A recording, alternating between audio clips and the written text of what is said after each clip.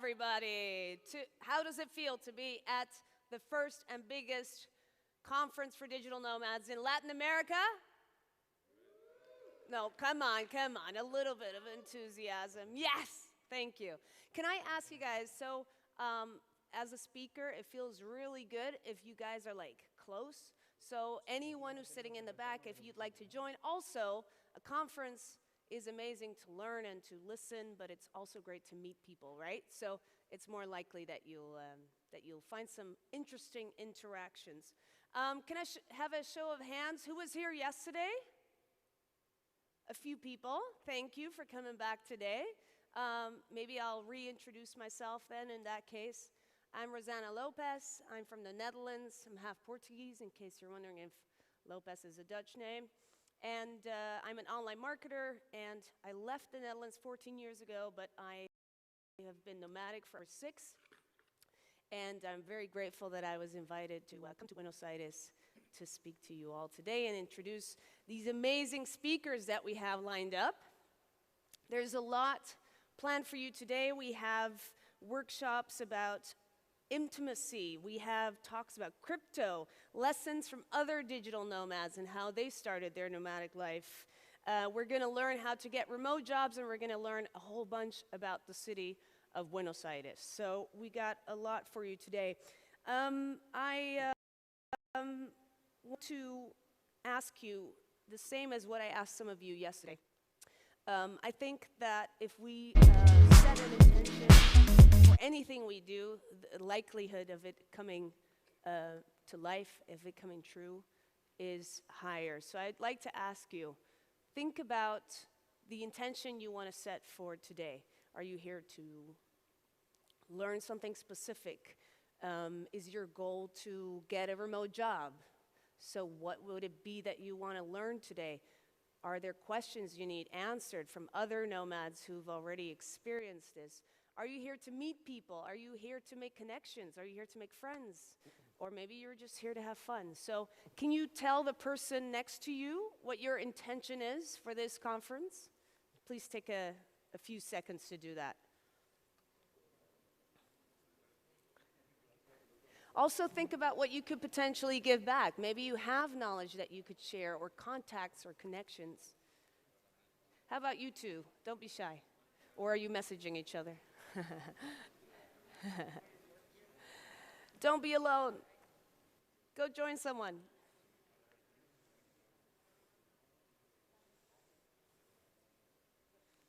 Are the intentions set? Because I now made you guys accountability buddies. I'm going to ask you guys later.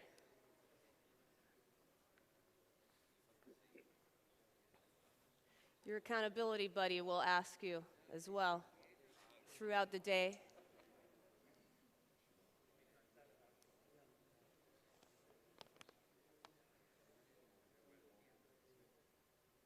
All right, let's get back to it. And of course, please feel free to meet each other later and during the break.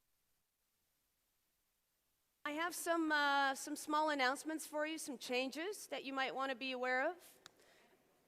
Guys, if I put my hand up, put your hand up as well. If you hear me, do you hear me? Hands up if you hear me. Okay, great, we're back. So, hey, guys.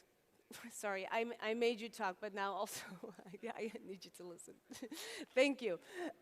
We have some changes on the schedule. So, for example, Becky's talk, which was in the secondary room, will be moved to 12:15 to the main stage, and some of the talks in the afternoon are moved to the main stage as well. We're not going to have the coffee break, so your lunch break will be your coffee break as well, and then we can finish at 5. We will have Jimmy Narain closing the event. He just flew out from Dubai to be with us, and he's a very experienced speaker, very experienced nomad and entrepreneur. He is one of the teachers of Mind Valley, in case you are familiar with them, and definitely a talk not to miss. And then, important stuff as well, at 6 p.m. we have our after party. Oh, guys, yeah, yes. And I want to see your beautiful faces there, of course. And that will be at Rooftop Molina, which is about 10 minutes away. It starts at 6, okay? All right, so enough for all the, with all me talking. We're gonna listen to some really interesting speakers for the virtual panel, Culture, Food, and Nightlife. I would like to introduce you to Enrique Avogadro, Axel Kushevatsky, and Fernando Moya and Donato de Santis. Enrique is Minister of Culture at the government of the city of Buenos Aires. Axel is one of the most renowned film producers in Latin America. Fernando is the founder and president of Ozono Producciones, and Donato is an internationally renowned chef known from TV shows such as MasterChef. Please give it up for the panel.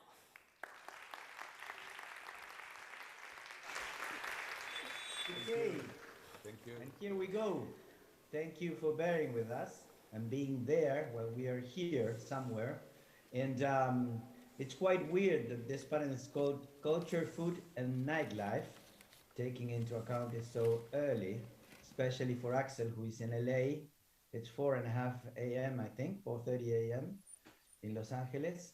Yes. Thank you for being with us. Thank you, Fernando. Thank you, Donato. It's really a pleasure to be with you.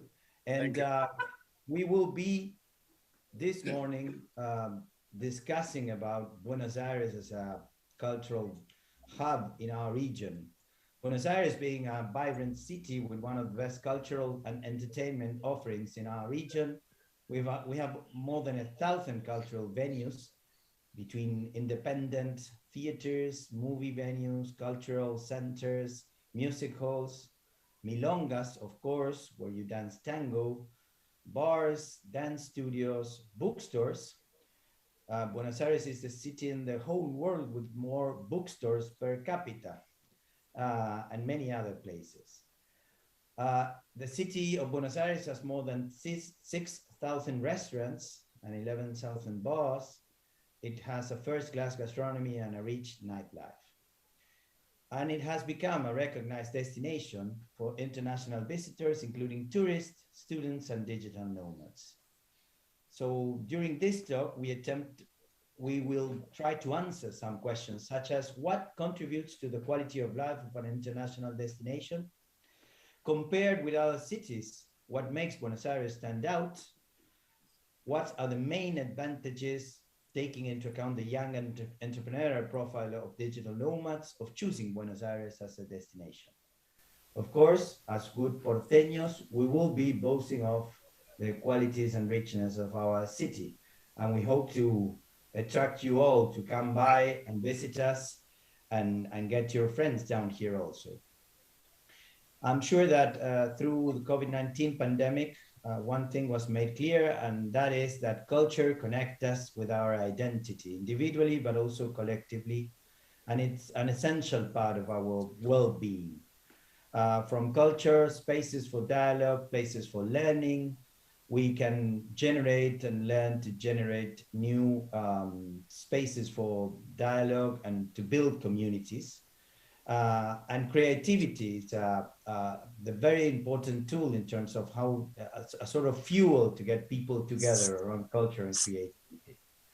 And in our country, especially in the city of Buenos Aires, arts and culture and the creative industries are a cornerstone of our development. And we have a rich, important ecosystem.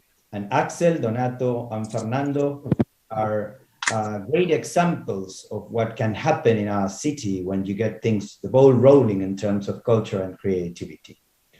Buenos Aires is a stronghold in terms of exporting also creative, cultural and creative services, such as the film industry, as Axel would let us know, the music industry, where Fernando is an expert, and gastronomy, food and gastronomy in general, where Donato is the king. So for us, it's really a pleasure to be offering this amazing panel.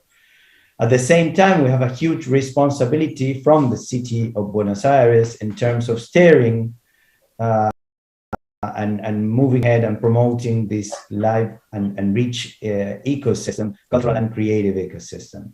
the Ministry of Culture of the city of Buenos Aires is directly in charge of many of the most important cultural venues in our city, such as Teatro Colón, Teatro San Martín, our modern art museum, and other more than 10 museums, a rich network of more than 30 public libraries, our renowned international festivals such as Bafisi, our independent film festival, FIBA, our international theater festival, Tango Festival, our carnival, and many other international renowned activities as the Night of the Museums or the Night of Bookstores, to name just a few.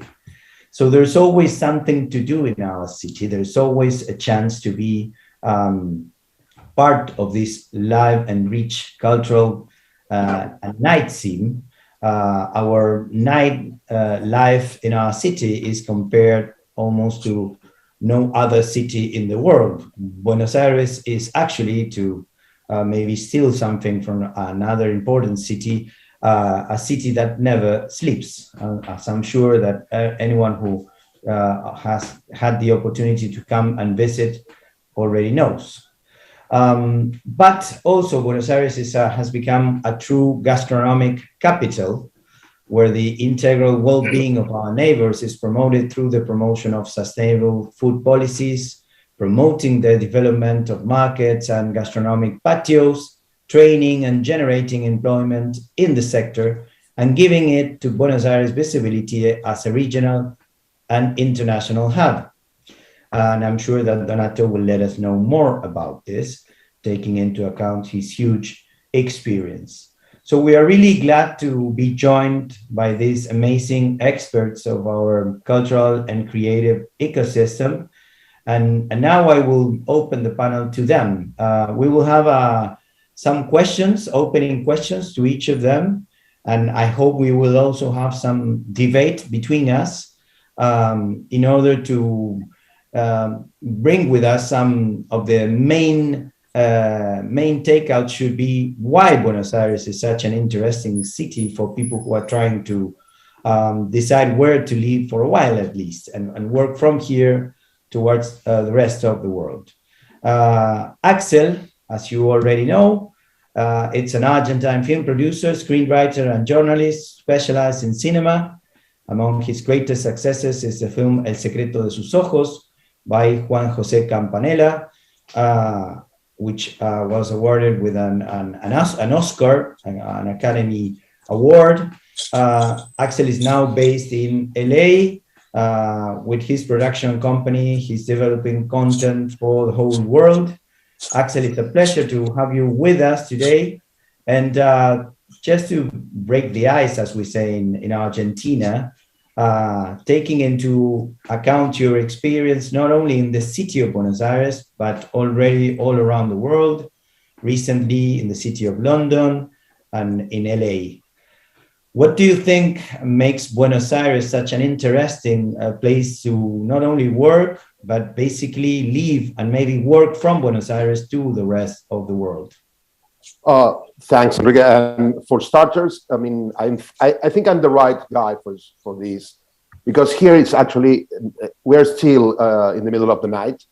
So, you know, talking about nightlife, I mean, it's at least timely here. Well, you know, regarding your question, one thing I love about Buenos Aires is that it's such a cosmopolitan place that it's impossible not to meet people from everywhere. We have a mixed culture, which is something that we make fun of a lot. You know, as Borges used to say, all Argentinians are Italians that think they're British. So it's something that resonates in our culture in a very organic and natural way. This is a place where everybody has an uncle or an aunt or a grandfather coming from other places in Latin America, other places in Europe, and this melting pot creates a highly diverse culture. I mean, it's really easy to become a cultural sponge in a city like Buenos Aires, you know. And at the same time, at least for me, it was kind of a training in order to, you know, to adapt myself to other places. I mean, before moving to LA, and this was mostly, something work related. But I used to produce films both in Argentina and in Spain, in Canada, other places in Latin America like Chile or Mexico. And I always found that it was really easy for me to adapt to these countries because our cultural it's so flexible, it's so rich that you know gave me tools to understand some other cultures. Uh, in the case of someone who loves movies as much as I do, and you know me, Enrique, I mean I love movies more than people actually. Uh, the offer that you have in Buenos Aires is huge and goes from mainstream films that you can watch anywhere else, studio movies, superhero films, everything that you can find anywhere, but also the offer of art house movies, homemade content. It's amazing. Um, Argentina produces around 210 movies a year, and I would say like 90% of those films are produced in the city of Buenos Aires. So when people talk about Argentinian cinema, it's mostly talking about movies that are either produced or developed in the city of Buenos Aires. And the reason why this is highly concentrated is mostly because this is a city that was built around the docks. This is a culture that was built around immigration. You see, and that resonates in the content that Argentina produces mostly. I'm saying this in a good way. It's not. I mean, of course, concentration has some advantages and some disadvantages, but in terms of what is happening today, the richness of the local culture has a lot to do with being near docks. And you can compare Buenos Aires to Rome, Paris, or London, or New York in that sense. Cities built around docks. It's interesting because right now we have a lot of film crews in our city shooting products for the big international production houses. Now Disney, Netflix, Amazon, and the rest. And I understand, and I'm sure that you can tell me more about this, that local talent is quite amazing. I mean, that one of the reasons why they come to our city is because the local scene in terms of the film industry, it's quite strong. And a connecting question would be, taking into account your experience of bringing film crews to Buenos Aires, what in your experience is what they feel, when someone from another country comes down to Buenos Aires to work for 3-4 weeks in a film or a TV series? Well, from my experience, making films in Buenos Aires is actually the same as making films in London or in Madrid. It's no difference. There's no difference. It's not like you are going to a place that it's kind of underdeveloped and you have to try to, put together a team and it's impossible and you don't have resources and you're suffering all the way through. I finished shooting a movie in London a couple of weeks ago, and the experience was basically the same as making a movie in Buenos Aires. In terms of physical production, in terms of the practical way of doing things, Argentina has a long-standing tradition in movie making that started, at the early days of the 20th century. Argentina is one of the leading markets in Latin America in movie and TV producing. And just to give you an example, Argentina is the country in Latin America that holds much more Academy Awards for foreign films. Argentina has 2 Oscars for best foreign films, while Mexico has only one for a movie, and it was gave 2 years ago, 3 years ago. So the tradition here, the training of the teams, it's huge, both below the line and above the line. One thing that happens when you're bringing international talent to Buenos Aires is that being such a foodie place, everybody wants to have dinner. so you can, I mean, it's both a really pleasurable experience if you're working, because teams are great. The heads of departments are highly creative. We know how to deal with crisis. That's in our DNA. And when you're making a film or a TV series, you're facing crisis every day. That's the nature of our job. And also, the place is beautiful and the food is terrific. Absolutely. And I would say to someone who's not familiar with the film industry that right now, again, in the city of Buenos Aires, there are many different projects taking place.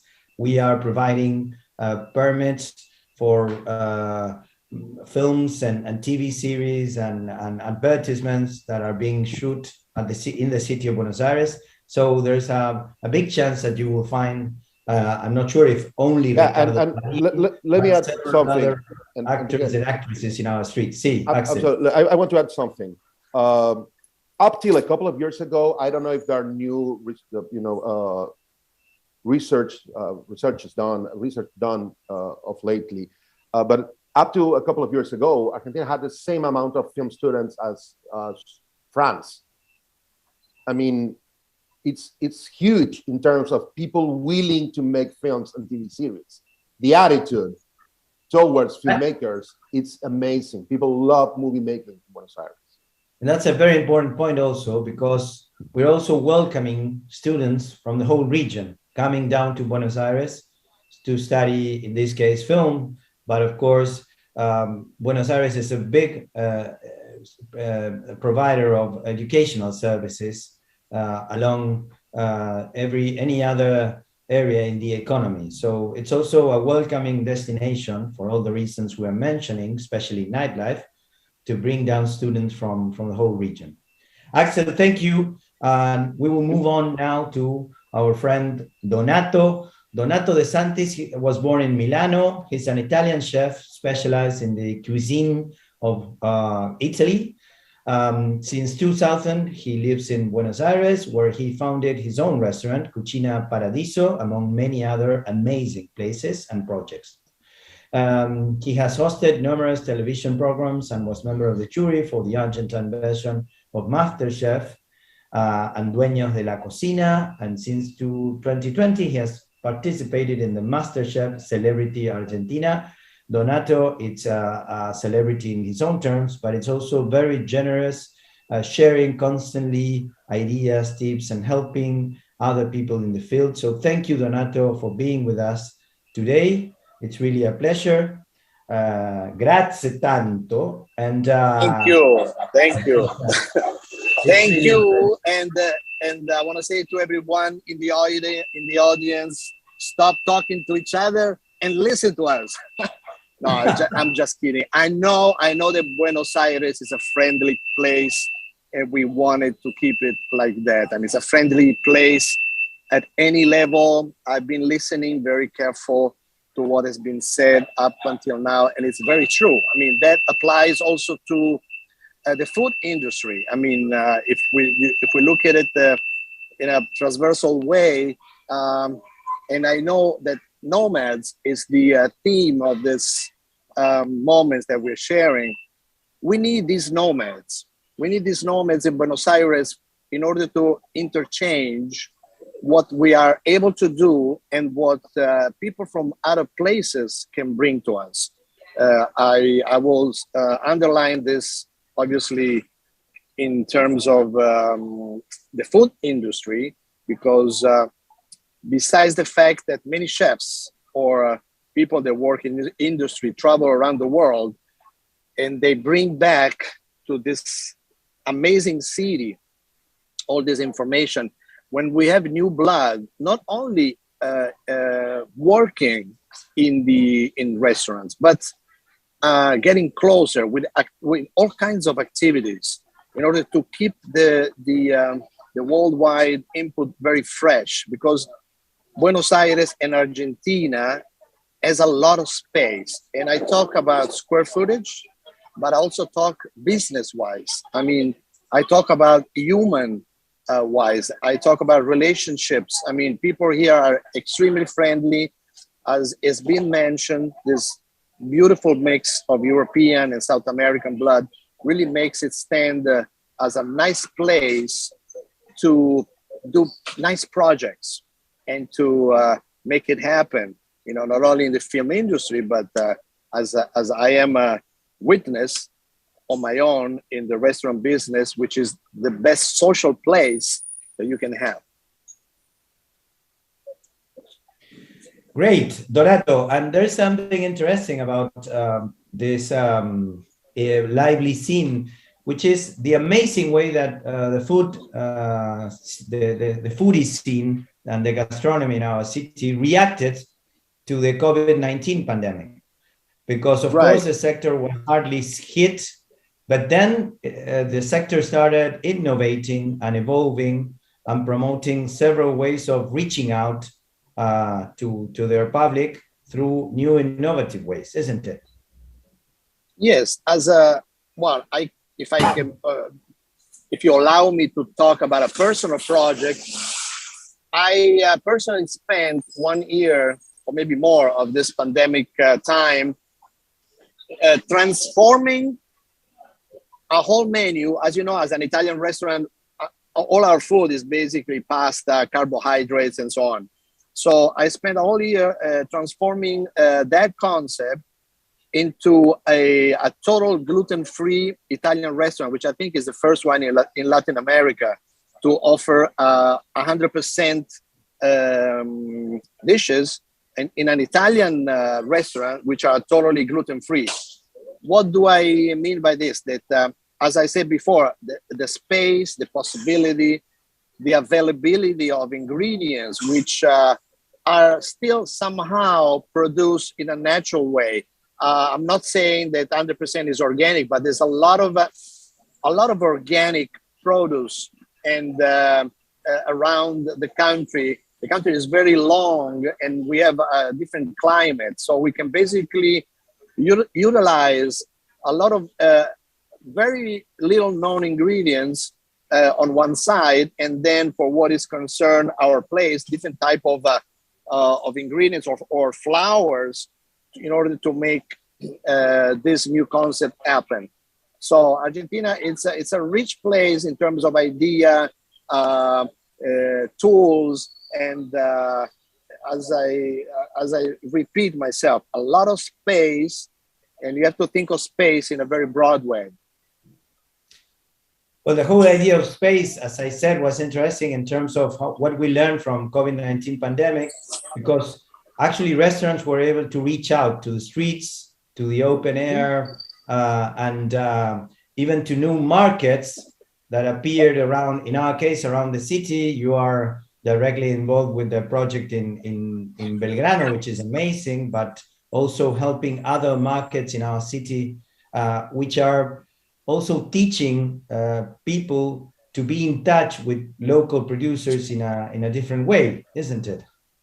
Yes, the city has changed. The restaurant have modified their approach to producing, packing, distributing food, and also the public, which somehow were reluctant and more settled into a traditional way. Now they use both avenues, which means wherever it's permitted, they go out, or they are more lean towards the takeaway or the to-go, or picking up the phone and ordering some food. Nowadays, it's much more common at all ages. I mean, this pandemic has broken some barriers, has introduced new applications, new way of dealing with the food itself, which it made a step out from the traditional way of going to a bar, which is obviously nice, and the human contact is always like welcome, especially in Buenos Aires, where this energy is felt all over the place. As a matter of fact, I'm sitting in a bar right now. I postponed my Pilates class to stay with you. So Thank there's a you. lot of activity, of course. So there's a lot of activities that you can blend into and make it your own. And again, think about space. Buenos Aires and Argentina, they offer this nice space. Me as an Italian, when I came here, the first thing I realized it was that I felt like so open that I basically could do anything. And it's amazing, quoting Borges, as Axel did before. Borges said, an Argentinian is an Italian that speaks Spanish, thinks in English, and would want to be English. Thinks in French and wants to be English. It's, of course, a very sophisticated joke, but at the same time, it's quite a remarkable way of showcasing our identity. And gastronomy, it's of course part of this identity and history, because we have rich flavors in our city and rituals that are directly related to our immigration scene, Spanish, Italians, but also Turks, Armenians, Arabs, and among many others. And right now, our gastronomy, our foodie scene, it's really inheriting that richness. And yes, I'm sure I agree. you, as an Italian immigrant to our city, can. I agree. It's very diverse. It offers a huge span of possibilities and ethnic specialties.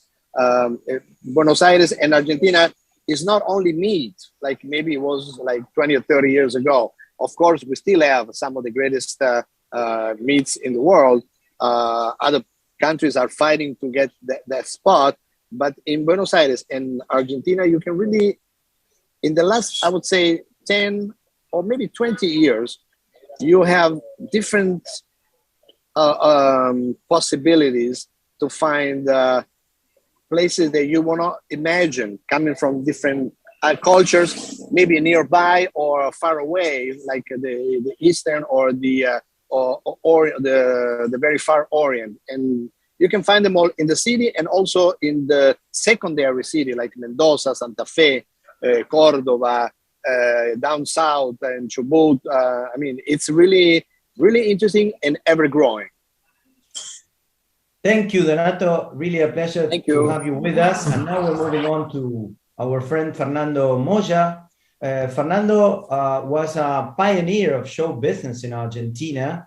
He produced amazing artists such as Celeste Carballo, Los Twist, Abuelos de la Nada, Fabiana Cantilo, Charly García, Calamaro, Divididos, Los Pericos, Mercedes Sosa, and Fito Páez.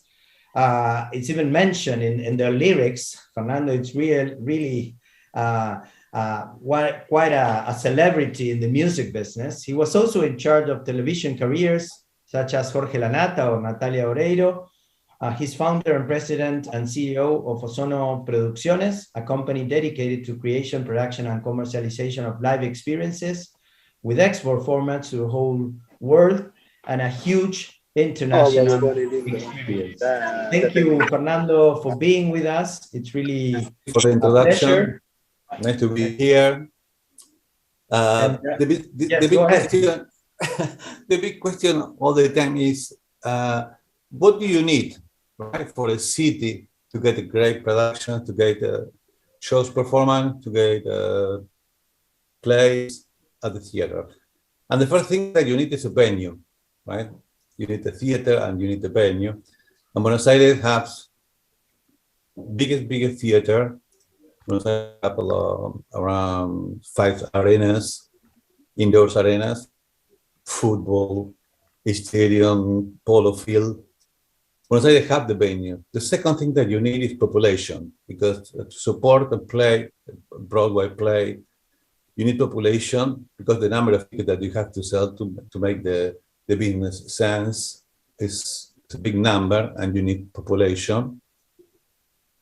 And then you have to have people with money, you know? You have to have people with money to spend in entertainment, right?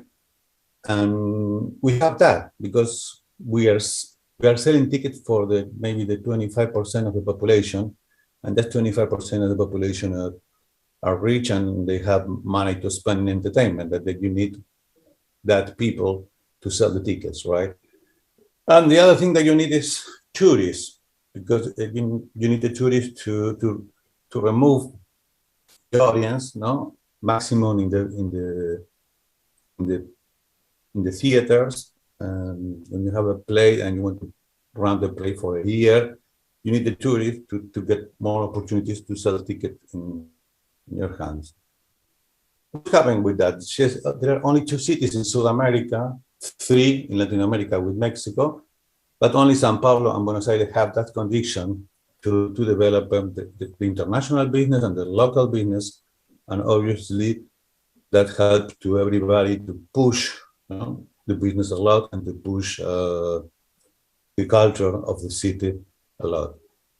For that is one of the biggest recommendations to be in Buenos Aires, is because one of the cities that could have all those opportunities. You know, we have a biggest festival, Lollapalooza. We have also biggest show. We have announced in the last 2 weeks Justin Bieber for the next year in La Plata Stadium, and it was sold out in 2 days. We have all the conditions really, you don't have another options in Latin America to get the biggest events that are running around the world and biggest shows or music shows touring around the world. In second house, we have a big talent production people. No? We are in the business for more than 30 years. When we did our first concert with the Sting in River Plate Stadium, was so hard.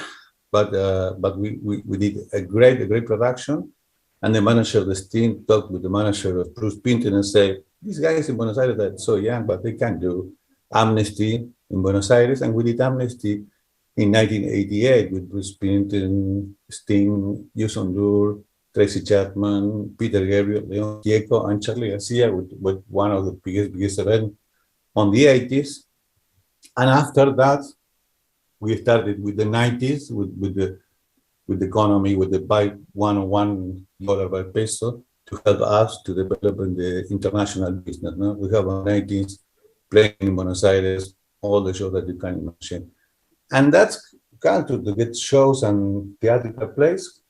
It's still continuing on, and it's going to continue on for the 4 conditions that we talked in advance and in the beginning of my conversation. No?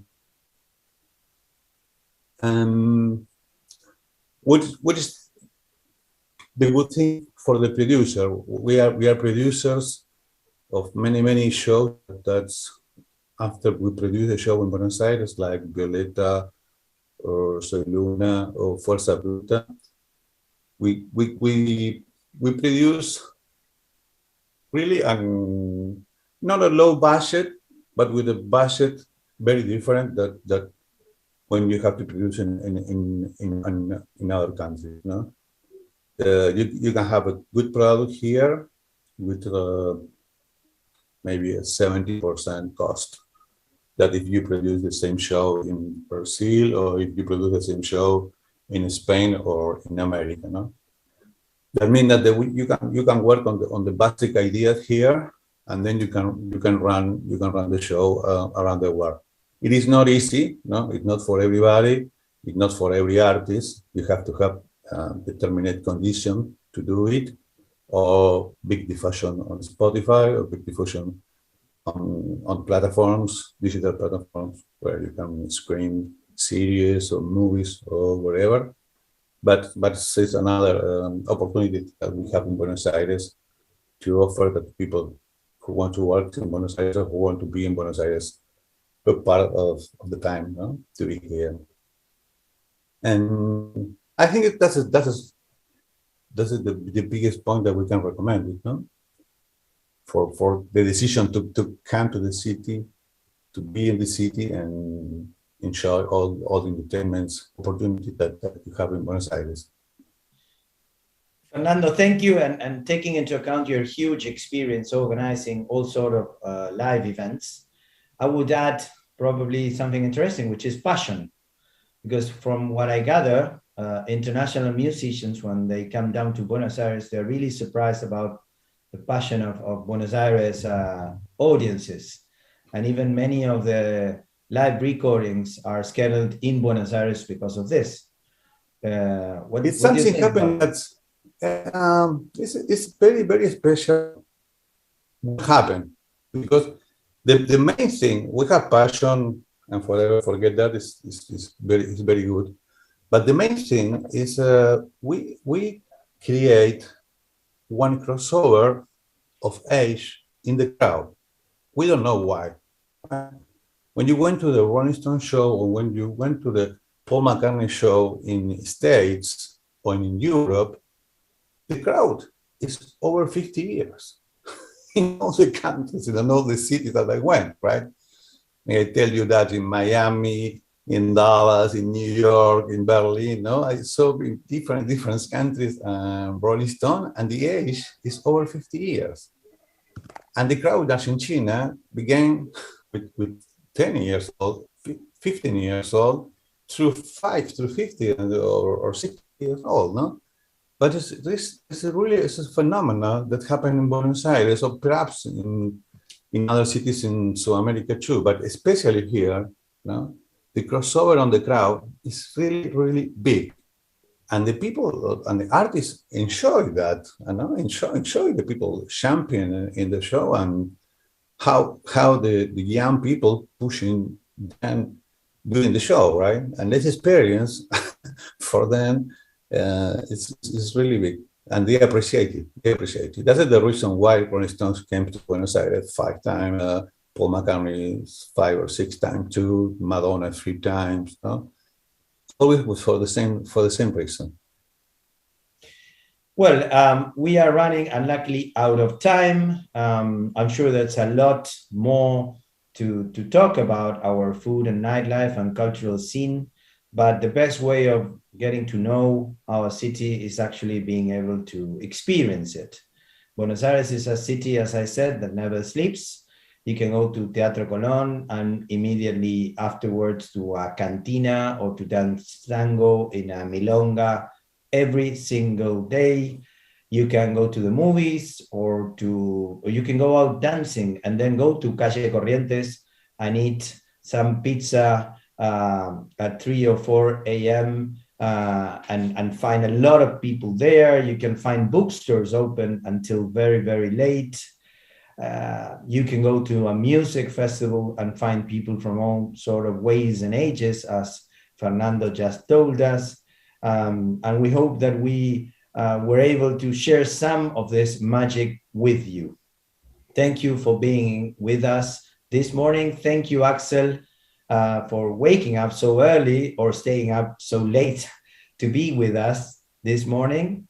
Thank you, Fernando, also for being part of this conversation, and also, of course, to Donato, who skipped his Pilates session to be with us this morning. Thank you to you all there in our beloved Usina de Arte, and see you around. Thank you for the invitation. Thank you for the invitation. Thanks. Bye-bye, and see you around in this amazing city. We are waiting for you.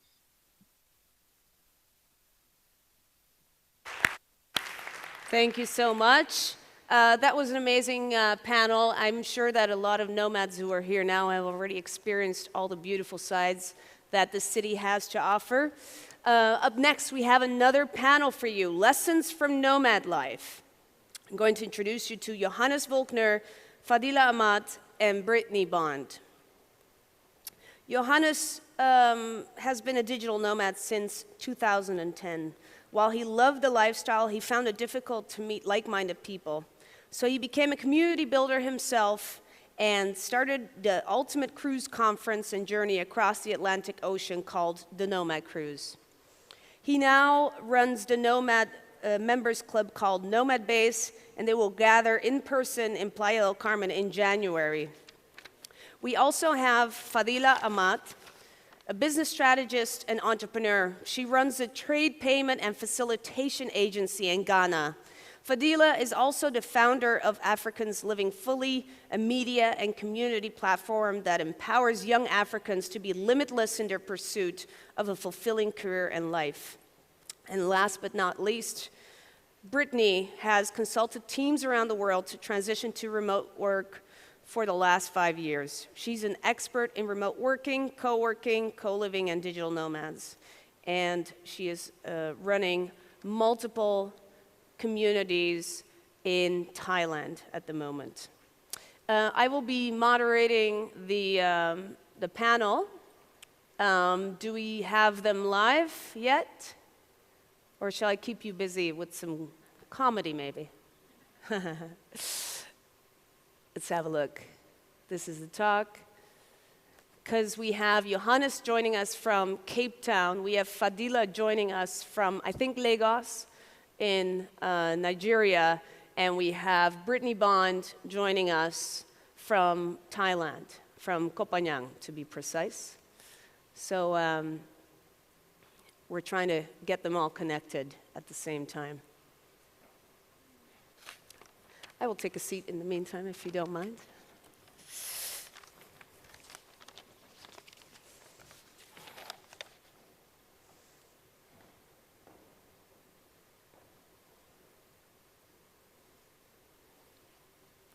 Hello.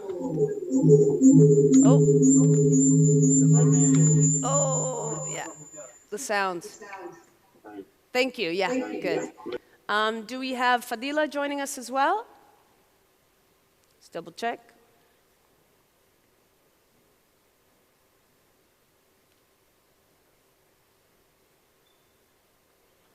All right, shall we get started with the two of you? I'm happy to see you.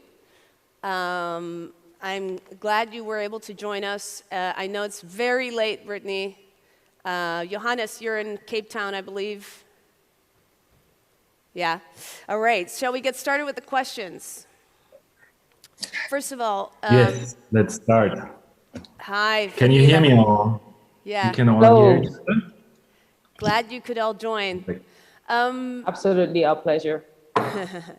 Johannes, let's get started. Can you, I'm going to ask this question to each of you. How and when did you start your nomad journey? So I started my nomad journey actually in 2010. And I was actually, at that time, I was living here in South Africa. I had a relationship with someone here and that didn't work out so well. And then I already had built a remote job. And so I thought, okay, I need to have a little break from South Africa. And I went to go travel, and that was the start of my nomadic journey. I didn't know the word digital nomad or anything. I just wanted to go to different places. I started in the Philippines, and then I went to South America. Actually, Buenos Aires was my first real nomad stop, because first I just went to the Philippines for kiting, and then I stayed 6 weeks in beautiful Buenos Aires, and then I made my way from there all the way up to Brazil. Buenos Aires comes up a lot in the nomad journeys of many other nomads as well. Fadila, I would like to ask the same question to you. How and when did you start your nomadic lifestyle? I would say officially I started in 2018. I have always been traveling before that, but after I quit my job in corporate in 2016, I wanted to build, I would say, a location independent company or business. And it took a couple of months for that to take off. So I took my first trip as a nomad to test if the remote systems or the systems I put in place for my business will actually work for the company to be able to run without me physically being located in Ghana, which is my country of residence. And I went to Italy, and I traveled around Europe. I went to Luxembourg and several other countries for about 3 months, just to test the system. And ever since then, I have been traveling as a nomad for the majority of the year, but I still maintain a home base in Ghana. Amazing. Thank you for sharing that. Brittany, when did you start and how? Hi. I started my nomad journey in 2014. I was working as in a law firm, and all I wanted to do was work remotely. So I convinced them to let me work remotely and live in a different state first, and then move to Costa Rica. So at the time, I didn't know digital nomads was a thing. I was the only woman that I knew who was working online. I was the only person I knew. I was in a town of surfers. And I was just running around trying to find Wi-Fi, and it was really terrible Wi-Fi everywhere. And since then, I've traveled to or lived in over 50 countries. I've lived outside of the US full time since 2016. Thank you. And Brittany, how do you combine work and travel? It's a very good question. It's very hard to do. But I do consulting for companies to help them transition to remote work. And so I can do that remotely. And then I also build communities around the world for digital nomads, for remote workers. So I fly around and help co-working spaces and co-living spaces launch. So I do the first 3 to 6 months, the first quarter. And then I also now have my own space here on a tiny island called Koh Phangan, which is a big digital nomad hotspot. And we're about to take over a hotel and make it into this huge co-living thing. Thank you for sharing. What about you, Fadila? How do you combine work and travel? So basically, I run a remote brokerage firm. We assist companies to source products and services, products mainly, from about 9 markets. And how I do that is basically through planning and scheduling my time. So every time that I'm traveling actively for a long period of time, I ensure that I have a schedule and I stick to the schedule. Depending on the project that I'm working on also, I want to be aligned with my team members at their time zone. So I just create a schedule and I plan my time and plan how I intend to explore the area, at the same time not also neglecting my work. So I think it's about prioritization and also staying accountable to what you know you need to deliver on. Johannes, what do you have to say about that? In the beginning, when I started as a digital nomad, I thought that I can just do everything. I can travel, I can be every week in a new place and run online business. Yeah. But I learned actually it took me quite a while to really understand that when I try to do this all the time, like a nomad, jumping every week to a new place, that this doesn't really work. And so now what I try to do is I try to go and pick a destination where I really want to spend some time, and I go there for 4 weeks to 8 weeks ideally, and just really focus there. And then when I want to do a little trip and a little vacation, I do this in between when I travel to new destinations. That doesn't always work like this, but I learned that as much as we like the nomad life and the traveling, we really, a good way for me to do this is to stay longer in one destination. I agree. Slow travel, I think, makes the ability to work and to run your business more effectively than when you are changing destination every 2 days or every 3 days. Yeah, actually, it's funny. Yesterday we had someone in a panel saying that they prefer cities over beach towns because they'd have too much FOMO. Well, you live on a paradise island right now, Brittany. How do you deal with FOMO when you look at the beautiful beach while you're working? That's why I was saying it's a good question, because there's so many amazing things to do here. And I also throw festivals and organize a lot of parties. So my way of doing it is I moved to the beach. So I live at the beach, and I'm sitting at my beach house right now, and I love it. And then I just have a mantra where I tell myself there is always another party, because Koh Phangan is known to be kind of like a little mini Burning Man. There's just like everywhere you go, there's a party, and it's really fun, and there's amazing people. But I have to remember that in order to keep my lifestyle, I have to have balance. And I really do enjoy building things. So I just make my play my work. That's why building communities has become something that I really enjoy. But as a remote worker, going from working in a law firm for 6 years to having a completely open schedule, it can be very overwhelming. Because one of the biggest things you have to know is like you have to be in charge of your own self. There's no one going to tell you what to do. Yeah, there's no way around it. I have a next question. What do you think the biggest mind shift has been after becoming nomadic? Fadila, would you like to start? Wow. I would say that life is easy and life can be enjoyed irrespective of the circumstances. And you are in charge of creating your own reality. I think that is one of the biggest shifts that I have experienced, not just being a digital nomad, but just traveling. Because many a times, depending on where you come from or the circumstances around your previous existence, you may feel like external factors have a lot to do with your growth. But as an individual, you are responsible for creating the life that you so desire. And you can enjoy life irrespective of what is actually happening, whether you have a lot of money or you don't have a lot of money, whether you are having the best day or you're having a very terrible day. You can find reasons to actually just celebrate the fact that you're alive and you are experiencing what you're experiencing. That's a great story. Taking accountability and responsibility over your own life and decisions, basically. What do you think, Johannes? Yeah, so I mean, for me, one thing that I learned is that also that what we want always changes, right? Because sometimes we think like, okay, I only want to work in big cities, what you just mentioned before. And then once we've done this for a long time, then we feel like, oh, I want to live in a smaller city, or I want to meet a lot of people. I want to make a lot of friends in my life. And then one day you think, okay, I just want to have some friends, some really, really good friends. And like the things that we want, they always change because we need to make experiences. And as a nomad, we make tons of experiences all the time, every day.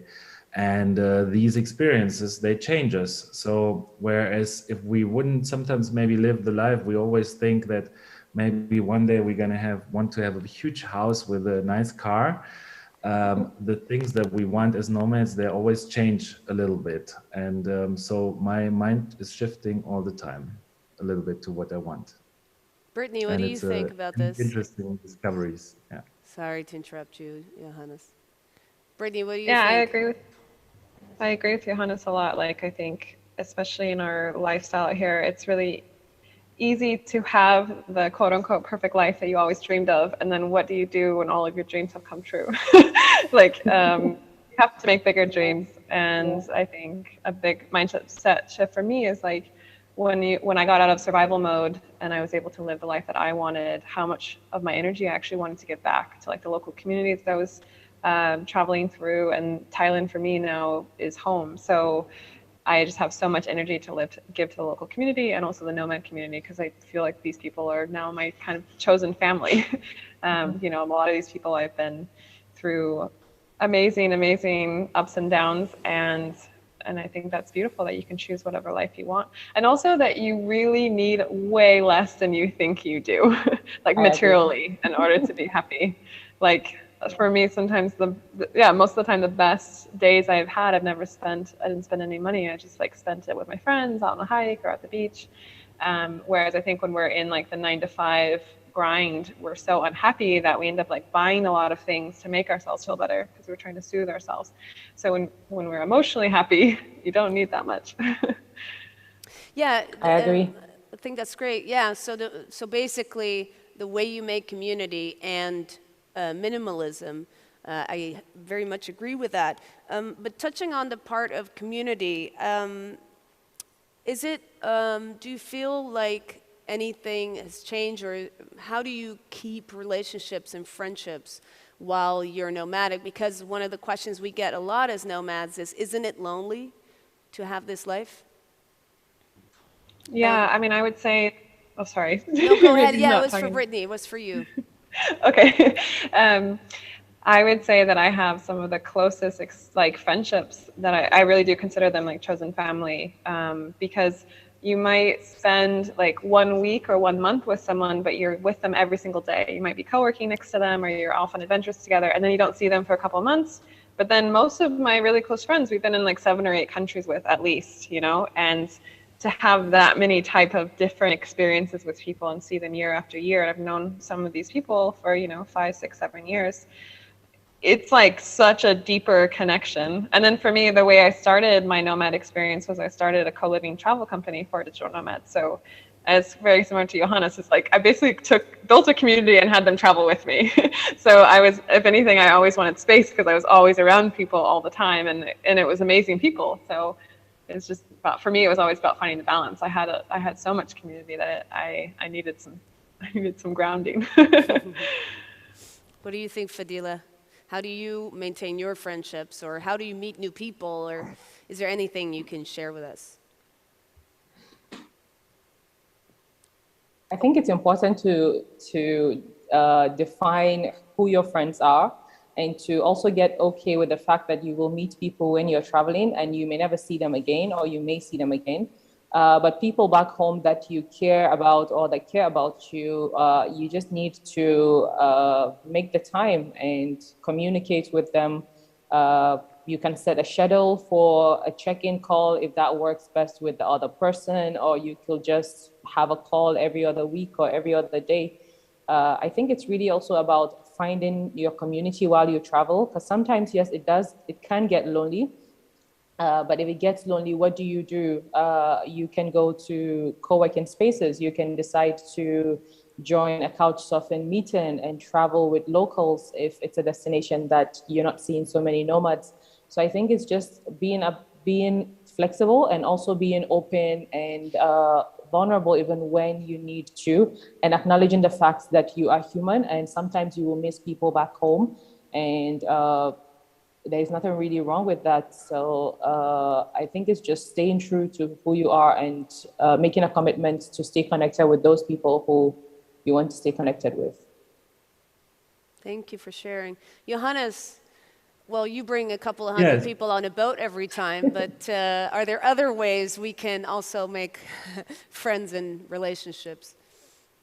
Yes, I mean, I think that, so first of all, I think when you are starting out as a nomad, and I guess there's a lot of people here who are also interested in this lifestyle, I think it's super important to go to places where you can actually meet a lot of nomads. These can be events, but it can also be just any nomadic hotspot like Lisbon or Buenos Aires, right? Or Medellin, or other places around the world where there's a lot of nomads. And then I think another important thing is that we need to keep this a little bit like, if we get along really well with people, that we should really make an effort to keep a little bit in touch with them, and maybe ask them like, okay, where do we want to meet next summer? Like, when do we meet again? Because over the life as a nomad, you're basically going to meet so many people around the world, and that makes also relationships sometimes a little bit shallow. So you make a lot of friends, but you also lose a lot. And so I think that that's something important to keep in mind, that you want to rather try to enjoy this lifestyle and have also like some really tight-knit community where you're part of, or just some friends that you actually meet again. And so that makes it, I think, a lot more fun in the end. Thank you. I have one last question, and then after I'd like maybe to give the opportunity to the audience to ask one or two questions. My last question is, what lesson did you have to learn the hard way after becoming a nomad? Fadila, could you start? I've actually been thinking about this question. I cannot point out one specific lesson, but I think one of the things, or one of the misconception, I wouldn't call it misconception. You don't need a lot of money to travel, but you do need a steady cash flow. You do not want to be a nomad and be in desperate situations. So you should have a business, or you should have a job that pays you enough money to be able to live comfortably in whatever destination that you choose to. And another thing also is, I would say, being considerate of other people on your team, especially when you're working in a distributed team and you have people in multiple time zones. You need to communicate, I would say, asymmetrically, without expecting people to immediately respond to your request because you are in a different time zone altogether. I think that would be the two key things that I would say that are important, or I had to learn while building my life or running my life as a digital nomad. Thank you. Brittany, what do you think? What was the hard lesson you had to learn? Or I think lesson you I had to wish I learn the believed hard in way? myself. Yeah. I think for me, it was wishing I believed in myself more. I think I started doing digital nomad or working remotely when no one was really, there was no articles on it. There was no community that I knew of. And what I would say to people is, yes, it's good to have a remote job. It's good to have stable income. But also, if you have some money saved up and like for me, I knew I could always come back. My job was very high paying and I could come back to New York City and get a job in like a week. So I just went for it. I literally jumped on the plane and, went after my startup that I was building, and I just was like, okay, if it doesn't work, I can go back. And I think that a lot of people that I talk to and a lot of teams that I work with, they want everything to be very perfect before they execute. And I think that is good for 95% of the way, but then 5% of it, you kind of have to make the leap and just try it. And if it doesn't work, you can always go back home and get another job. But the amount of experiences and magic that happens along the way, I think needs to have a little bit of faith that it will work out. Thank you for sharing that, Johannes. I agree. Yeah, so I think that the whole nomad journey is also a huge personal development journey where you have to learn pretty much like a lot of lessons about friendships, about building your business, keeping in touch with your family, and a lot of other things. But if I would say learning lessons the hard way, I think that one thing that I see with a lot of nomads is that they run like a lot of projects at the same time, and they have a lot of ideas because they meet a lot of people where they get a lot of inspiration. But it doesn't need to be so difficult. What it needs to be is that you have what we need to learn is to focus on things and to really not try to work on too many things at the same time, but do one thing and do it properly. And then if that doesn't work, then we can decide for something else. But that's one thing that I see that a lot of us are struggling with too many projects and too many things we are, juggling around because there's so much inspiration we get on the road, and things don't need to be so complicated. Thank you for sharing that. I agree. Does anyone have anything else to add, or shall we ask the audience if they have a question for you all? Shall we ask the audience? Audience. We shall ask the audience. Let's go for it. Anyone have a question for our panel? Oh, I saw a half hand. Go ahead. This is over here. 1 second. So the way I'll do it is you can ask the question, and in case you didn't hear it, panel, I will repeat it to you. It's off. Mic is off. Try it again. No, there's no button. Yeah. No, okay. Go ahead. Tell me the question. What's the question? Essentially, I'd just like to know. Oh. Great. Here you go. Thanks. Appreciate it, Paul. So, traveling as a nomad, essentially, obviously, the financial aspect of it, you want it to be essentially stable for it at least to let you, travel with a peace of mind, financially speaking. Now, let's say you have that part of your life settled. Now, there are other areas of your life that you're trying to, maybe get to that level as well. So, talking financially speaking, that's fine. Now, on the personal level, you're talking about, like, for example, friendships and, people that you have to leave behind just because it's life. But then, how do you deal with building that part of your life? Because now that you got the financial situation set up, now how do you deal with building, more of a stable, emotional, I guess, emotionally regulated environment, or like a personal area of your life? Like, how do you deal with that? Meaning, like, building a family or, building a relationship with, a new person that you meet and you're trying to get into a relationship with. Those things have to be stable as well at some point, or do you really just focus on the financial aspect of it, meaning leaving that area of your life to, hazard? Yeah. Thank you for your question. Panel, shall I repeat the question? Or did you hear it? I will repeat the question. I heard it. I heard it. Do you have anything to say about that, Fadila? Okay. First and first, I haven't had any dating experience while I was traveling with another nomad, so I'm not able to speak directly on that. But I think you shouldn't neglect other aspects of your life because you are financially stable or because your career is all lit. If it matters to you, everybody has different things that matter to them. So if building a family matters to you, then make the commitment to find the person, or when you find the person, communicate your intentions early and communicate your intentions early and follow through just like you will with if you're having a physical date with somebody. You can schedule virtual dates, and if you so decide that this is the person that you want to settle down with, then both of you will need to discuss what the dynamics of that would be. Do you want to be traveling as a couple, or are you okay with the both of you living your separate lives and then reconnecting at some point? So I think you shouldn't neglect other part of your life because you are financially stable or because you are traveling, because you don't want to feel empty in one part just because you have a lot of money or because you are building your career. Thank you. What do you guys have to add Johannes, to do you want that? to add anything?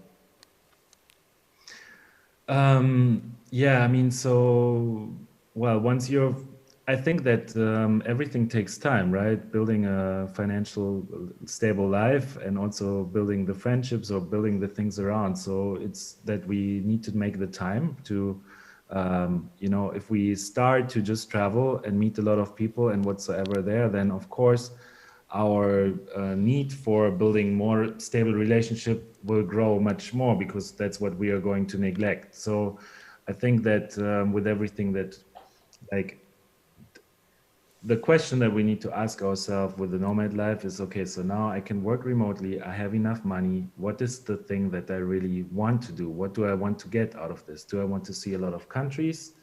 Do I want to learn kite surfing and live in just one place for a few months?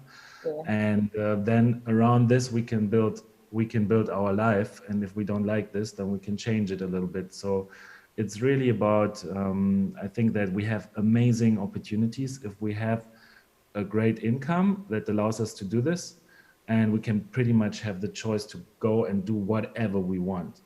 The hard thing is to decide in the end what we are going to do, which way we are going to go. And then one thing that I learned over the time was just that I shouldn't make myself crazy about deciding whether I go to this place or the other place or whatsoever. Like, in the end, it's all going to be great, right? We just need to decide which direction we are going, and there's no need to see the entire world. There's no need to learn everything. We can't do it all, but we should really decide on what we want to do with it and be okay with the decision and stick to this for a few weeks, and then we can do something else. Thank you. I agree. Do you have anything to add, Brittany? Yeah, I mean, I have dated very long-term nomad relationships. I don't believe that anything is different from when I was back home and living a normal 9-to-5 life. I think anything that you want, you can create in your reality. So it's just, and if you have if you want it and you also put energy into it. So whatever we put energy into expands, right? So I have always believed in love. Rosanna's always laughing at me because I'm always like falling in love all the time. And I've had beautiful relationships with people who are traveling. If you're out here and you're doing it, you're going to meet other people who are doing the same thing. That's what they say, like when you are trying to make new friends or trying to have a relationship with someone, go do the things that you love and you're passionate about, and you'll find people who do the same things, and then you'll have amazing connections with them. And whether it's for a short time or a long time, it's experiences, and the people that you love and you fall in love with as a friend or a lover or whatever, they will stick around and you'll make time for them. So that's why I think what Johanna said is super important, is like becoming a digital nomad and living this lifestyle is like the biggest leap in personal development, because you have so much more time to figure out what you want and go after the things that you want and to work on yourself and become the best version of yourself. I think it's really beautiful. Thank you for sharing. Does that answer your question? Yes, thank you very much for your answer. Appreciate that. Thank you. I think we're running out of time, but I want to thank you so much for making it happen. I wish you guys were here in person, but perhaps next year. Thank you so much. And I'll be in touch soon. Let's see each other soon. Maybe in Playa del Carmen in January, Johannes. See you all. Yes, maybe. Bye. See you. Bye. Thank you. Bye. Thank you. Are we ready for our next panel? Yes? Okay, for the panel Future of Work, I'd like to introduce you to Carolina Cuenca, Eliana Brachaforte, and Alejandro Anderlich. Carolina is the General Director of International Relations of the Government of the City of Buenos Aires. Eliana is co-founder and COO of Workana, the largest freelance work platform in Latin America and Southeast Asia. And Alejandro is Senior Director of Government Affairs in Latin America at Salesforce. While we set up the stage, could we get a big round of applause for them, please?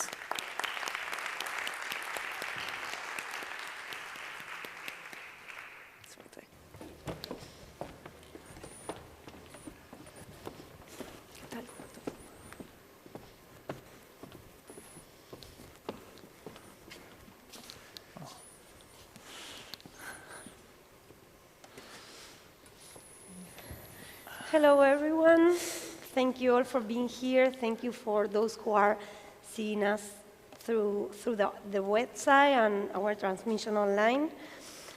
As you can imagine, I don't have to say that, the pandemic had a great impact on the work positions of people and our work life.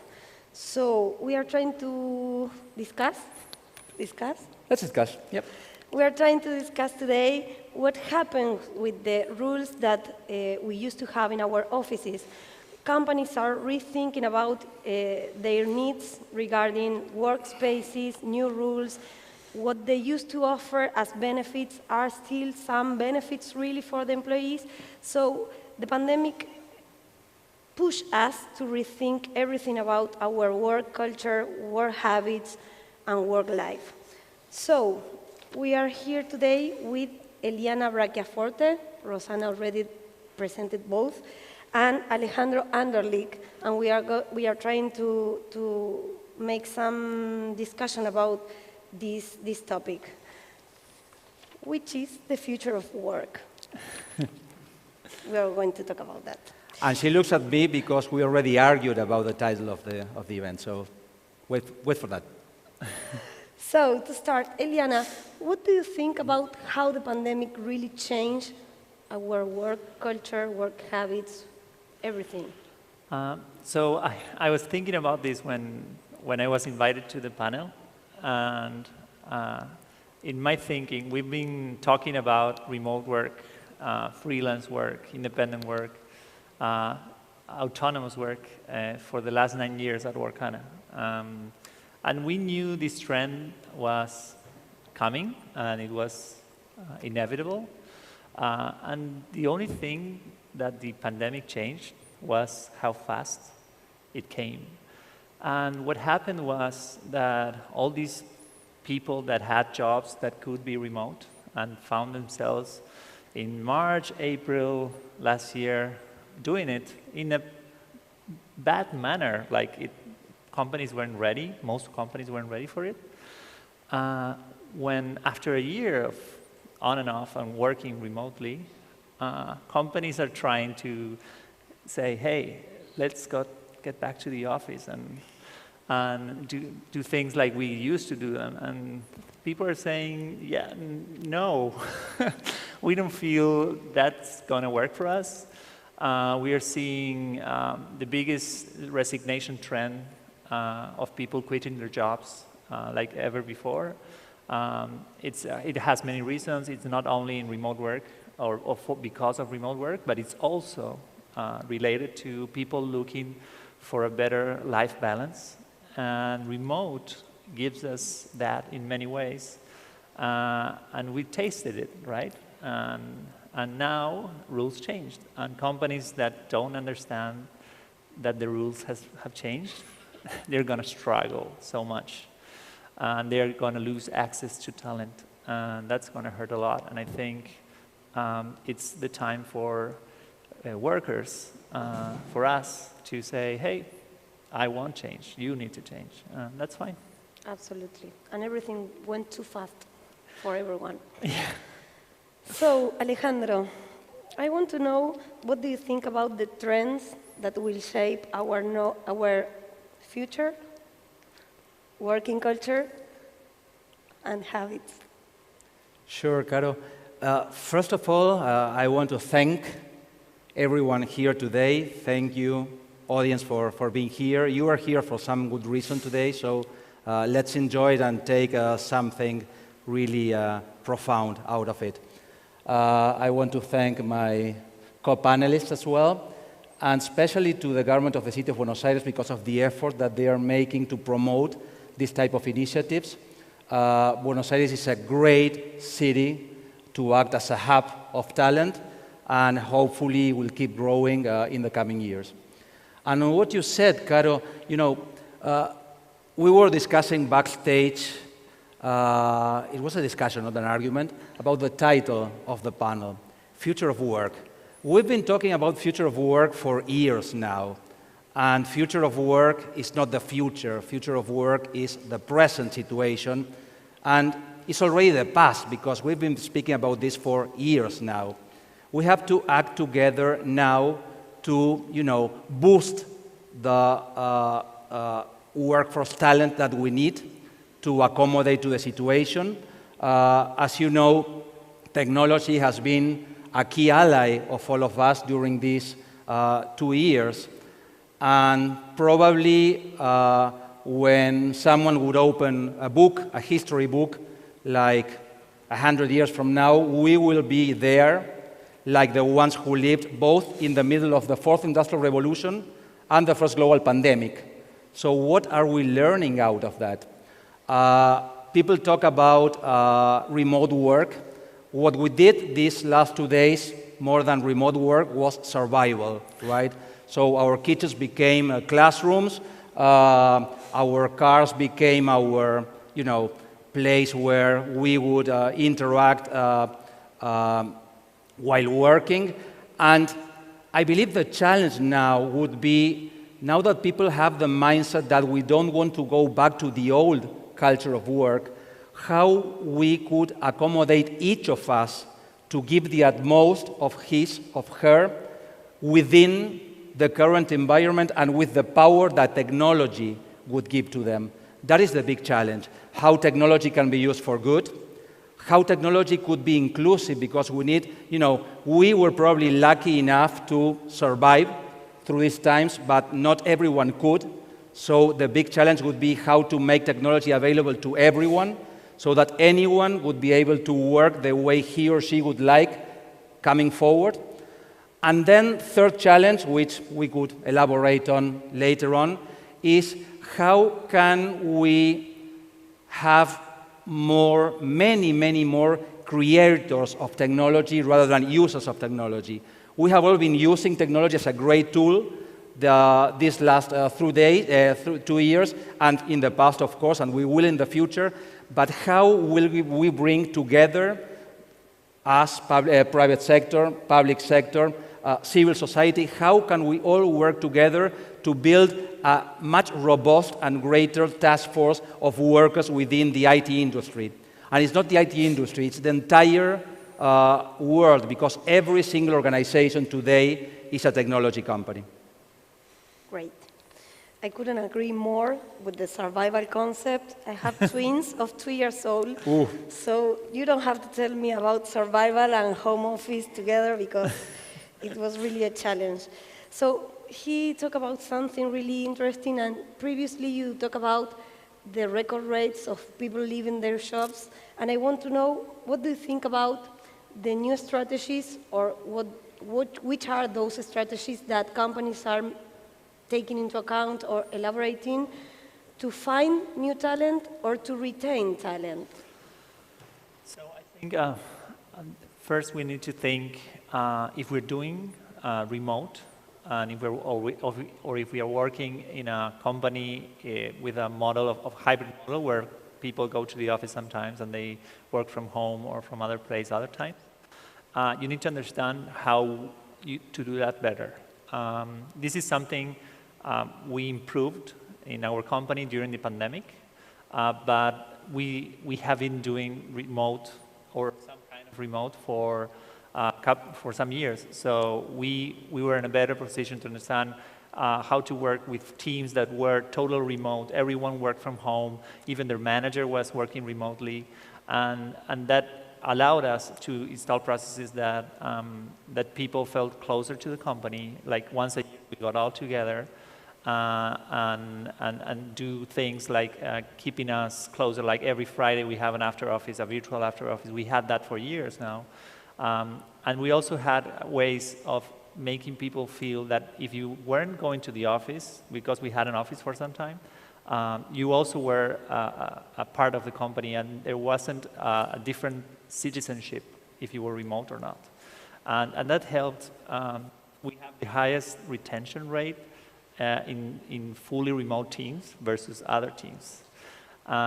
And then what changed during the pandemic was that we understood that Zoom and Google Meet and all the video calling was putting a stress so high on everyone that we needed to change how we worked. Because what the office brings is synchronous work. You work really well when we're all together, and it's really easy to say, hey, Ale, I need something from you. Have you talked to that client or whatever? And that's sync. You need to sync up. And it's short interactions that interrupt the other person, but it's easy for us to keep, and the work doesn't stop. But when you are working remotely, it's harder to check on people. You chat all the time, or you say, hey, let's talk 5 minutes, or let's do every day one call for half an hour. And that puts a lot of stress on people, and you need to sync up all the time, because if not, work doesn't move forward, because you need to talk to your manager or you need to talk to a colleague. So we started working asynchronously, and that is, you need to give the people, give the team more power to make decisions, to move forward with their job, to have longer periods of time where they can focus on their job and do work whenever they can and want. And it's a big concept, because you need to understand that decisions will be taken without you being involved, and that some things are not going to be in a meeting, and meetings are going to be shorter, and meetings are going to be focused on the important things, like having a one-on-one with your reportee, or having half of the meeting talking about life and what did you do last weekend, so we can feel closer together.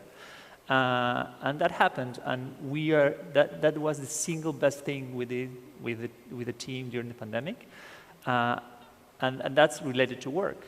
And now, like this year and this end of the year, the second year of the pandemic, we felt mental health was another big topic we need to address. And I cannot talk about this that much because we just started, but it's something all companies need to understand, that remote work is amazing, and I love it and I promote it, but you need to be closer to your team, and it's not bad to talk about mental health. Obviously with checking privacy and not being over your team more than it's needed, but you need to be closer, understand who needs and what they need to be better, because sometimes remote will relate to loneliness and other things. So it's also healthy to keep closer to the team, and that's the other thing that we are looking at right now. Sure. Alec, what do you think the rates of productivity has been affected by these new modalities of working? I truly believed we increased productivity. And to be honest, I felt somehow like crazy when everything started, because I was having meetings like from 7 a.m. to very late at night, so I had to pause for a moment and try to rearrange my schedule so that I could go back to my so much wanted work-life balance. But in the end, you know, I can probably say that our company has been really successful in driving through the pandemic. We've been having growth quarter after quarter. We have hired over 30,000 professionals worldwide. So I can't say at all that productivity decreased during the pandemic. And this is probably the nice message we can pass on to everyone and make it contagious. Technology gives us the great opportunity to be more productive on one hand, but on the other hand, let us have success from anywhere. We are talking a lot about hybrid work, remote work, office work. And what we are doing at the company is we are doing like these team agreements where we agree on the type of balance that we want to have on working from the office, working from home, or working from anywhere. And I believe the key there would always be to have empathy with the person, put the person at the center, not only our employees, who have to be the first to be taken care of amid these times, but also our customers. We have to have empathy for them, and that way we can be even more productive in approaching their needs and having them achieve one of our core values, which is customer success. So that, I believe, is a big challenge, to increase productivity while keeping our humanity and the person at the center. Sure, that's great to hear. I think everyone needs that at some point. Yeah, we are working on that. I'm working on that. That's personally. Great. Good to hear that. And Eliana, you talk about, we understood that you love the remote work, and I think that's a global tendency at this moment. But what are the concrete advantages and disadvantages as a company? We understood that having the people in the center of the issue is great, but as a company, what are the disadvantages and advantages that you think about full remote work or some hybrid model or coming to the office? Yeah, so at the company, we had one office. We have one office, which is here in Buenos Aires, and we're closing it 31st of December, end of the year, because nobody used it this year. We opened it in June, and I went there 4 times maybe, and I'm like 15 blocks away. It's not far. And I only did it because a lot of people were going, so we had a good lunch, which I miss. I miss the lunchtime or those connections that you make. But we also understood that having an office for less than 25% of the company, because now we started hiring fully remote before the pandemic, and that started changing things because you never look first in Buenos Aires and then look anywhere else. We tend to hire from Argentina because management is mostly from Argentina still, and that because your connections and many referrals, but then we have a lot of people from inside of Argentina, and then we have people from Panama, Mexico, Brazil, we have people in Spain, we have people in Southeast Asia, like you said, and that changes a lot. And fully remote, the biggest advantage is you stop hiring in the 10 kilometers around your office. And the access to talent that gives you is so huge, and you start finding amazing people that fit so well in the company, and they add to your culture. And these people, a lot of them have chosen to live somewhere else, so they say, hey, I'm not going to live in Buenos Aires, Sao Paulo, Mexico City, because I want to live healthily, like in some other city which is smaller, and they're great, and they don't need to work for a company in those cities. They know they can work from anywhere. That has given us a great team. So I think access to talent is the single best advantage to remote work. The second one is you can choose a lot. The freedom of work. I like to talk about working in a more free manner, and being autonomous, choosing when to work, how you work, what you work. We talk about freelancers at Workana because freelancers choose their work all the time. Like they choose the next project. But even you, when you choose to live somewhere and you choose your next gig, and you know startups and Salesforce and other companies are open to hire you now, you say, I can choose where I live, and then I can choose where I work. And that freedom, it's so big. And I think it's any job that can be done remotely, I think it should be remote because it's more egalitarian. It gives people opportunities. It gives people from anywhere, it doesn't matter where you were born, access to a job, and I think that's amazing. On the other side, because I can talk more advantages, but let's go to the not so nice. I was talking about potential. So if you work from home all the time, if you live alone, your health, you need to take care of yourself, and not everyone will do it. So we knew, because people told us, like, hey, I haven't got out of my house in some days, or I'm not training. Pandemic wasn't helping a lot, but even though, and I'm not seeing people, and so understanding how we can manage what I was talking before, people being healthy while working remotely and moving, because it happens to me. Like, I have 2 kids like you, and that helps me, and I have a dog, so that helps me. I need to get the dog out, so I will walk every day. But if you don't have pets, if you don't have kids, what gets you out of the house? And if you don't have your family in that house. And I think being nomad is one of the answers. We have a couple of people in the team that are nomads, like real nomads. They have a blog and they have a YouTube channel and everything. And I think that's amazing, but not everyone can do it. So we need to understand how that works and how to get people. And the other thing is how to break the ice with the team, because when we meet, we feel closer already, and when you have lunch and when you have a coffee.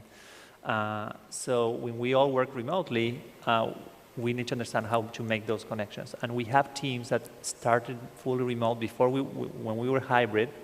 We had a team, this is the customer support team. We have the highest retention rate. Everybody in that team loves each other, and they are amazing. And we still don't understand fully how that worked out. So we need to understand that better. It's our own little oldest experiment, and when we get it, we'll make it closer. But we know when they met with each other after 3 years working together, and they were like laughing all the time and drinking and having fun, and that improved the relationship. But still, something happened before that, and we need to get it, why that happened. Great. I will keep with the freedom of work. Maybe could be the next title for the next conference. Working freely. Yes. So, just to know, we have been listening and reading about Trailhead and how you can transform people's careers. We would like to know, what is sales doing from Argentina to change the career of people? Thank you for the question, Caro. I want to take a concept that Eliana brought us, and thank you for bringing it, which is the fact of us being able to choose, right? I believe that everyone, and we should help everyone to be able to choose the future of which he or she has dreamed of. And this is the good news. According to IDC, the Salesforce ecosystem will bring worldwide more than 9 million jobs from now till 2026. That's worldwide. In Latin America, just 2 million jobs. We keep, again, complaining about the lack of human resources dedicated to the IT industry, and organizations keep taking resources one from each other. And the big challenge around the future, present, past of work is how can we grow massively the ICT ecosystem talent and scale it up to comply with the needs that not only us, Salesforce, has, but the entire industry has. There's room for millions of jobs in the ecosystem, and there are so many people who are still unaware that they can dream of having a living out of technology. There's a tremendous deficit today of qualified talent in the IT industry, and there's millions and millions of people who are unemployed or who are unhappy with their jobs. And this would apply to any type of community or group you can think of. People talk about the need of having more women in STEM, more underrepresented minorities working in STEM, but this would apply to anyone. Anyone can make a living out of technology. And Caro, you mentioned Trailhead. Trailhead is our online platform to learn skills, tech skills, and also soft skills. It's free. I would encourage any of you to get into the internet today and take a look at trailhead.salesforce.com. You would have tools in there where you could, be trained in the Salesforce technology, get badges because it's really happy to learn through Trailhead. As you move forward in the challenges you take, you learn badges, and you may end up getting certifications that would entitle you to work within one of the hottest jobs that you would have within the Salesforce ecosystem today. So that is for us, but the big challenge, I guess, is how can we all work together, because we have these needs to grow. All the other tech companies and organizations have the need to grow, and they need the resources. So how can we all companies work together with the government, with civil society, with the academia, to build this massively and at scale and give many, many more citizens the opportunity to learn, be trained, be certified, and what is more important at the end, land a job.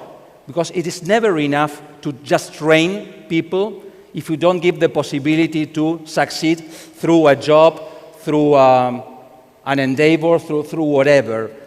We need to work together, being like the guardian angels of this million of people who can be trained and then incorporated into our workforce. And we can't do this alone. We do our own job, but it is never enough what an organization can do by itself.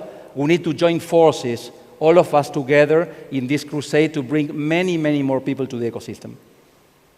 Pretty clear. So I think we are finishing this session. It was really great and interesting to hear you both. As a conclusion, maybe we have some things to think, but a lot of things to do and to act, and as fast as possible.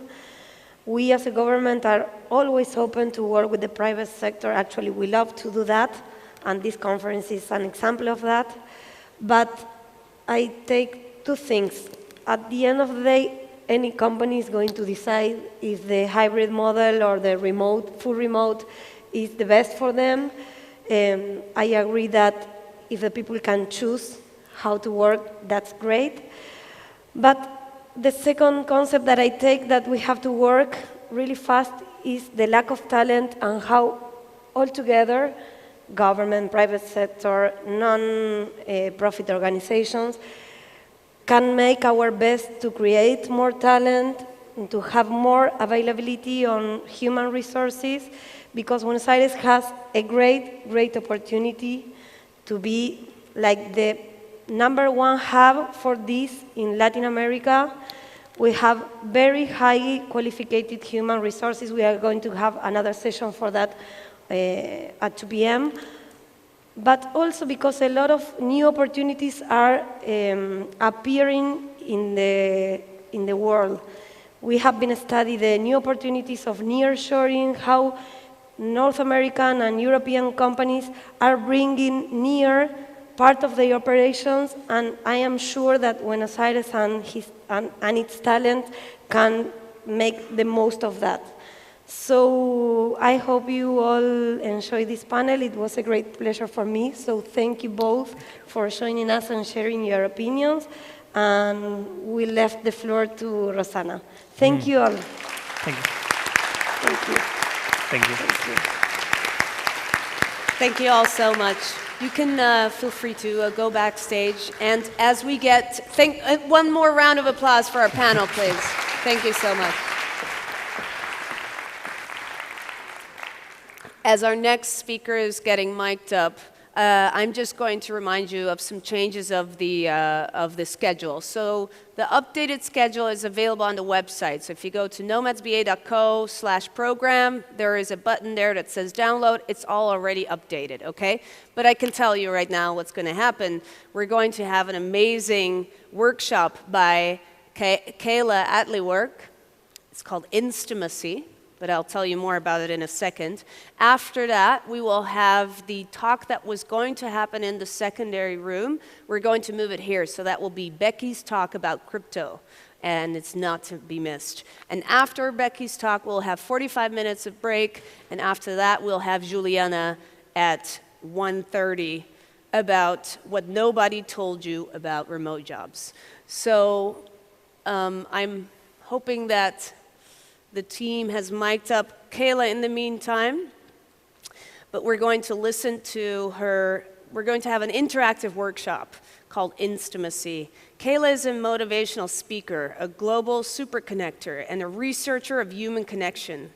She has been location independent for the last 10 years and has been facilitating co-living experiences, studying group dynamics, and guiding transformational expeditions since 2015. In addition, Kayla is the founder of Montaya Base Camp, an international co-living space of California. Please, everyone, join me in giving a round of applause for Kayla.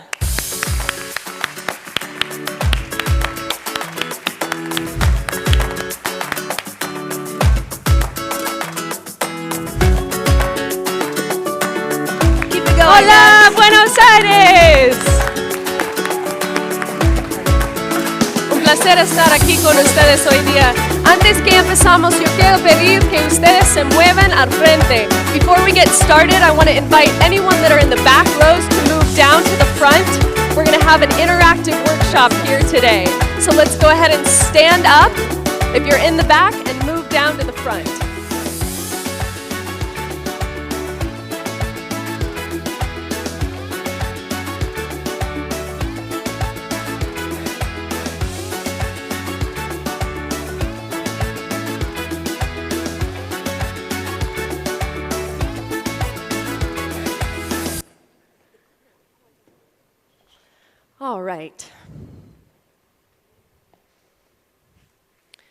All right, welcome everybody. So today we're going to talk about one of the most important things as part of being a nomad, how we connect to each other and how we connect to the people and the places of where we're traveling. As we know, part of being a nomad is that we're exposing ourselves to different cultures all over the world. And this can be scary sometimes, coming into a place where the language is new for you, where the culture is completely new, and having not only to find a place to live, to find a community to be with, but being able to actually make relationships that fulfill you. How many people in this room want relationships that go beyond the superficial? Please raise your hand. Look around you. Take a look and see how many hands. Most of us want relationships that are deep and that are profound, but when we're arriving in a place and we're only there for maybe 1 month, maybe 3 months, maybe 6 months, it can be difficult to make connections that get us to that place of depth and connection that we all seek. So today, I'm going to take us through an interactive workshop called Instimacy. I combined 2 words here, instantaneous intimacy, the art of making friends. And let's give a big round of applause for Nomads BA for bringing us all back together again.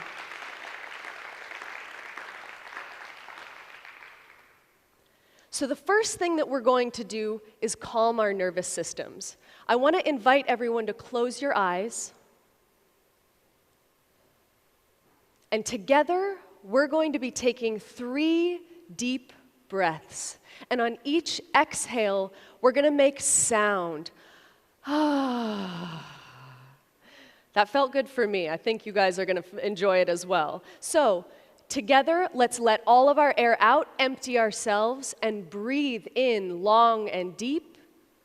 2, 3, 4, and release with sound.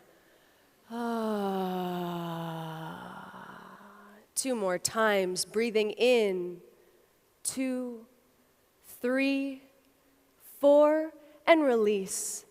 Let's see if we can make a little more sound on this release. Breathing in, 1, 2, 3, 4, and relax, drop everything. Staying with our eyes closed here for a moment. Bring your awareness into the back of your body. Let your attention come to the back of your skull, your throat, trickling down your spine, vertebrae by vertebrae, until your awareness arrives at your sacrum. Feel the weight as you sit on the seat below you. And give yourself a little thank you for making it here today. Whether you came from across the city or across the world, you put in the effort to arrive in this moment. Whether you've been a nomad for years or today you're embarking for the first time on learning how you could have this lifestyle, take a moment to say thank you to yourself and every step that you took to be here today. Let's take one more deep breath in. 2, 3, 4, and release everything. Go ahead and open your eyes. Who here feels a little bit calmer and a little bit more centered? Amazing. So the next thing that we're going to do is mix it up a little bit. I want you to stand up. We've been sitting for too long and we're going to be sitting all day. And let's start to move a little bit. Feel that music. Feel it in your body. Let yourself dance a little. It might feel uncomfortable at first, that's okay. Just let yourself start to move a little bit. Amazing. So good. If you want to, you can fill into the aisles, you can stay in your seat, or you can move around. Let's just get our bodies moving and get some aliveness here. Amazing. All right, so when the music stops, I want you to turn to someone behind you or in front of you, and this person is going to be your partner for the next exercise. So keep moving, keep dancing, and all right, do you have a partner? Look around, find somebody to pair up with. Raise your hand if you don't have a partner. Okay, if you don't have a partner, look for somebody else who has their hand up and make your way to them. So put your hand up if you don't have a partner. All right, we've got a few here. And these two ladies here, you can sync up if you want to come down the aisle. Amazing. This person is your banana. Let's say, hello, banana. So with this person, you are going to come up with a secret handshake. Do we know what this is? A secret handshake. So you're going to create a movement that at any other point during this conference, when you see this person, if you see each other, you're going to do your secret handshake. So we're going to take 1 minute here, and together you're going to come up with your secret handshake.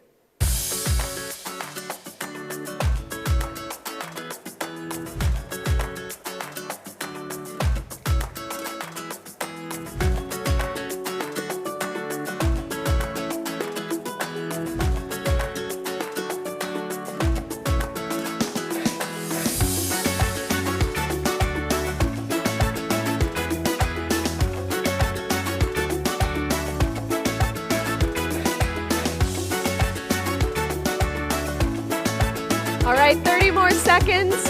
Make sure you've got that handshake down.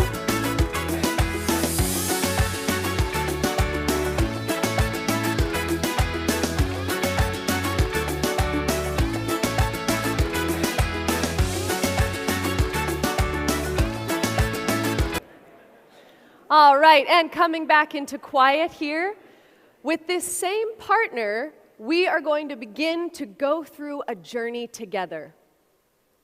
So I'm going to take you through the 5 steps to instantaneous intimacy. Step number 1, curiosity. So if you'd like to, you can go ahead and take a seat. If you want to keep standing, if that's more comfortable, it's fine. We're going to be talking together in pairs for about 4 minutes. So you're going to stay with your banana for this exercise. So curiosity. Now, how many people in this audience get tired of being asked, "Where are you from?" I get really tired of that. How many of you get tired of being asked, "What do you do?" Exactly. So, what we're going to do in this game is we're going to do a practice of learning how to find out what the person that we're talking to actually wants to talk about. So, person A is going to be the person with the longest hair. So, look at your partner, establish who that is, person A, and person B is going to be the person with the shortest hair. So what we're going to do, person A is going to ask questions. I'd love a volunteer to help me out with this. Matt, would you mind coming up on stage with me for 1 moment? We're going to show you an example of how this is going to go. So Matt is going to ask me questions.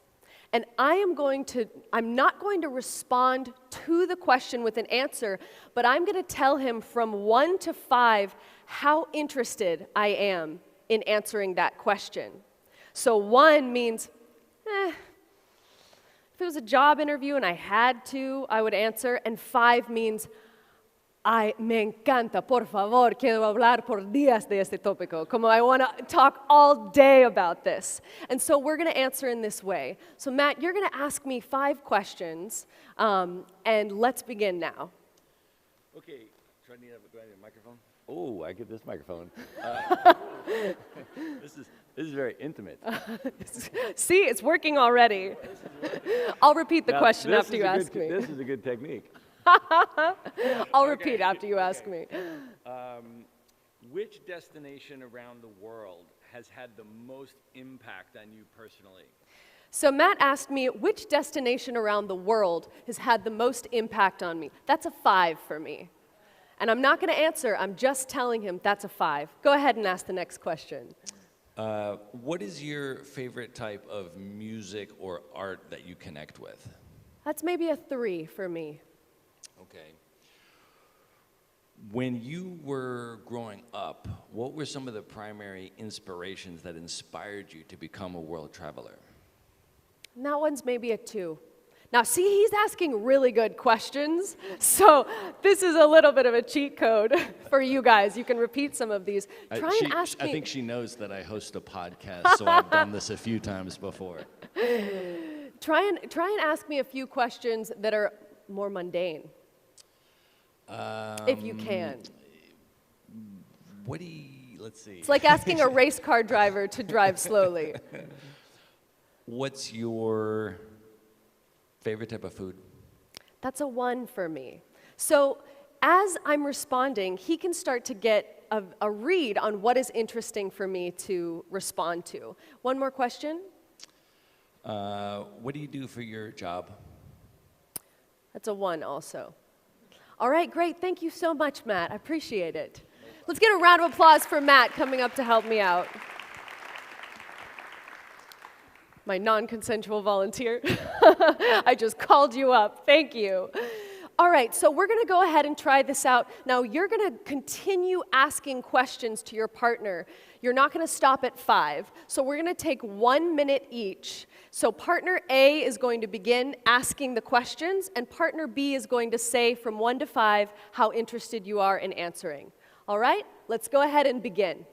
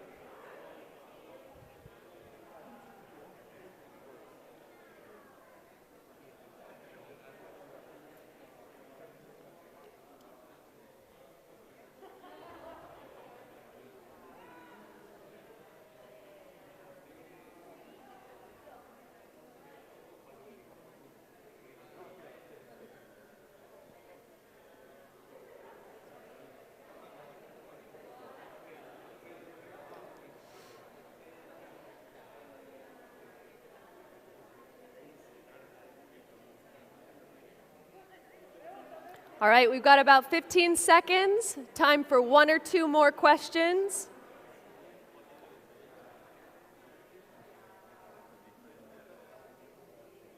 And go ahead and change to partner B, asking the questions to partner A. 1 minute, and begin now.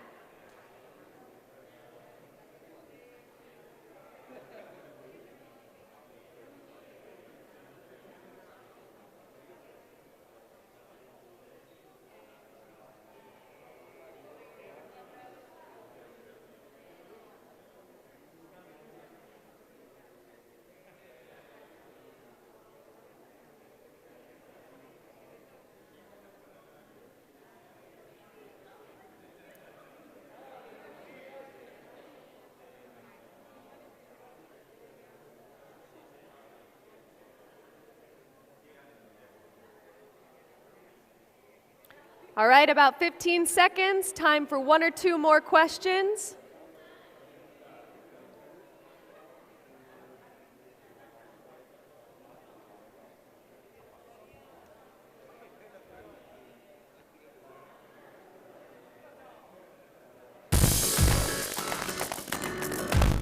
All right, coming back into silence.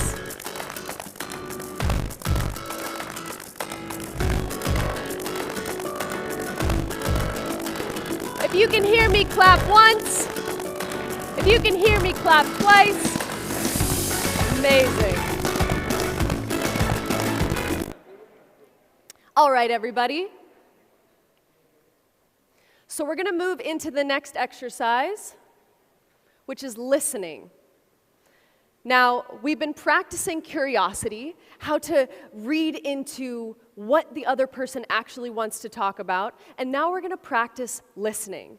So our tendency is, when we are hearing someone responding to a question, thinking about what our response is going to be, thinking about, oh, what can I say next? So my invitation to you in this next practice is going to be to listen as fully as you can without planning your response. So I want to invite you to find a partner that is different from the person that you just began with. So say goodbye to your banana. And we're going to stand up and find someone else to pair up with.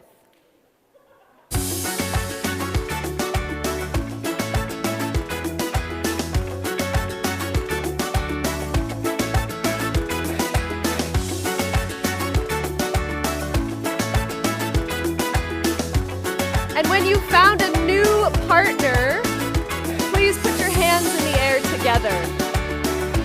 And then dance a little bit.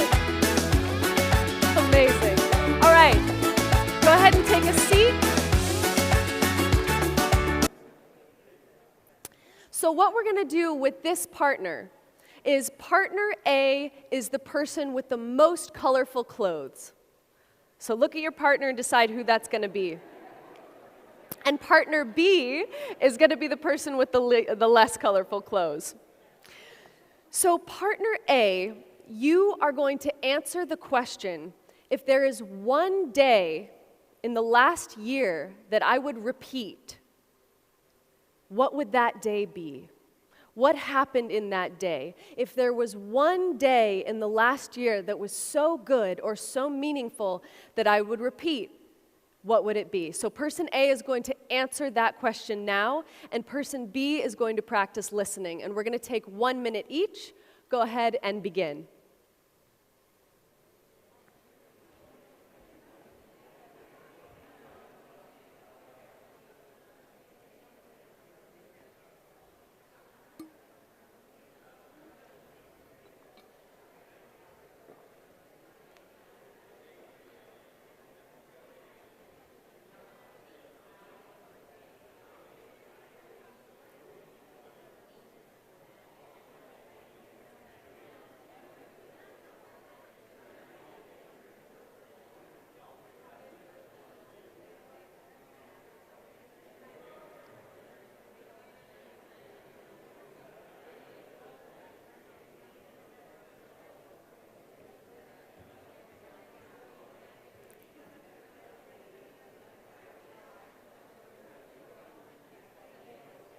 15 seconds.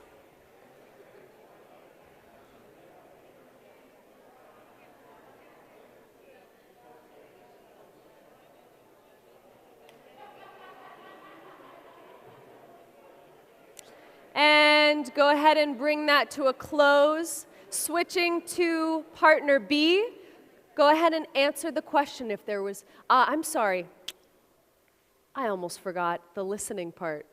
So, partner B, what you're going to do now is take 1 minute and repeat back to your partner, I heard that this is what you said. I heard that this is the day that you wanted to relive, and see how many of the details you can share back to your partner. So partner B is going to reflect. What did you just hear? And we're going to take 30 seconds for this. Go ahead and begin.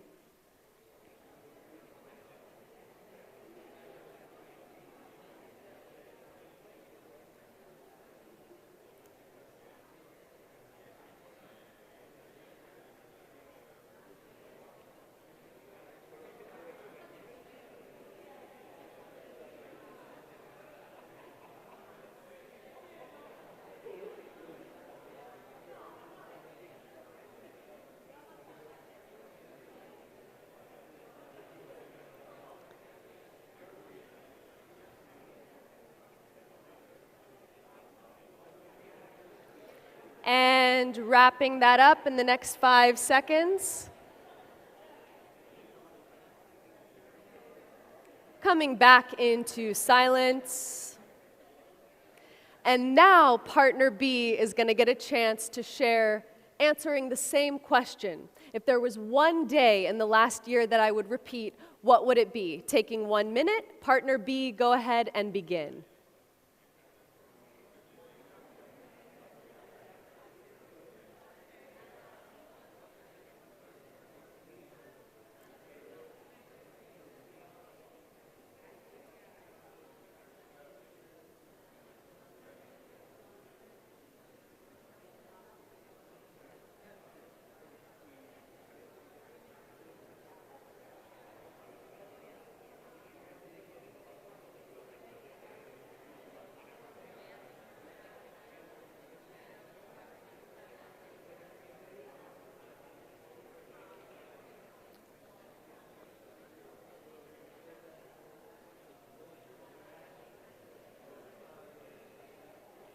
"15 seconds left, wrapping up.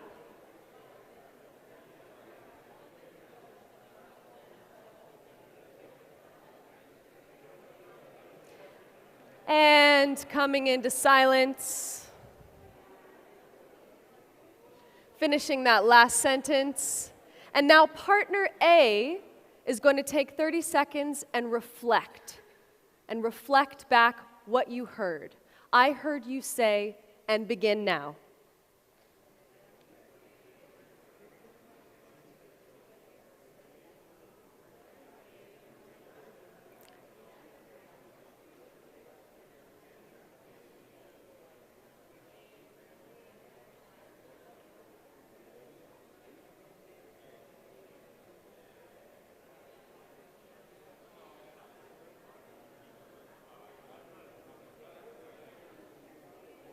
Taking 5 more seconds here.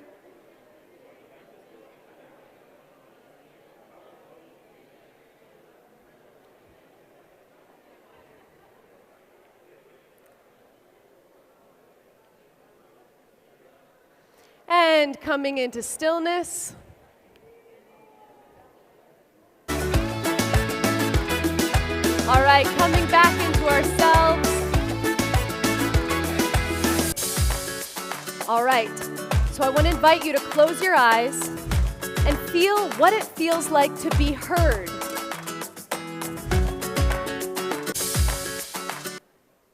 What does it feel like to really be listened to? Has anything changed inside since we began? We're going to go ahead and move to the next category, taking risks.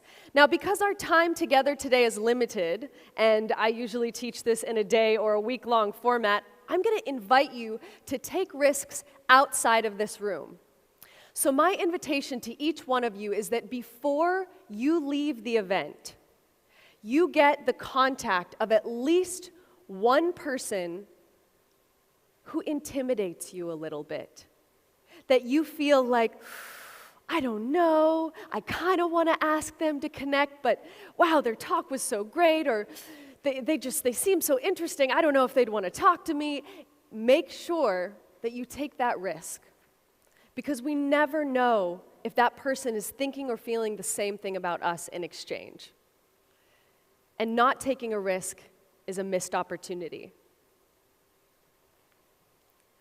Step number 4, welcoming everything and acceptance. Now, when we arrive somewhere new and we're communicating about ourselves, our tendency is to want to share the sparkliest, shiniest aspects of ourselves. Welcoming everything is a practice of accepting ourselves so that we can accept others. So if I have parts of me that I'm rejecting, that I'm not honoring, that I'm not allowing to arrive, how can I hold space for those parts in someone else? So an example of this, I'll be vulnerable with you right now. I woke up this morning with a runny nose, thinking, oh, I have to go be on stage. And some of you might be thinking, why in the world is she telling us this? She's supposed to be up there looking professional, having it all together. I woke up tired and worried about how I was going to be able to show up today. But because I have a practice of welcoming that in myself, I'm able to invite the parts of other people into conversations that maybe aren't so shiny, that maybe are more difficult. So what I want to invite you to do is in the next conversation you have, if something arises and you're like, ooh, I don't really want to share that because it doesn't maybe shine the best light on me, try it out.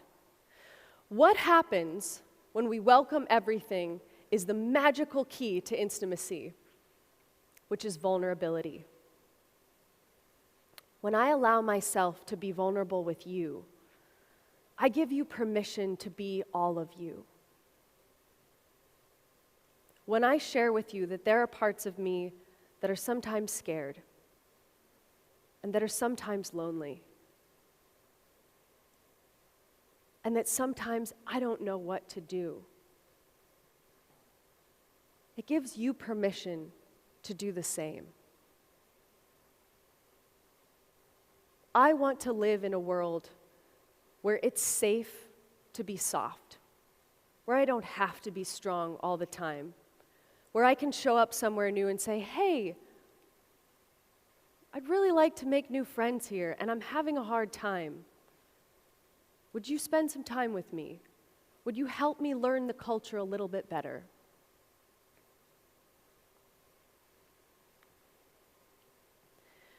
So as we wrap up today, we're going to do one last activity together. So please find your banana.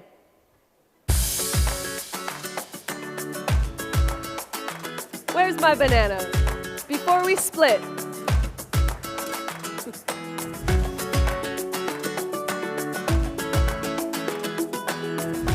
And do your secret handshake.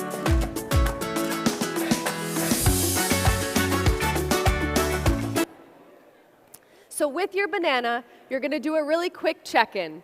You're going to share 3 words with your banana, how you are feeling in your mind, in your heart, and in your body. So an example of this is if I was sharing with all of you, I would do mind, heart, and body. So in my mind, I'm feeling full. In my heart, I'm feeling anticipation. And in my body, I'm feeling tired. So we're just going to exchange these 3 words. Partner A is the person who has the fanciest jewelry on. This could be a watch. This could be a necklace. If you have no fancy jewelry, glasses count. All right, so person A, go ahead and share. And when you're complete, person B can begin. Mind, body, heart, and begin.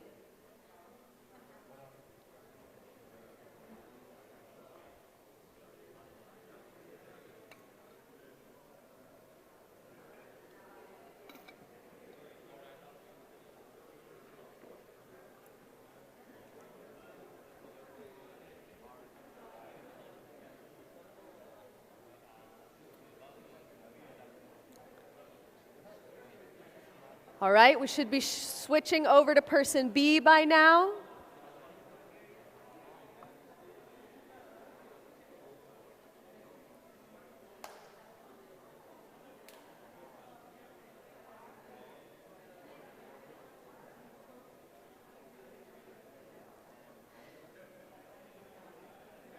And wrapping up here, coming back into stillness.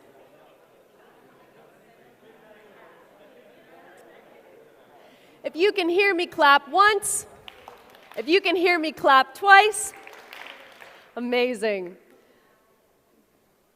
So, before we move into the next activity, I just want to remind us, when we connect, we allow ourselves to be available to have experiences that are deeper and more profound than when we stay in our own superficial.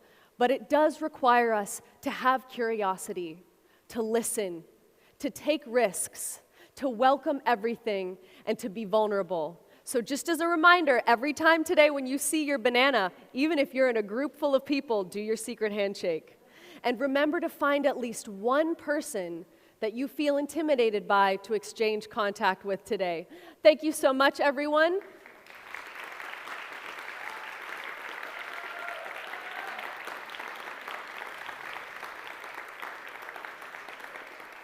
Yo voy a estar aquí por un mes más. I'm going to be here for one more month, and I'll be holding more activities in Salina Hostel, Palermo. If you want to follow my work, you can find me at Find Kayla. Thank you so much, everyone, for being here today. Thank you so much, Kayla. Well, that was amazing. So I hope you all feel much more connected. If you're standing, feel free to come more to the front because the speakers will feel much more supported and connected to you as well. Are you ready for one last talk before lunch? Yeah, let's do it. Well, we moved this talk to the main stage because we thought it was really important that we cover this topic today to a bigger audience. We're going to have the talk, Crypto is for Everyone, How to Become Your Own Banker in 5 Easy Steps. Becky Gillespie interviews digital nomads and travelers from a wide range of backgrounds as the host of the School of Travels podcast. It's a podcast that examines the lessons that travel has to teach us and how it shapes us over our future growth. She's originally from the USA and has now been to 70 countries as part of her never-ending love affair with travel. She first got into crypto in 2018. It was a good year to buy. And now considers it one of her favorite side hobbies and powerful tool for financial liberation. She's excited to return to Buenos Aires for the 5th time as part of the Nomads BA event. Please welcome to the stage, Becky Gillespie.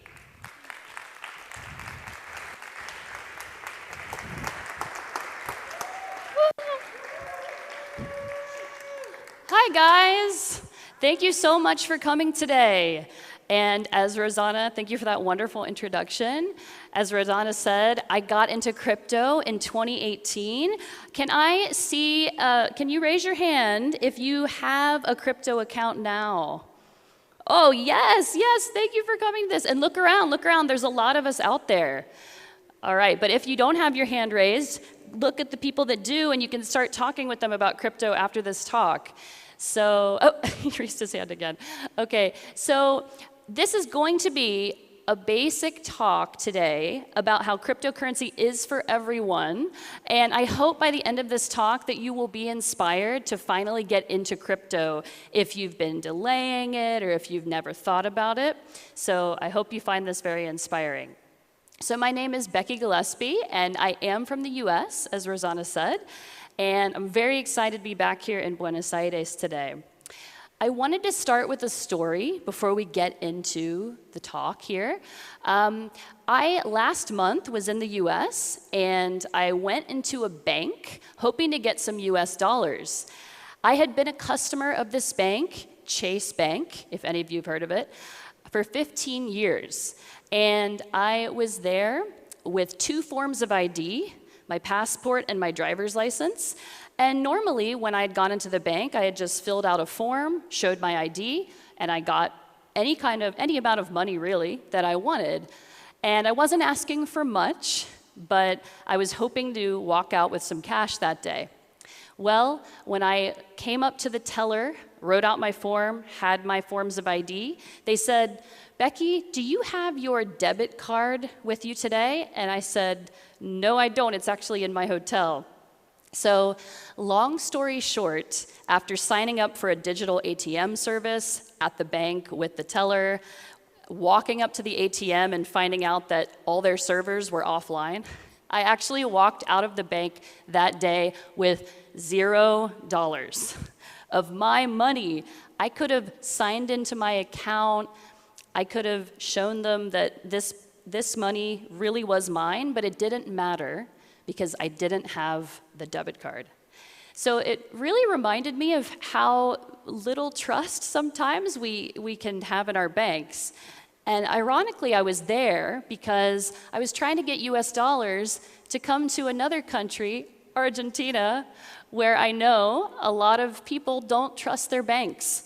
In fact, they don't trust their banks here to the point that most people prefer to save in US dollars.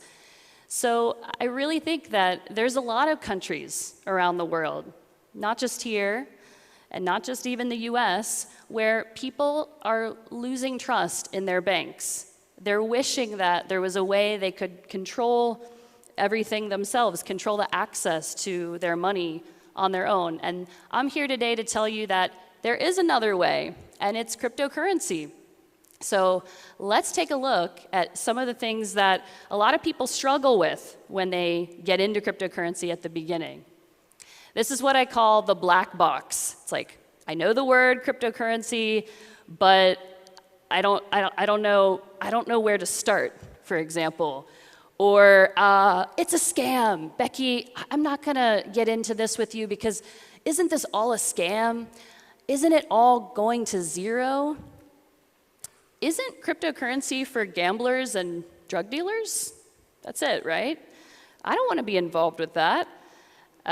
So it's often a struggle for people.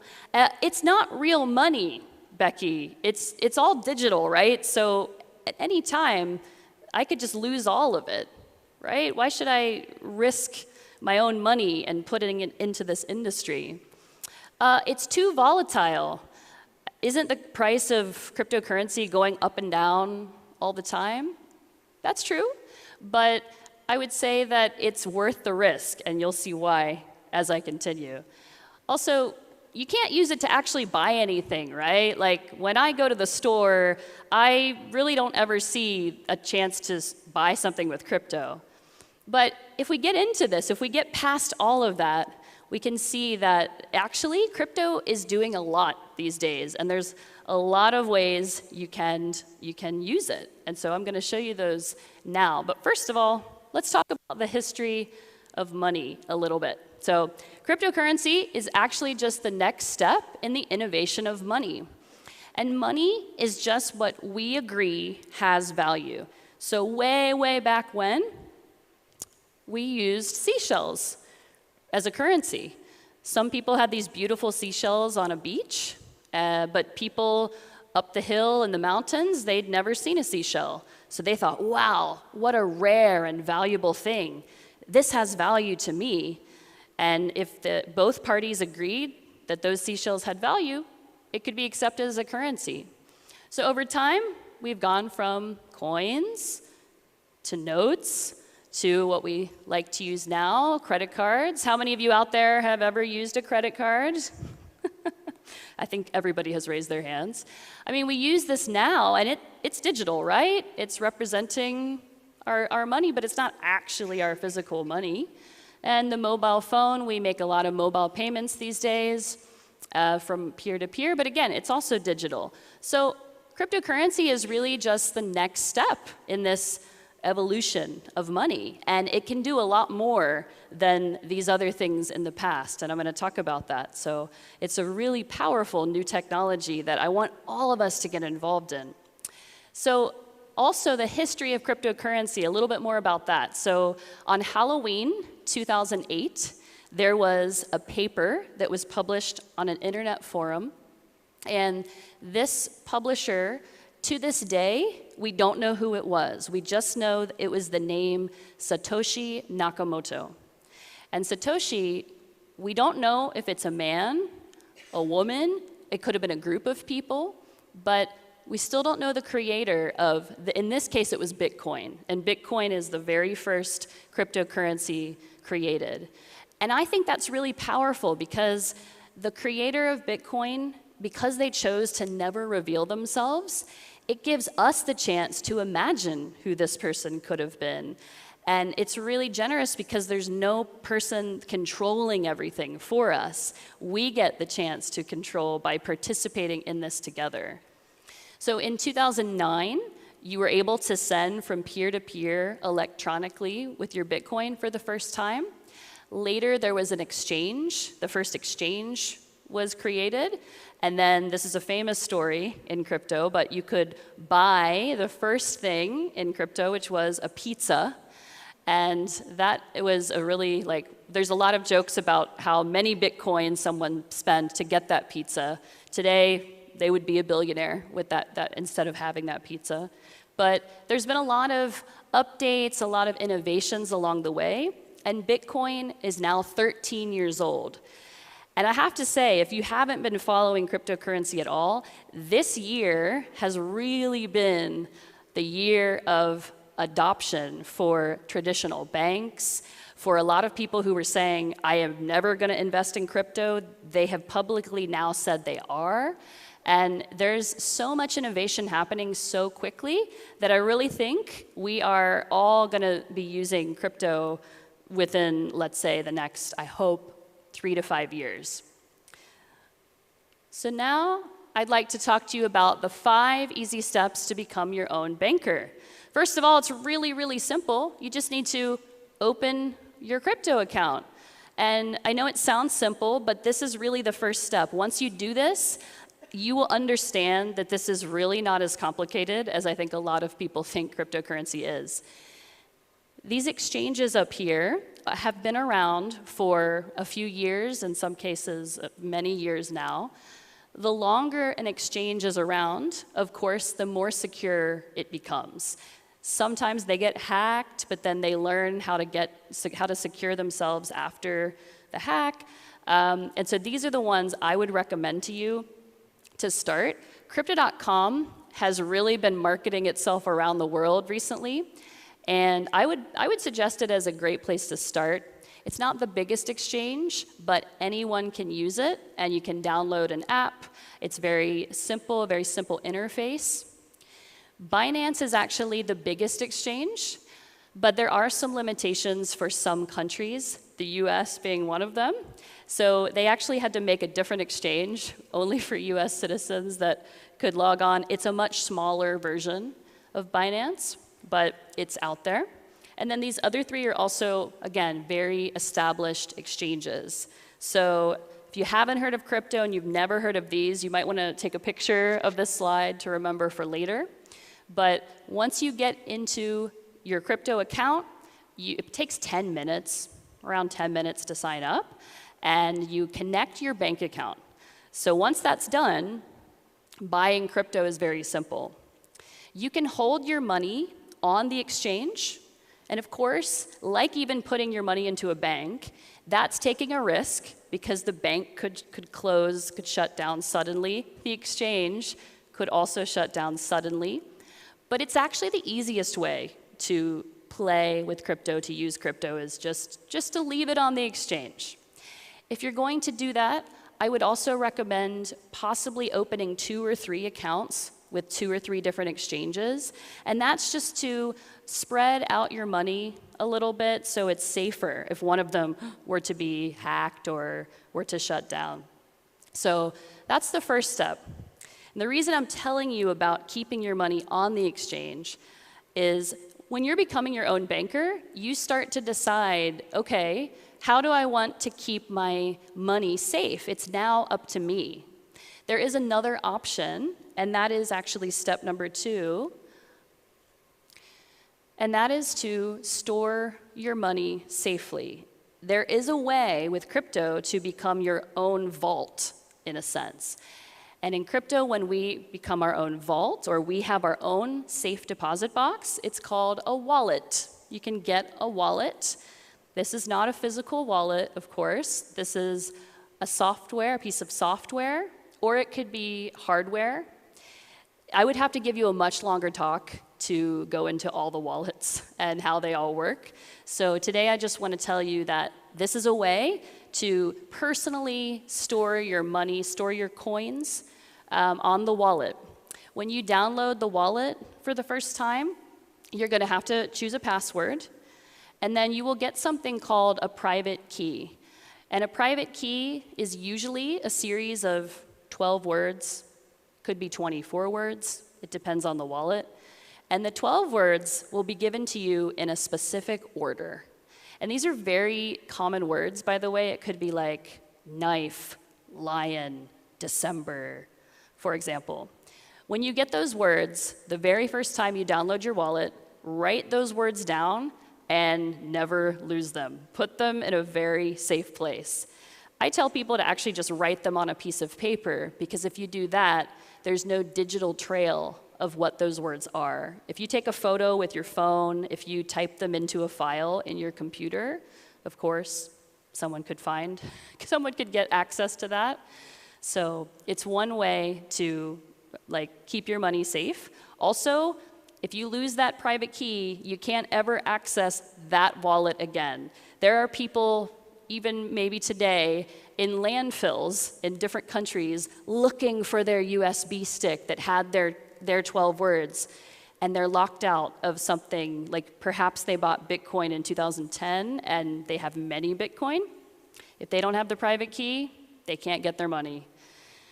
That's why I do have some money on exchanges, and I have some money personally in wallets. I like to do both, but I always make sure to have a system to keep my money safe. So step number 2, get a wallet.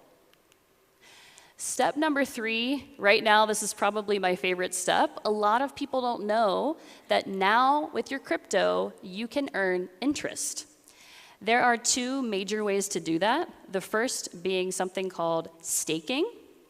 So let me talk about Bitcoin again for a moment. So as I told you, Bitcoin was the first cryptocurrency, and it was using a network called proof of work. And proof of work, a lot of people, I think, get really confused when they start hearing certain terms related to this. Proof of work is essentially you're asking a lot of different computers to do a lot of difficult mathematical problems. When they solve these math problems, they are rewarded with Bitcoin, or they're mining. That's called mining. And they are rewarded with Bitcoin.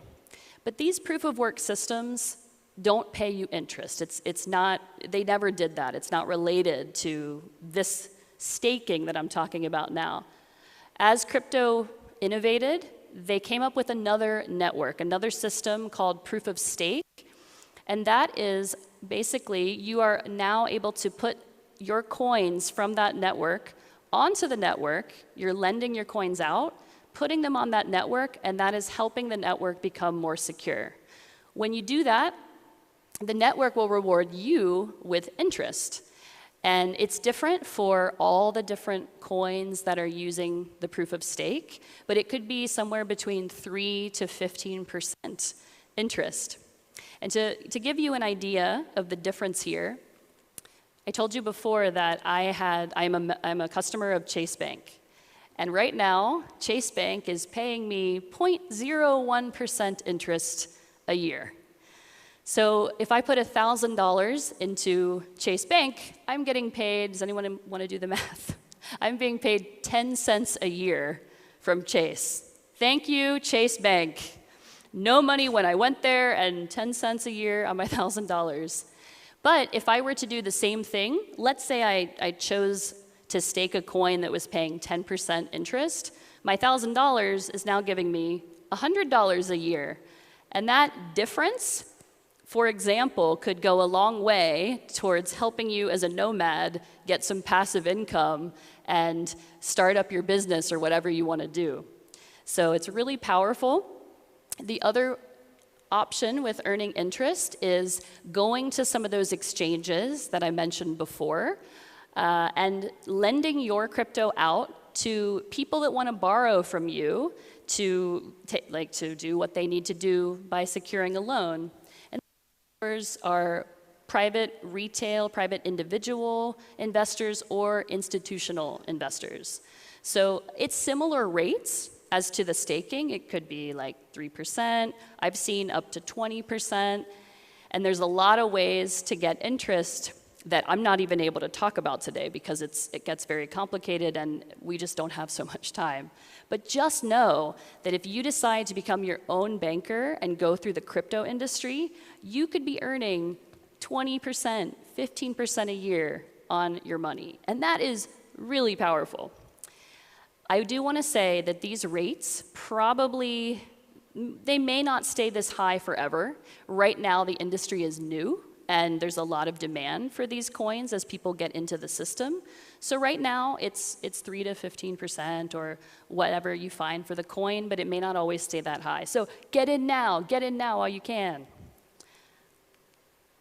So the fourth step to becoming your own banker using crypto is that you can actually take out a loan against your crypto. And this is really powerful especially if you've ever tried to get a loan before. So this year, I got my first mortgage, and it took me about 4 months to get approved for this mortgage. And they basically just asked me to show them everything about myself. They asked for my credit score from the US 4 times during this process. And they asked to show my income every month. It was a really difficult process. And I thought, I'm so frustrated by the end of this that there has to be an easier way. Well, now with crypto, there is. There is no more credit score. There's no credit check. And you can be approved for a loan in minutes, in the best case, sometimes up to a few days. There are different exchanges that will give you these loans. I am using 2 of them right now called Celsius and Nexo. And of course, you're taking a loan, so you are going to pay an interest on that. Everything is agreed on and made very clear when you take out the loan. But it's really cool because a lot of times when you need money, if you have a stock, let's say, oh, I really need money right now, I'm going to sell my stock and take the money and buy a house or do what I need to do. But here, with this system, crypto, you don't have to sell your crypto. You can put it on this exchange and get your loan. And so that means for a lot of people in a lot of countries, you don't need to pay tax on capital gains. For me as a US citizen, I am just always paying taxes anywhere I live all the time. And so for me to hear about this, I'm like, yes, I don't have to pay so much in tax. This is incredible. But you might be asking, well, how does this loan work? How are you not being checked? Why are they not looking into your financial history? And this is kind of how it works. So first of all, let me explain on the right-hand side this DAI. DAI is a type of stable coin.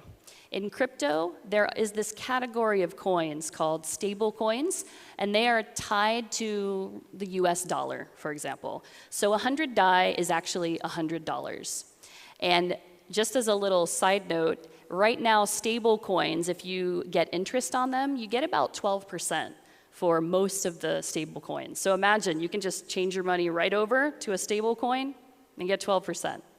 In this case, if I want $100 or 100 DAI, to get that loan, I'm going to have to put in some kind of asset as collateral that's worth 50% more than what I want to borrow. So in this case, let's imagine that 1 Ethereum was $100 at that time. I wish, let me just say that, I wish. But I would need to put 1.5 Ethereum into the system, onto the exchange. So it's worth $150. I'm going to put that onto the exchange, and they're going to give me my $100 worth of DAI. So I get my $100 worth of Dai, and I already know when I clicked on the agreement that I need to have this 50% ratio difference. So what happens if the price of Ethereum should go down to $60? Well, how much does my 1.5 Ethereum become? Any math people out there? How much would your 1.5? Oh, I heard it. How much? $90. Yes, yes. It's gone down to $90. So what's going to happen in that case? The lender is going to take your Ethereum, and you get to keep your Dai, but they're going to keep your Ethereum. Now, don't worry. When you have this system, they will send you notifications before this happens. They'll say, look, the price is going down.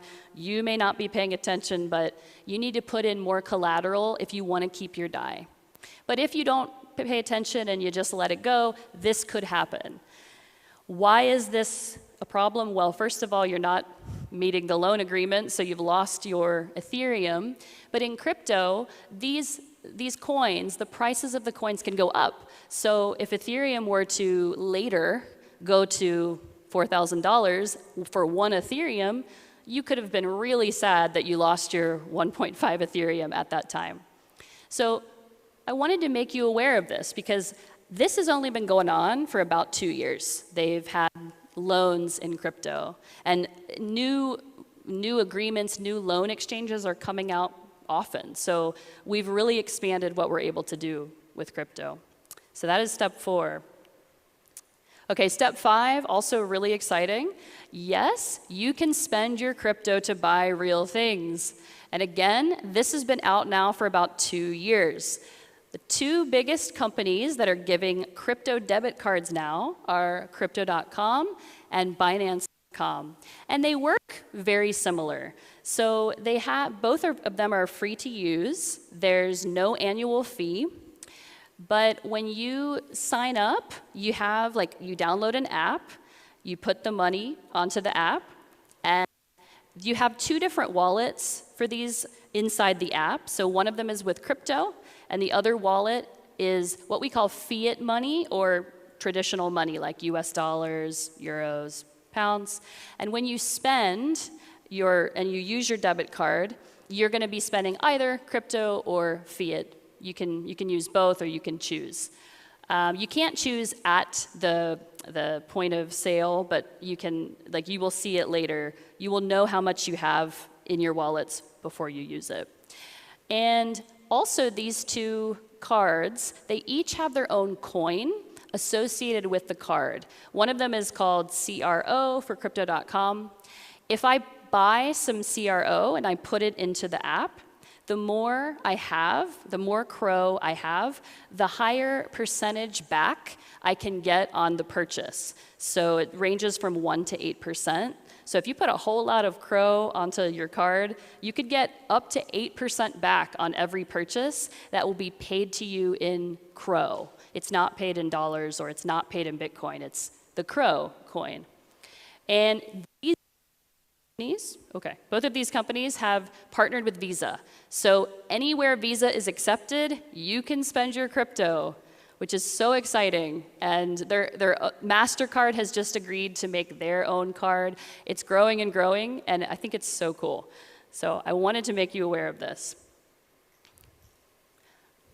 From the outside, before I talked about the black box and all of these thoughts we get when we're approached with the idea of crypto, I think crypto kind of looks like this when you first, a lot of women especially, you're like, oh, it's such a male-dominated world, it's like all these charts and the price and money, money, money. What is this network thing? I don't understand. But what if you just started to change the way you think about crypto? What if we changed the marketing of all this?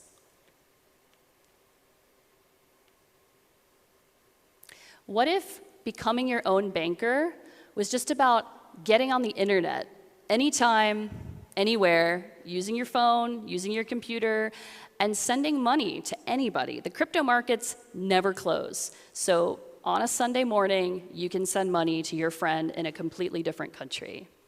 And I think that is so powerful. And the cryptocurrency is not controlled by any government. It's controlled by the markets and the supply and demand. Crypto sees you as a number, and I actually think that's a good thing. You are not discriminated when you open an account based on your gender, your age, your credit history, your income, and the dream, your country. We are not there yet by any means, but I hope we are all in every country going to have access to cryptocurrency in the future. There are some countries right now that have banned it, but every time something gets banned, I find this industry finds a way to get around it.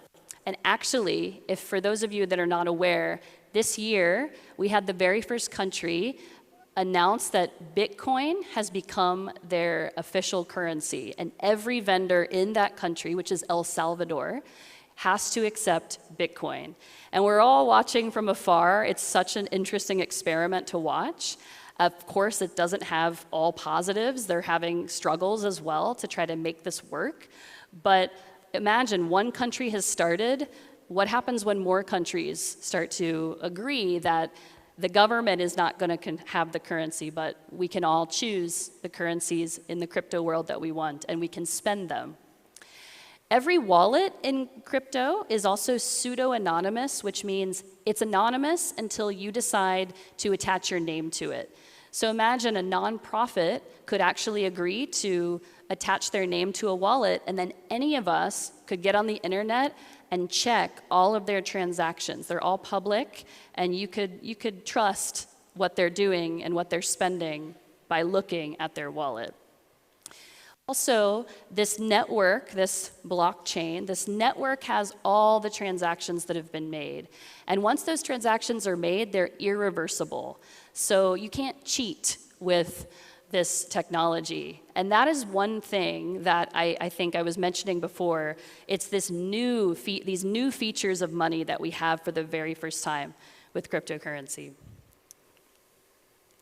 If you would like to learn more about the basics of cryptocurrency, I encourage you in English or Italian to check out this book called Hey Mom, I Bought Bitcoin. I proofread this book personally, and it's a really good basic history of money, history of crypto, and it includes some things that I could not talk about today. And my friend Lorenzo Primitera is in the audience somewhere. Lorenzo, there you are. He wrote the book. And yeah, please ask him more and check it out on Amazon. So my last question for you today is, are you ready? Because it's ready for you. This year, last year, since the pandemic, it's incredible what has been happening in the industry, and it can do so much more than you maybe ever thought. Thank you. Any questions? Thank you so much, Becky. Thank you. Any questions for Becky? Come join me here in the middle. Oh, yes. Yeah. Yes. See hands. Yes, Sergio.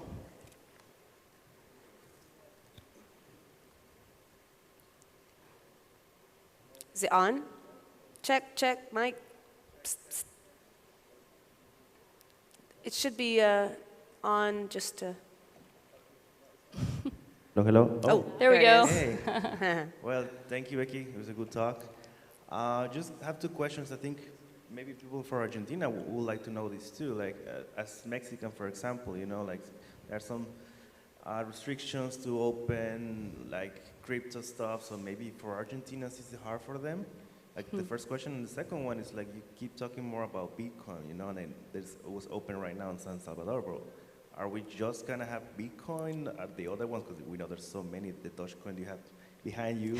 So are they all gonna be like currencies, or are we just talking about Bitcoin?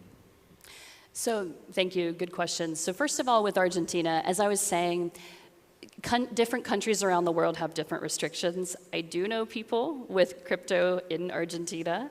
And for those of you that have raised your hands in this audience that are from Argentina, and you see someone else who isn't in the industry yet, go ask them for all the details. But I was just speaking with some of my friends here, and they do have cryptocurrency. There are ways to get into it. Today, I'm really hoping that this has sparked you to start looking into it for your own situation. And the other thing about will we just be using Bitcoin, I can't say for sure. There are some, like, let's say 2 or 3 cryptocurrencies that have been really widely adopted. I imagine there's going to be a few, at least for each country. It's hard to say, and this is one thing about the industry. It's really exciting. It's always shifting, so you got to follow it. Thanks for the question. One more question. I see a hand over there. Yes, John.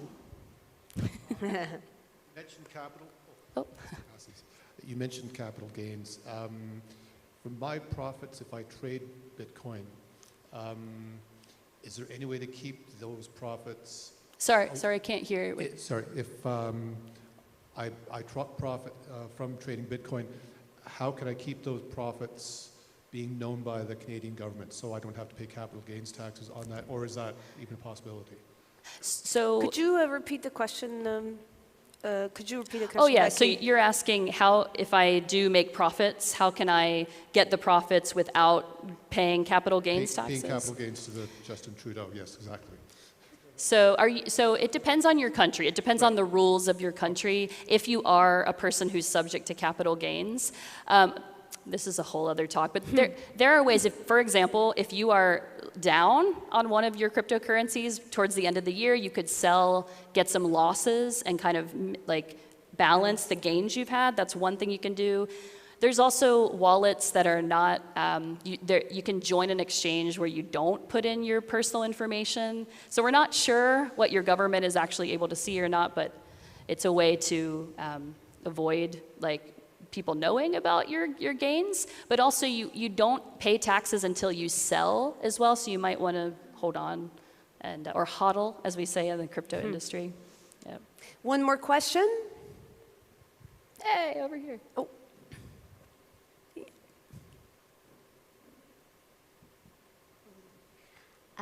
I have 2 questions for you.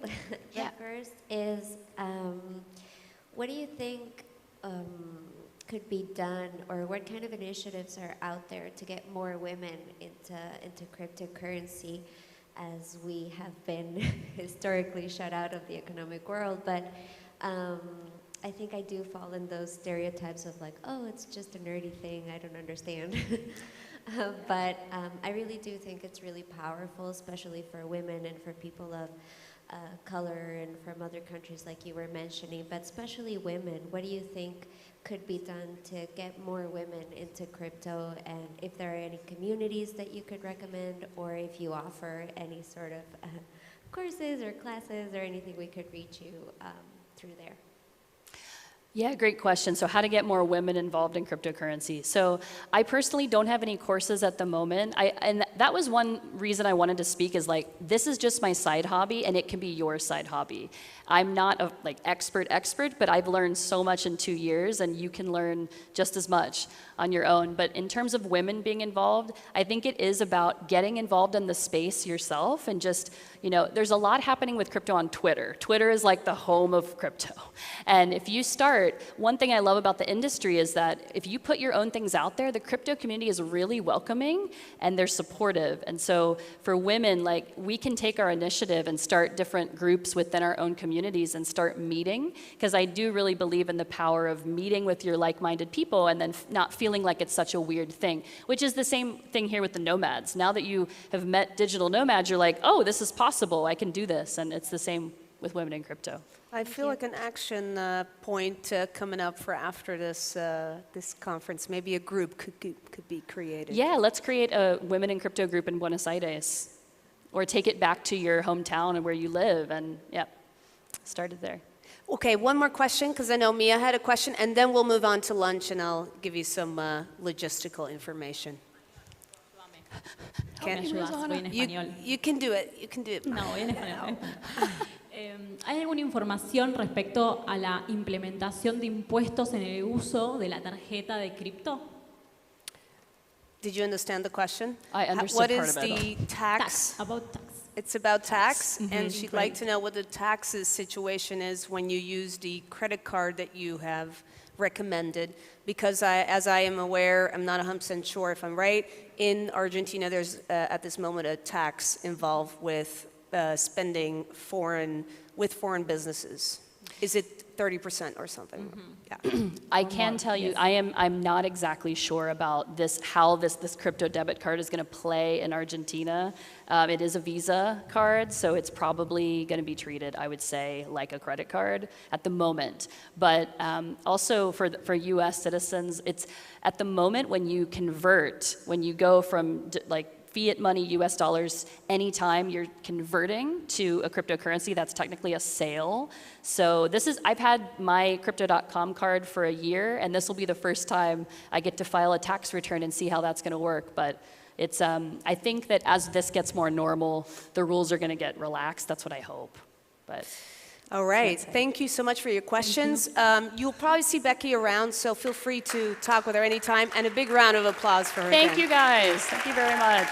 Thank you, Becky. Get crypto. Some more. Yes, she was great. Thank you. All right, so we're gonna have, hang on. Okay, so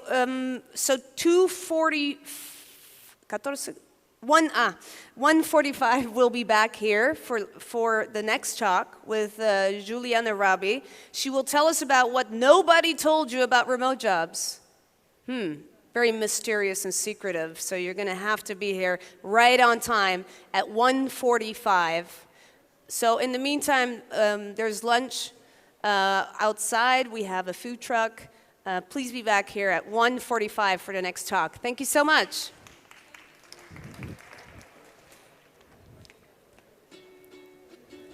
¿Sí?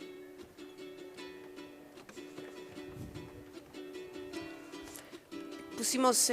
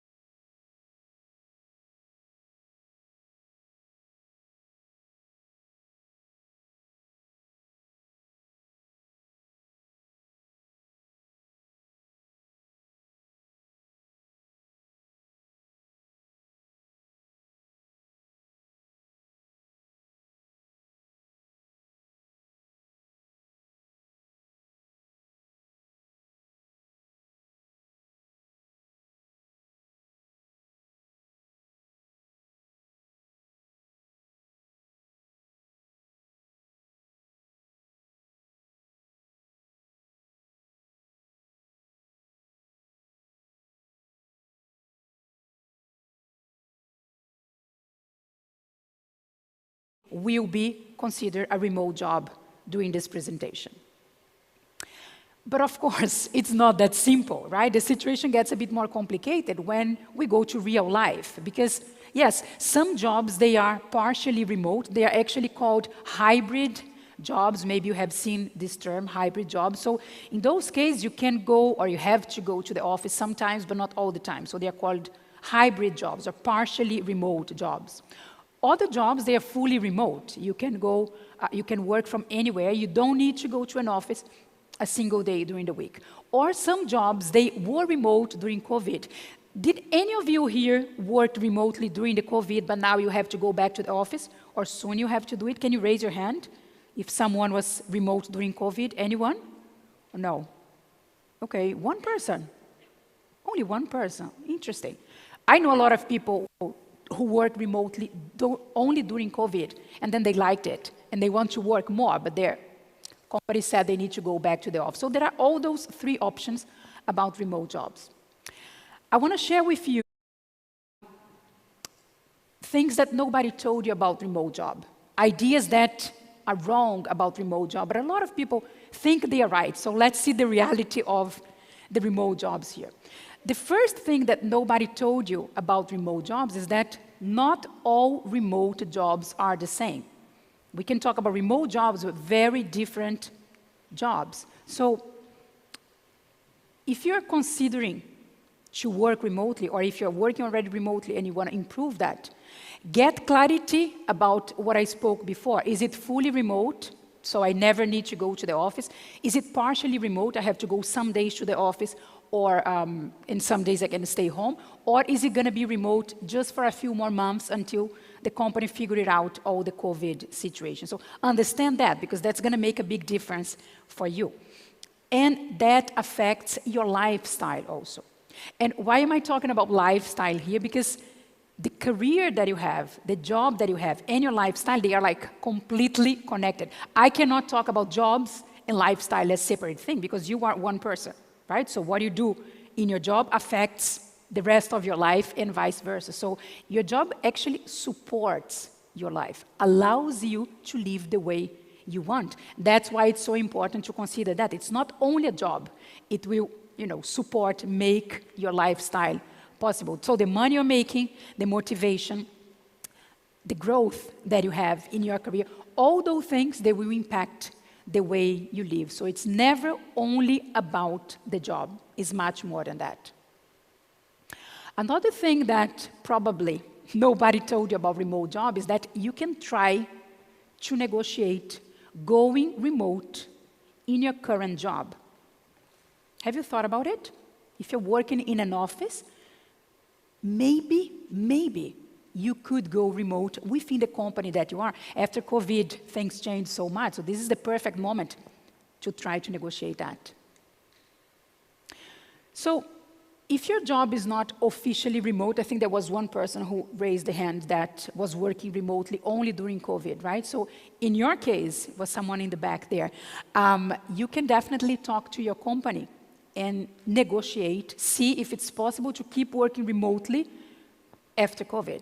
I mean, yeah, I don't know if we are after COVID, during COVID, I never know how to say that, but I mean, maybe you don't need to go back to the office as you were doing before COVID.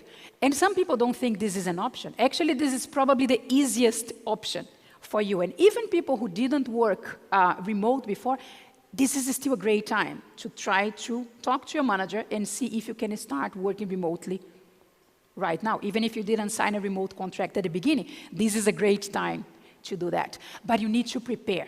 This is a serious conversation that you're going to have with your manager. So don't just go tomorrow.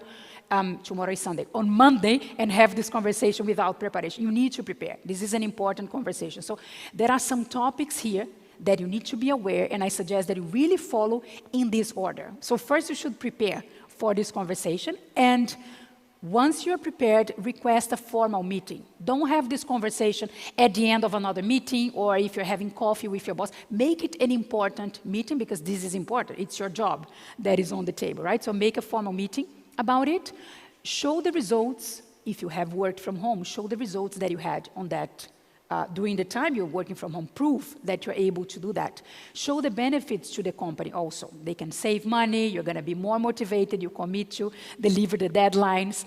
And remember to don't make it only about you. Because if you go and say, hey, I want to work remotely, they're going to say, I don't care. Or why should I, as your manager, allow you to do that? So you need to make it about the company also. It's very nice when you suggest a short period. Let's try it for a month. Let's try it for 2 months and see how it, so you go like step by step. There is more chance that your manager is going to accept that. And don't beg for that. Don't be like, oh, please, everybody's working remotely. I need. No, go with confidence. And if you follow all the steps, there is a high chance that your manager will at least consider that for you. So that's the easiest way to go remote. In the company that you're now, that people already know you, they know that you're a good employee, you try to negotiate to go remote. And probably nobody told you that. Aspect number 3 that nobody told you about remote jobs. If you just apply for jobs, it won't help. Yes, let me say that again. If you just apply for jobs, you go there and apply, you send your resume, this is not how you're going to land a remote job. Did you know that? This is kind of, everybody tells me that I need to apply for jobs, right? That's how I will land a job. No, I'm telling you, stop applying for jobs. Ooh, ooh, ooh. Okay, I will explain you that. There is this funny expression called the spray and pray technique. So imagine a spray like, tss, okay? So you're spraying your curriculum, your resume, everywhere, applying for all the jobs, and then you just spray. You just wait for a company to call you. This is the spray and pray technique. It's a very bad technique, by the way. We are in 2021. This is what everybody that after the pandemic start thinking about, oh, maybe I can land a remote job. Everybody's doing that. Spraying the resumes, applying to every job, and just waiting. Please promise me you won't do that if you want to land a remote job. Promise? Let me see the heads like this. Please, this is not working anymore. We are in 2021. So the number of people applying for jobs, for remote jobs, any kind of job, but for remote jobs is increasing a lot. So if you do what everyone is doing, you won't have great results. So think outside of the box. Forget the spray and pray, and let's see what else you can do. Differentiate yourself from others. Remote companies, they can choose people to work from any country. So you need to be really good in what you do. So you need to be good and show that you're good. So differentiate yourself from others. And think about the network and referrals. Do you know anyone working in a remote company? Do you have any friend that could maybe send your resume instead of you applying through the formal way? Can you talk to people that are working remotely to learn from them about it? So network is a big thing when it comes to remote jobs. Number 4, I want to ask you, who here knows what the hidden job market is? Can you raise your hands if someone knows what the hidden job market is? Okay, 4 or 5 people. Because I'm saying the hidden job market is real, but if you don't know what is the hidden job market, then you won't understand, right? Let me explain what is the hidden job market. 80%, the big majority, right, of the job offers, the real positions that are available today, November 2021, they are not posted in the job offers. If you go on LinkedIn, if you go on Monster, which is a good website here for jobs in Buenos Aires? Can you tell me some names? Sona Job. Huh? Sona Jobs. So if you go on Sona Jobs, you will not find those jobs there, but I'm telling you they exist. And I'm telling you that 80% of the jobs that exist are not on Sona Jobs, are not on LinkedIn. That's a bit crazy, right? It's like, why they are not there, but they exist? They exist because I'm telling that the hidden job market is real. They are not posted in Sona Jobs, on LinkedIn, for different reasons. I just listed a few. Maybe the company doesn't want the competitors to know about it. Maybe it's a new project. It's still not public, so they don't want people to know it. Maybe the person who is doing that job right now doesn't know that they will fire her. They don't want the person to discover because of a post on Sona Jobs. Maybe it's a very strategic position also. Or I don't know if you know that, but to post a job offer on Sona Jobs, on LinkedIn, it costs a lot of money. It can go like up to $1,000 to post one job offer. So you don't pay, right, as a candidate, but the company is paying. This is a business. The recruitment is a business. So it's expensive for companies to post. So for all those reasons and many more, some of the jobs, the majority of the jobs, they are not posted anywhere. So think with me. If you just apply for jobs, you are applying to 20% of the real jobs that exist. That's not even fair. It's like one slice of the pizza, and the rest of the pizza is going to the bin, right? I want you to have access to the full pizza. And then you choose which part, which flavor you like. So let's see how to do that. Probably you know someone that got a job because the boyfriend was working the company, because my cousin talked about me, my mom helped me. Those things happen. That's called network. There is nothing wrong with that. This also happened on the remote company. The thing is that maybe you still don't have a network in the remote company, but you should have. Because those things are real. People choose you, even if you didn't follow the formal, the traditional way to get a job, which is apply for a job and then wait for the company to contact you. When we talk about the hidden job market, those positions that are not posted anywhere, most of the time they are very good. Most of the times the salary are quite high, and you can negotiate the conditions better. So they are good positions to consider, okay? And as I said, network will help you to go through the hidden job market, and referrals. Who here knows what is a referral? Okay, a lot of people know.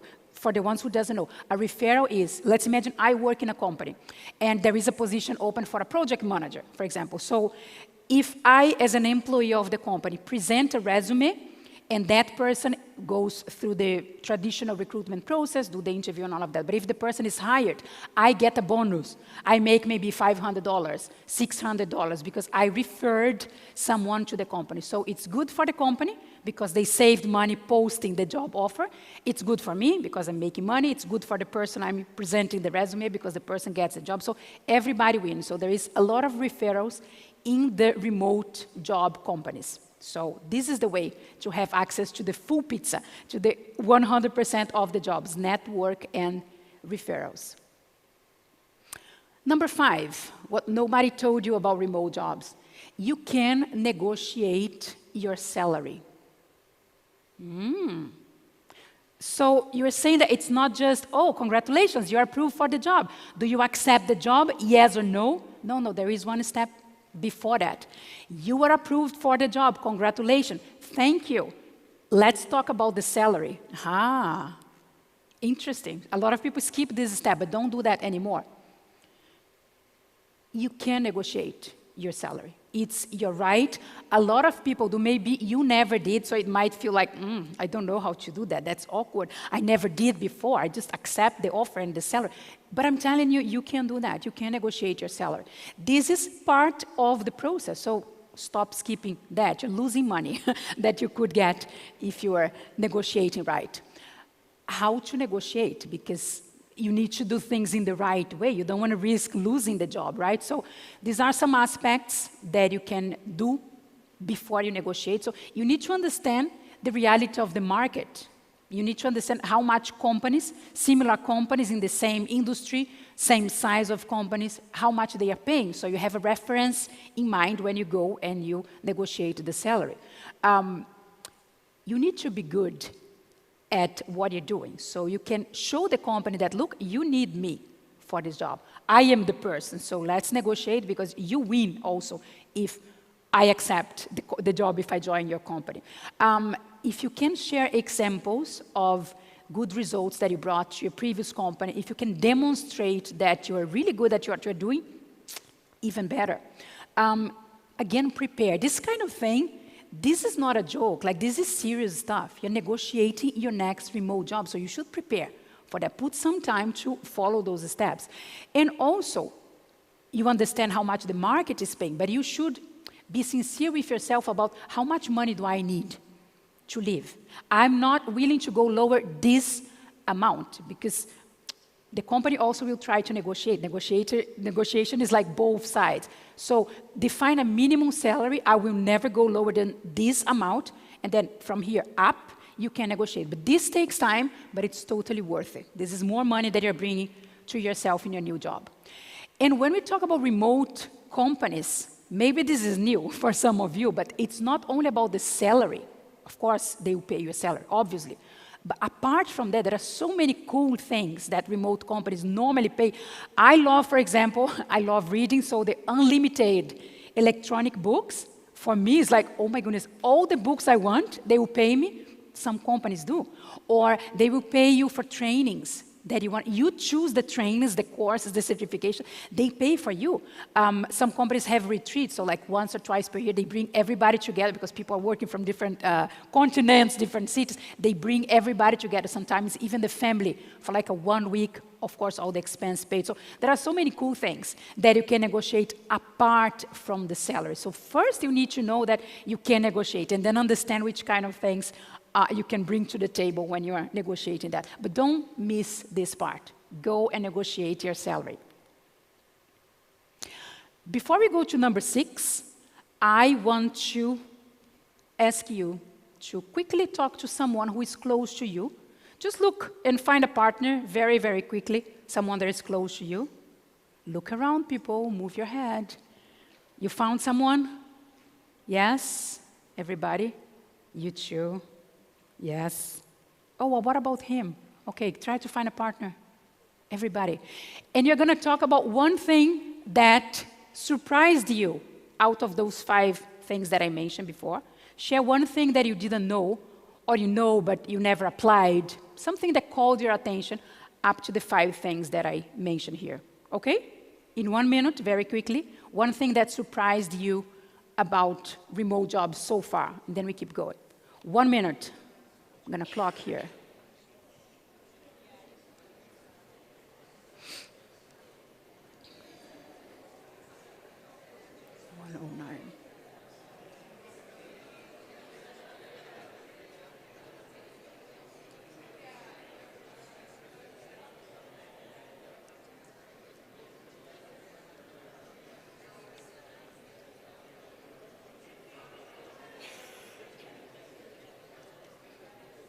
$50 more seconds.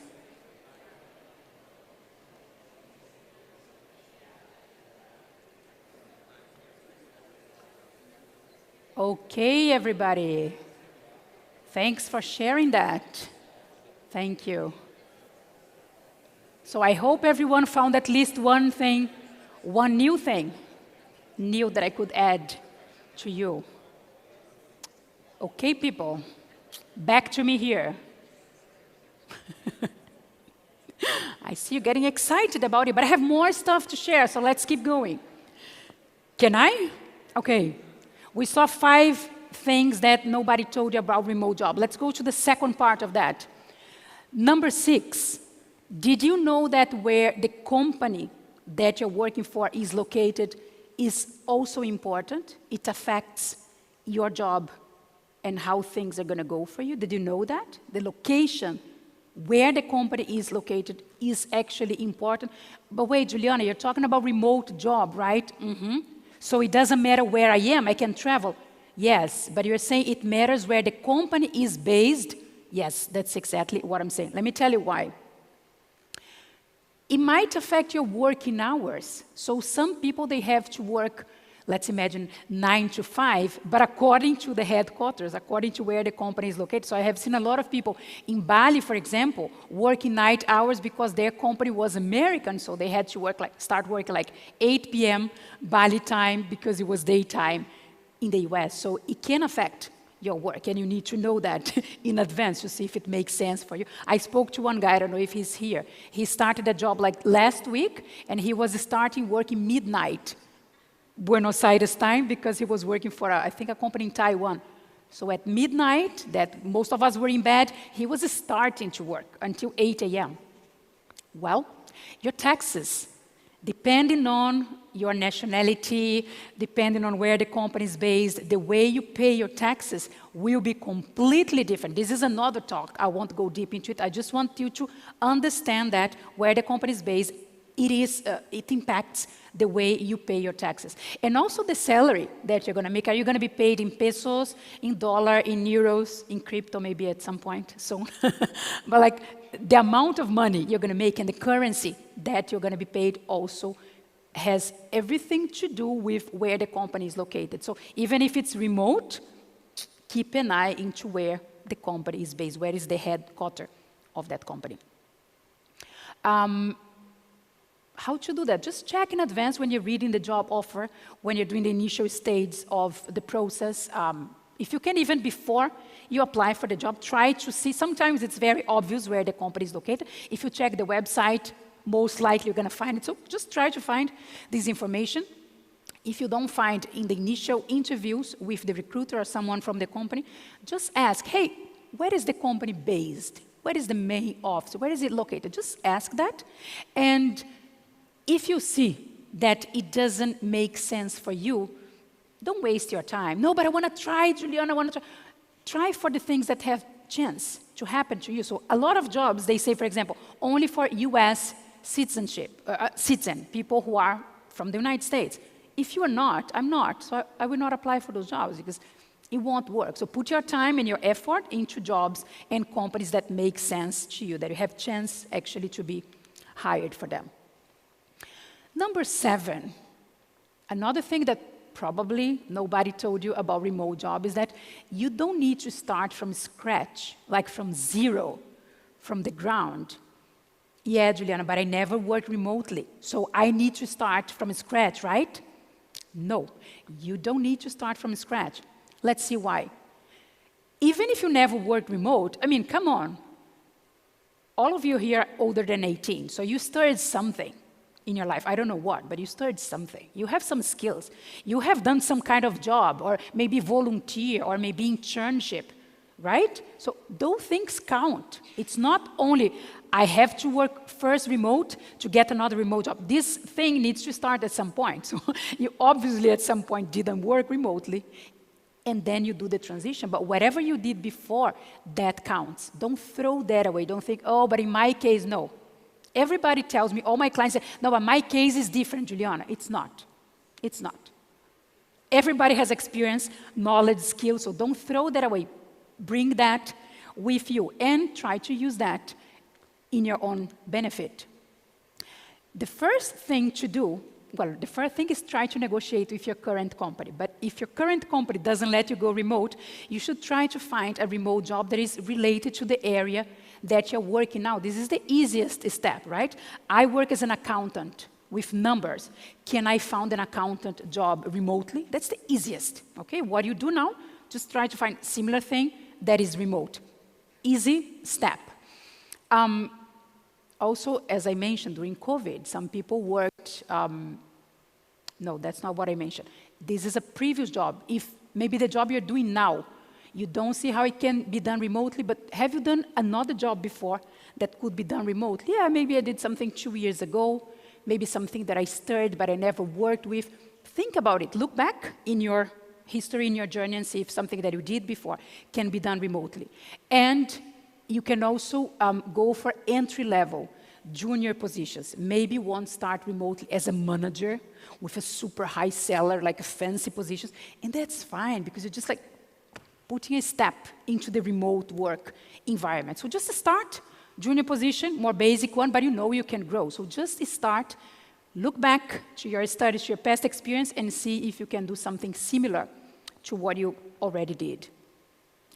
Another option is some people say, look, everything that I did in the past, it's impossible to go remote. Before you say that, think a lot. But if you reflect on it and you say, no, Juliana, all my experience, all my skills, it's impossible, I swear, I cannot do it remote. Okay, so the other option to you is to learn something new. Maybe you want to attend a course, learn some new skills, or you see a lot of remote jobs for that area, so you want to do that. Okay, if you do that, promise me that before paying a course, Before committing to a 6 months training of anything, you're going to be strategic and you're going to check the reality of the market. And let me explain what I mean by that. Sometimes we imagine that if I don't have that course, I will never land a remote job. How do you know that? Stop assuming and check. Read the job offers, see the requirements. Does the job offers I want to apply for ask for that course, or maybe it's just here in my mind? Talk to people that are doing that job. Ask, do you think I need this certification?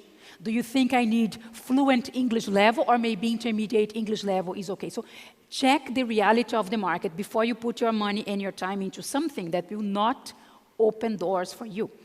And this is long-term decision. It's great that you prepare yourself for a remote job, but think before you do that, because it also requires money. So this shouldn't be the first option, but it is also an option that I wanted to share with you.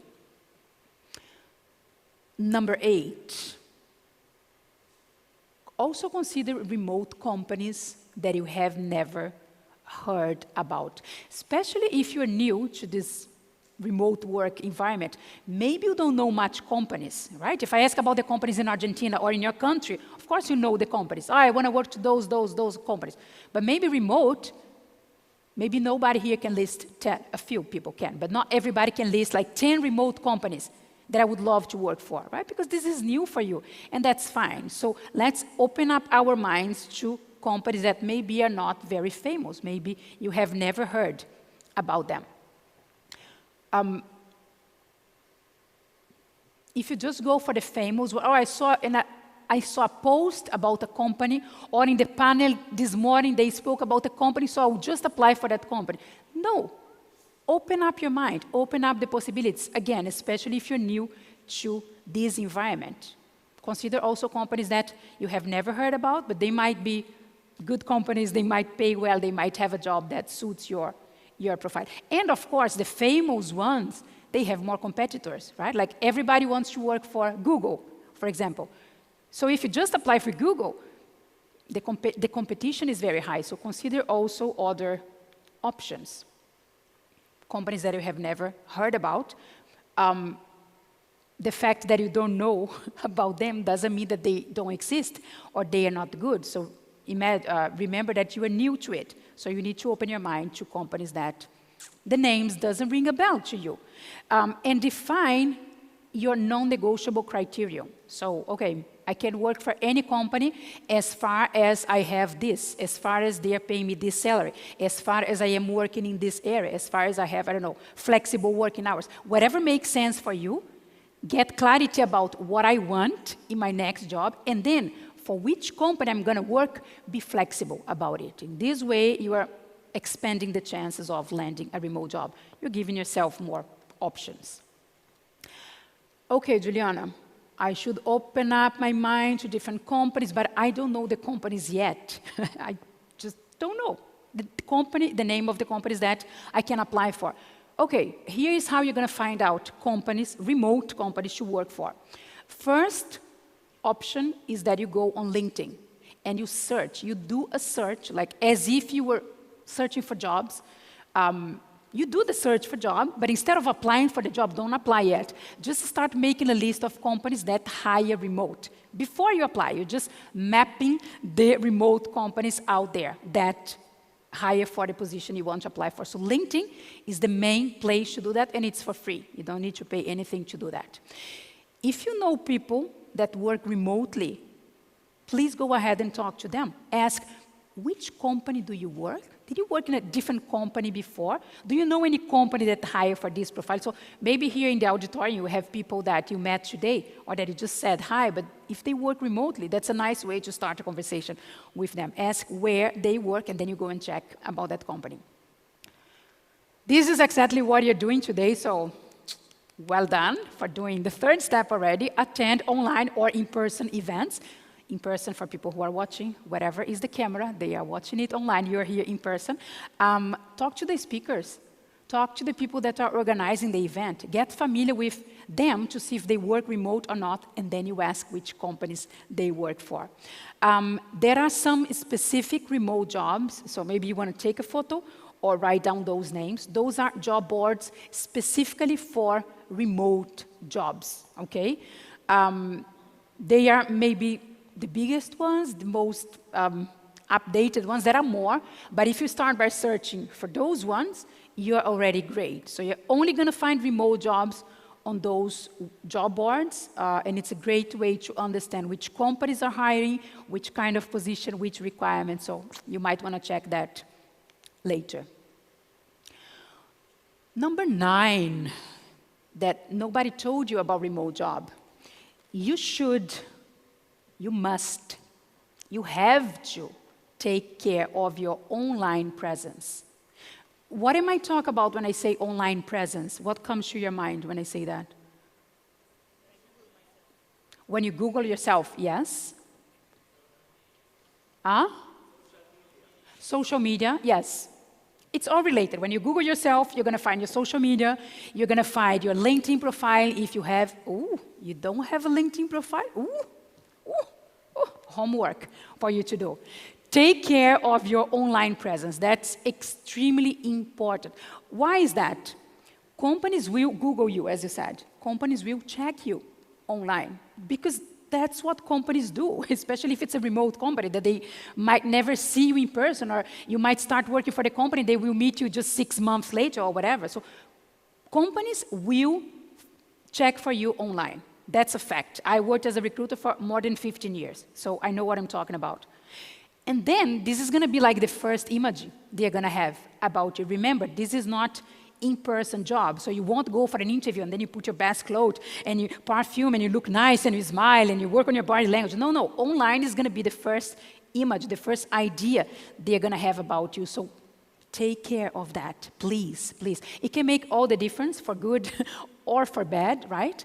And maybe you cannot undo that first impression. Maybe the recruiter check you online, don't like what they see, and they not even contact you. So you lost the job before you even know that you were competing for that job, right? Is your LinkedIn showing your best version online? Are you ashamed of your LinkedIn profile, or you not even have one? You see my face? Come and talk to me if you don't have one. We need to fix that. Very quickly, your resume or your curriculum, does it show you like the best candidate available? These are the things they're gonna check, your LinkedIn profile. When you apply for a job, they will check your resume, cover letter, motivation. Is it important, Juliana? Yes, it is important. All those things count. Maybe you have a resume, a curriculum, a CV that is old. Yeah, I just updated it 5 years ago. You do have a problem. Like, this is a very competitive time that we are living, so you cannot play with those things. All those things you can control. This is 100% in your hands. What is in your resume, what you post on social media, what do you show in your LinkedIn profile, all those things are here, so you can control them. Also, this part is very important. Show that you want to work online, because some people don't want. Some people, praying to go back to the office. But if you want to go online, you need to be very clear about it. You need to say that in a way that they check your LinkedIn, your resume, they say, oh, I'll contact this person because he or she wants to work online, okay? And also pay attention to the skills that remote companies are looking for. Is it different than what office positions are looking for? Sometimes, yes. Yeah, but Juliana, how do I know that? Check the jobs. Read the jobs that you want to apply for and start understanding what are they asking for. Do I have those skills or not? If I have, am I showing that? Or I just know in my mind, but my LinkedIn profile is not showing that, my resume is not showing that. So please pay attention to it because you can control all those things here.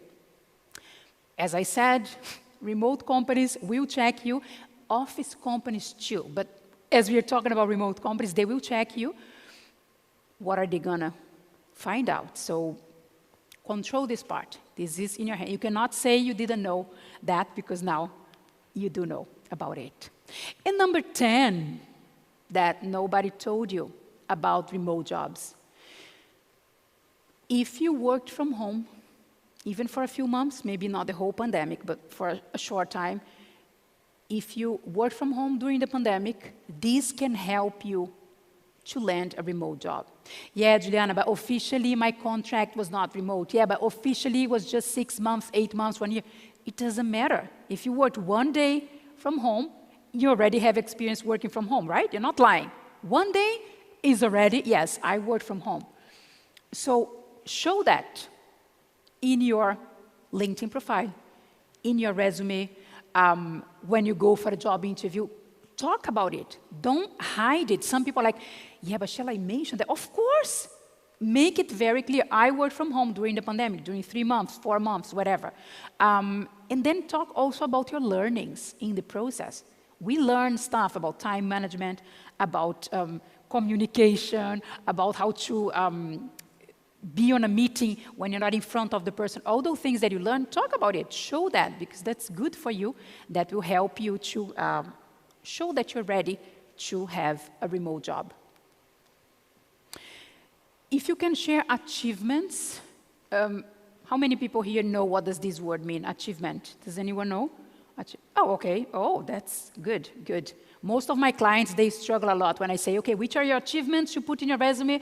I don't know what you're talking about. Achievements are results, positive impact that you made in a job. So instead of just describing, I did administrative tasks, which is a very descriptive way, you say, I updated the files in the computer in a way that we could reply 10% faster to the customers, something like that. The impact you made, the positive result that you brought to the company. Not only the task, but how you made a positive impact on it.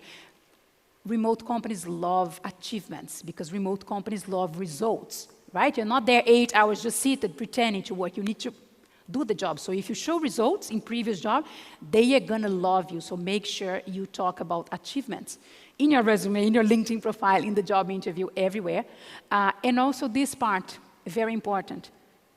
Say that you want to keep working remotely. If you worked before, say, I would love to keep working remotely. Because again, remote work is not for everybody, right? We know that. Some people are like, no, I tried it, I didn't like, it's fine. But if you want to work remotely, you need to say that clearly, make it very obvious to the company. Okay, it was a lot, right? I know it was a lot, 10 things that nobody told you about remote jobs. So let's do what we did before. You can stick with the same partner that you did before. So from this last part, can you share one thing that you learned today or one thing that you knew, but it was good to confirm? So one thing that you're like, oh, interesting, this thing about remote job. Can we do that for 1 minute? And you share one more thing that you learned today about remote jobs. Okay, it's the last.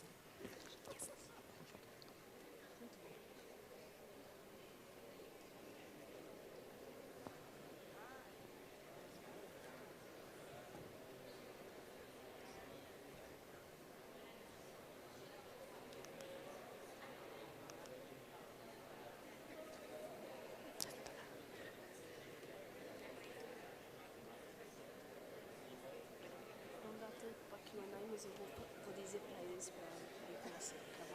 15 seconds.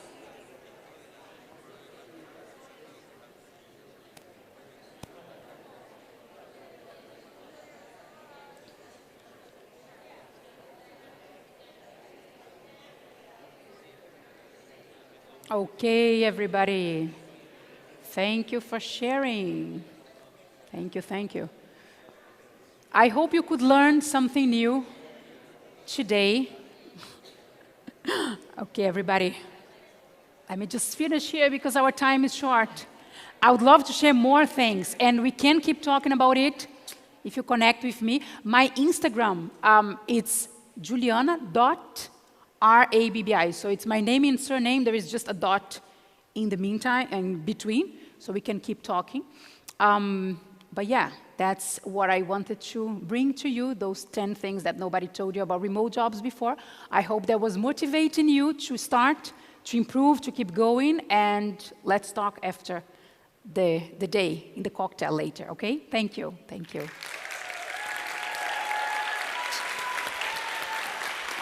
Thank you so much, Juliana Rabi. Thank you. All right. For our next talk, we have the topic Generation 2030 Competing in a Changing World of Work. Now we talked about remote jobs. We're now going to have Sebastián Ciceles, who is the Vice President of Freelancer.com. Freelancer.com connects over 13 million employers and freelancers around the world, specialized in diverse disciplines such as software development, writing, marketing, translations, engineering, and architecture, among other 700 categories. Please give it up for Sebastián.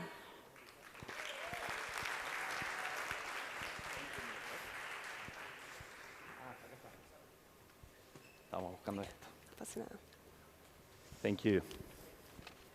We were looking for this.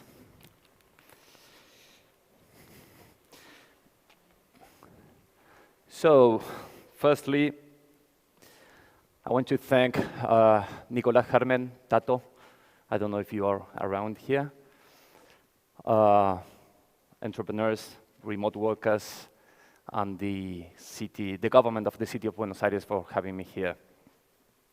I'm really heartened to see so many people coming to this event, not just today, but to the whole Nomads Week. It's been 2 years without speaking on stage, physically, let's say, and to make it more challenging in English. So any confusion or any accent, my apologies. Back in 2014, I went to the Web Summit in Dublin. I don't know if any one of you heard about Web Summit. Anyone? Okay. So you know it's like probably the most massive event of technology, entrepreneurs, startups, growth marketing, where over 10,000 people assist there. So I went there 2014, 2015, and I was quite interested in watching or assisting to a conference of like a huge shark of one of the top tier technology companies. He was probably the 15th or 30th employee of that company. I won't name it. And in this Web Summit, again, 10,000 people going from one stage to the other, watching the presentations, but we all, the 10,000, wanted to go to watch this guy because we wanted to learn how he grew up together with the other senior management. He grew up that company. Again, massive company. And all we got was a sales pitch, just a simple sales pitch. So we were all trying to get a seat in the venue, like pushing each other to run and fit in the space, and we got a sales pitch. So after that, I promised myself not to deliver never a sales pitch. So having said that, I'm going to make a brief introduction of who I am and what's Freelancer.com, although many of you know the company, and after that I promise that I will not give a sales pitch. And if I do it, please raise your hand and tell me, Seb, you are doing bad. So my name is Sebastián Ciceles, born and raised in Buenos Aires, Argentina.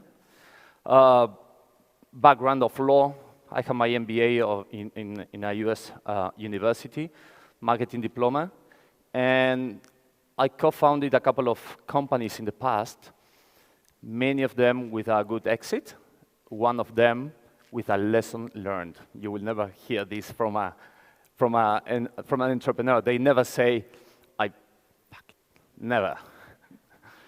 You will say, I had my lesson learned. I joined Freelancer.com. Many of you know Freelancer, right? Probably many or most of you are users of this platform. I joined Freelancer back in 2012.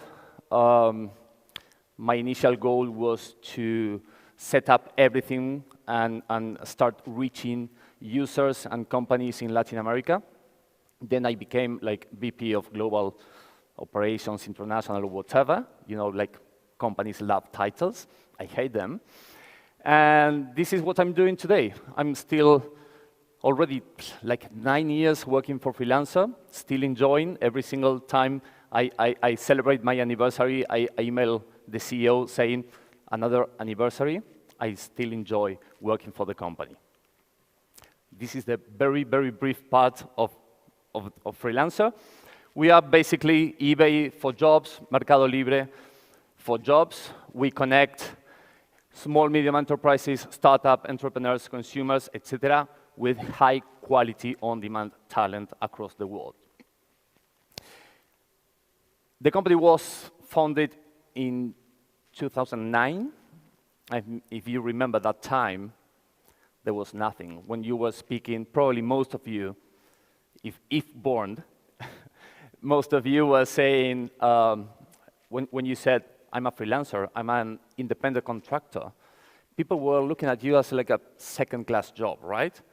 And today, everyone wants to be an independent contractor or a freelancer. This is a bit of information, not interested for now, but let's start. As a good lawyer, I always like to go back in time and tell how things were set up, how things were thought to be today where we are at. Mark Andreessen, probably one of the most prominent Silicon Valley gurus, said probably 10 or 15 years ago, software is eating the world. And when he said that, many people, the haters, treat him as a crazy guy. The negationist said, no way.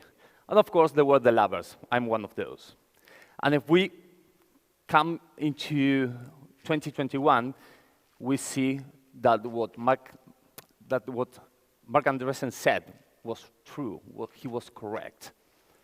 We started with Yellow Pages. Have you ever touched these kind of books? You. Do you still have at home one of these books? Of course not, because you go to Google. And people, actually, they look for crazy things at Google. This is not me. I mean, I didn't wrote this. You just type, can a human, and they ask these kind of questions. It's really crazy. Try it.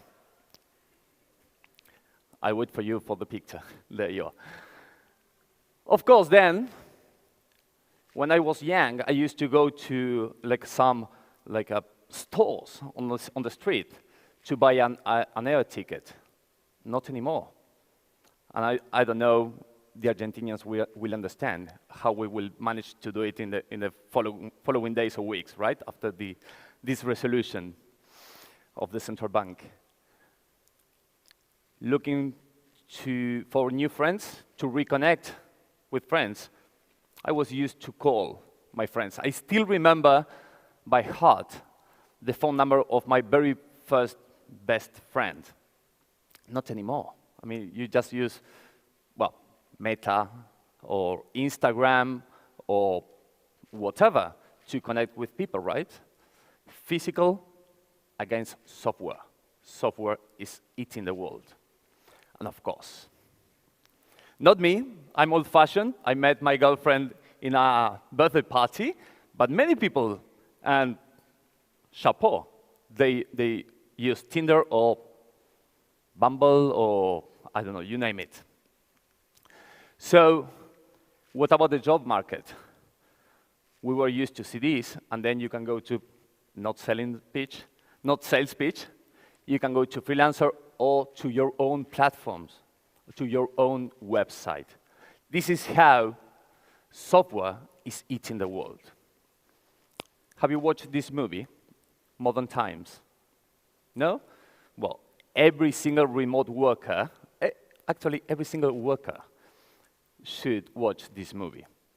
This is the way employment was meant, not too back in time. So Chaplin, when he arrived to this scene is wonderful. when he arrived to the factory, he ticketed his employee card, saying, "I'm here, I'm starting my day." He then goes to the assembly line or production line, and he had only one job. You only have one job, and this is where the phrase comes from. He was just tightening nuts, no more than that.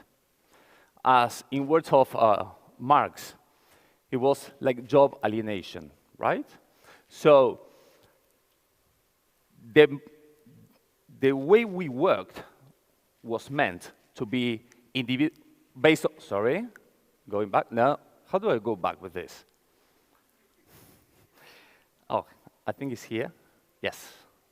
So based on individualism, time-based, ticketing his employee card when he arrives and when he leaves, and physical effort.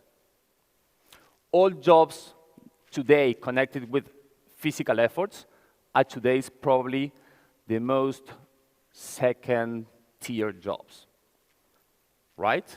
That's the way software technology changed the way we worked. And this is how many of you probably work today, or not. Nomads traveling all around the world, living 4 months in Buenos Aires, 4 months in Cali, another couple of months in Bali, when our friend COVID allows that. So the way we work changed from individualism to collaboration, time-based for on-demand, and based on, or physical-based to knowledge-based. Those are the jobs that really care. Everything thanks to technology. A few years ago, not much, the news, not the tech news, the news was saying this: automation threatens 800 million jobs. And this is how people react. Yeah, just like that. I mean, I'm gonna lose my job. Yes or no? I mean, we read all this. We heard all of this. Of course, the tech news were just helping technology, saying, okay, but still, technology can help us, or even save us. Let's go a bit more back in time and see how technology destroyed jobs. So here we have carriages. So we need one person or two to feed and raise the horses, someone to craft the hats, and probably a carriage driver. Yes? And when this guy, Ford, started like the mass production of the cars, what happened? Probably the union leaders of the carriage drivers started like a real auto demonstration against the cars. We are going to lose the jobs.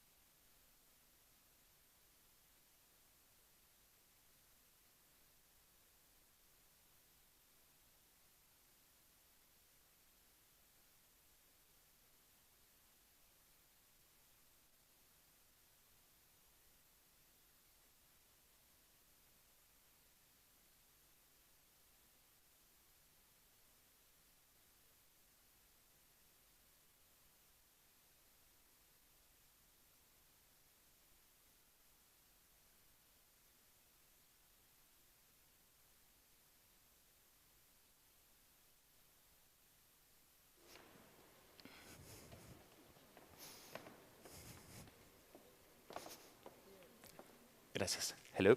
Yeah. So hello?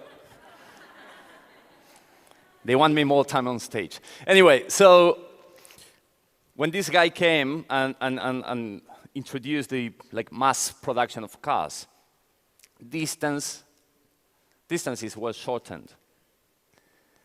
Cities were built or increased dramatically in terms of revenue, income, population. Just think about Detroit. So I'm asking you, technology comes for good or for bad? It's always, always for good. And then we have another friend coming in, joining the chat, COVID. So after COVID, 2020 was the year where we all went remote. Of course, many of you, or most of you, were already remote. But now you have competition. Now you have the world competing against you. And every time there's like a black swan coming into the market, very funny and interesting things happen. Have you watched this movie, The Big Short? Oh, this is a fantastic movie. So you have all the classic, not this one, but all the classic workers, tuxedos, parties, businessmen, and you have this guy using short, like a terrible t-shirt, probably cheap, but he was better prepared. He anticipated what was coming, and he was reading what was coming. This guy became multi-millionaire. Just watch the movie. After this black swan came into the market, there were some reactions, right? I don't want to put my law hat in it on my head, but like some specific laws and regulations to control the market, right? So people get used to the new normal.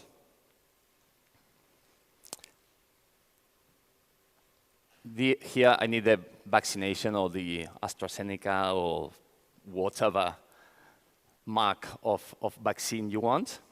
And coronavirus is living left, who knows.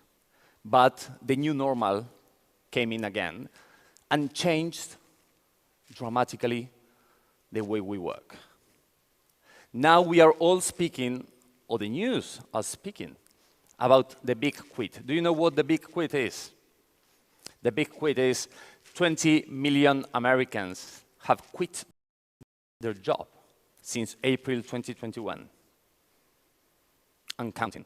Only in the last month, 6 million Americans quit their job. And do you know what they are doing? Competing against you. They are going remote.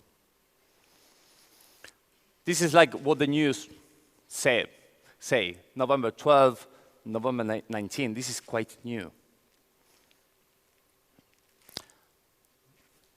This is the classic image that we were used to see. People queuing to get a job. This is now what we are starting to see. Please come and work for me. I'll pay you by the day. But no, nobody wants. Just go to any restaurant here and ask how much are they struggling to hire employees. They can't. They don't find employees. COVID, the black swan, changed dramatically the way we work. We are in a new normal. Even NASA is using freelancers for many tasks, but they are hiring independent contractors through platforms. Why? Because from anywhere in the world, you know this better than me, you can do anything. This is just examples. But how big is the market? Before COVID, there was a McKinsey report saying that 160 million jobs could eventually be performed remotely before COVID.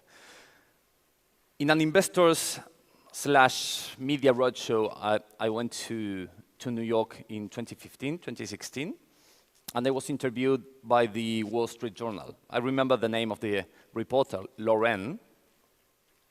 So we were sitting in a room, and I said, not because I'm a genius, just because I work for one of these companies, right? No, no more than that. And I see the stats. And I said, in the short term, probably over 70% of the jobs can be done or could be done remotely. She never published the article. She treated me as a crazy person. Of course, I needed to explain my boss, the CEO, why the article was never published. But anyway, this was before COVID. Now I'm pretty sure that the number is like a way, way higher. Just think about LATAM. Actually, the world. 5 billion people are making $10 or less a day working for companies. You join any platform, you go into your own website, and you promote it correctly, and for a single job, you can earn easily $30, $40, $100, $150. And it will take you a couple of hours, a couple of days. You control your time. This is how it's freelancers' economy. Again, not sales pitch, but I mean, we have 56 million users and over 21 jobs posted. So we can track and see how the world works. The pink lines is jobs posted. You can see that the US is the big employer in the world. And the blue lines are jobs done from where? This is Europe. This is the USA. LATAM, what's going on? Seriously? And India. You are competing against these people. I was just like probably 1 hour ago, I was talking with a guy I met like while having lunch. Are you around there? Ah, ahí estás. There he is. So I never met him before, and he said, well, I never tried freelancer because I don't know, how do I compete with someone from Bangladesh or the India? And I said, well, you need to start. The people from India, Bangladesh, or from this region are being better prepared, more experienced, and ready to compete. 3 minutes, I'm finishing. So how can we better compete in this changing world? Firstly, education. I mean, I'm a lawyer, MBA, whatever, so I went to these universities. But nowadays, you can easily learn a skill, how to do a task online. You're just willing to know how to do something really fast? YouTube. There was a guy like from Kenya who won the silver medal of in throwing the javelin in the Olympics of Rio. He learned how to do it watching YouTube. Seriously. So you can learn a task. You can incorporate a skill just by learning online. So number one is education. What type of education? Science, technology, engineering, mathematics. That's key. And last but not least, push the government for connectivity. That's critical. In today's world, without connectivity, we are nothing. You cannot compete against anyone if you don't have like a fast, good, and secure connection to the internet. So remember, if there's a marketer here, this is the CTA, call to action. Millions are quitting, competing against you. Software is still eating the world. STEAM skills are key. Knowledge, expertise, and connectivity are also key. And this is how you compete. But be aware, as I said, if you want to become that guy from The Big Short, bell is ringing. Start studying, start incorporating new knowledge, and start mastering what you do. Thank you. Thank you so much. Thank you so much, Sebastian. Another round of applause, please, because it was amazing. Thank you. Thank you. All right, so we're getting ready for our next panel. Boost your education while enjoying your destination. Very relative, very relevant for people on the road like nomads. I'd like to introduce you to Carolina Cuenca, Paula Hernau Ruiz, and Juan Jose Cruces. Carolina is the General Director of International Relations of the Government of the City of Buenos Aires. Paula is the Director of Latin America at QS, a leading global institution in higher education monitoring processes. And Juan Jose is the President of Universidad Torquato Di Tella and a full professor of financial economics in its business school. Please give it up for them. Thank you.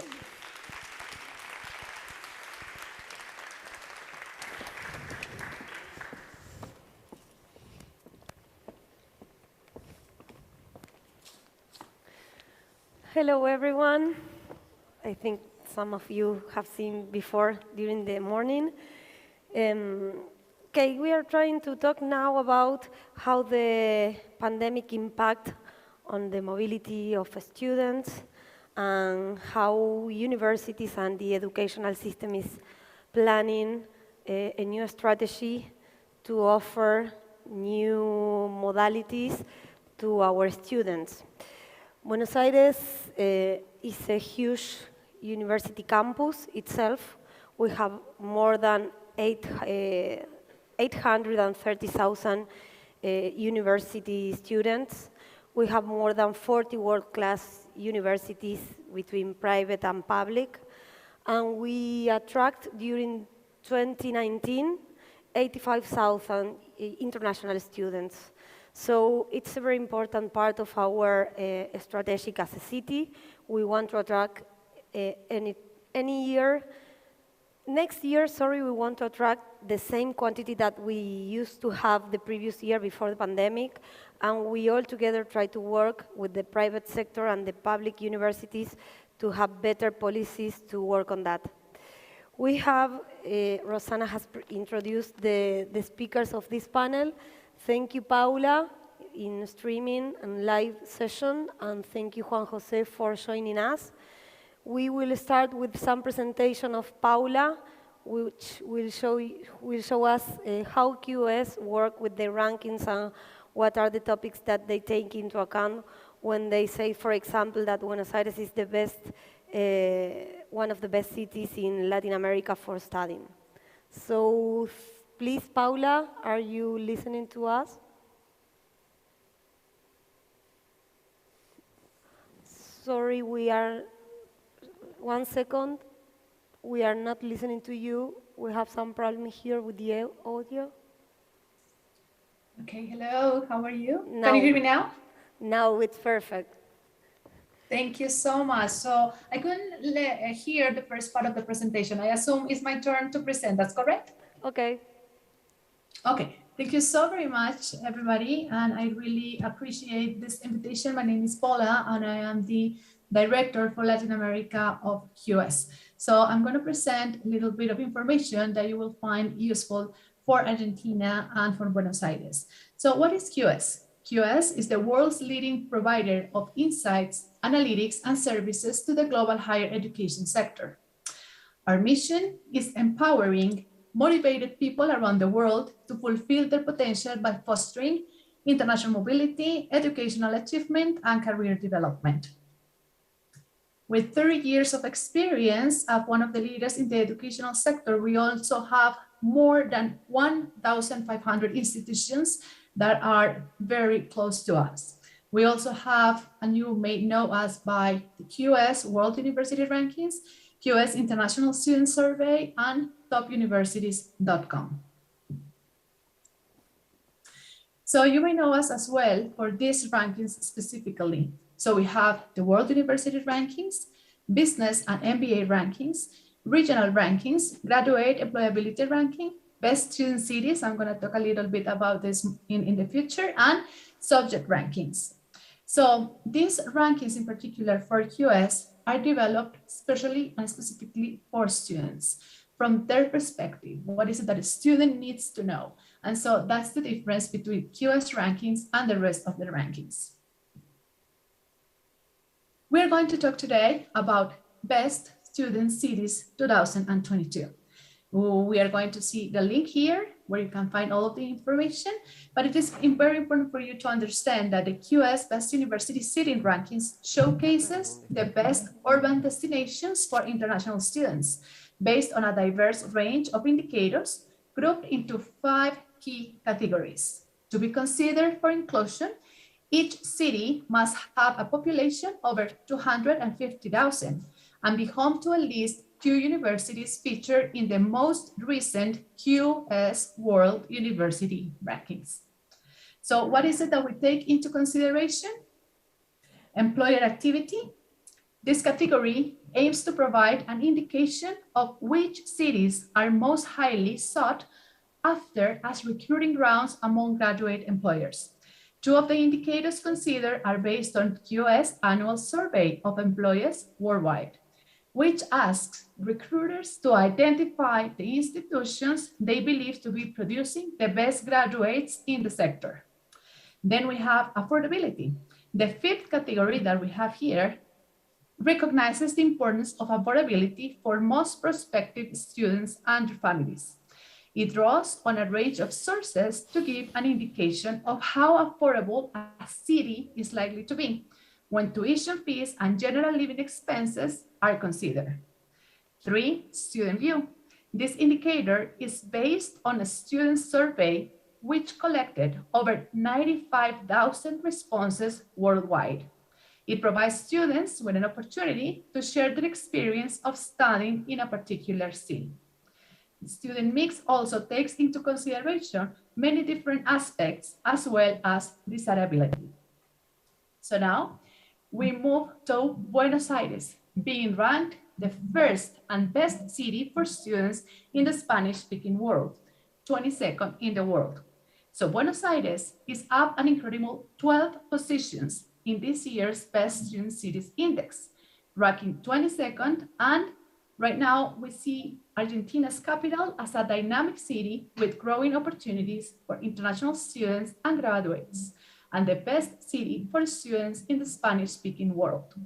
115 cities were featured in this rank. Buenos Aires, we have a number of 10 universities that were ranked in the World University Rankings. The highest ranked institution was Universidad de Buenos Aires in position 69. The population, 15 million plus students and citizens. Average international fees, $3,600.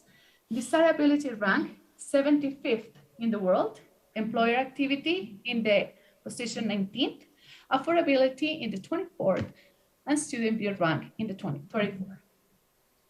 So here you can see in Argentina, the 10 top universities that are ranked in the World University Rankings in Buenos Aires. So this aspect is very important to be considered as we measure the number of qualified universities per city. And we have number 69, Universidad de Buenos Aires. In the top 400, Universidad Austral. In the top 463, Universidad de Belgrano.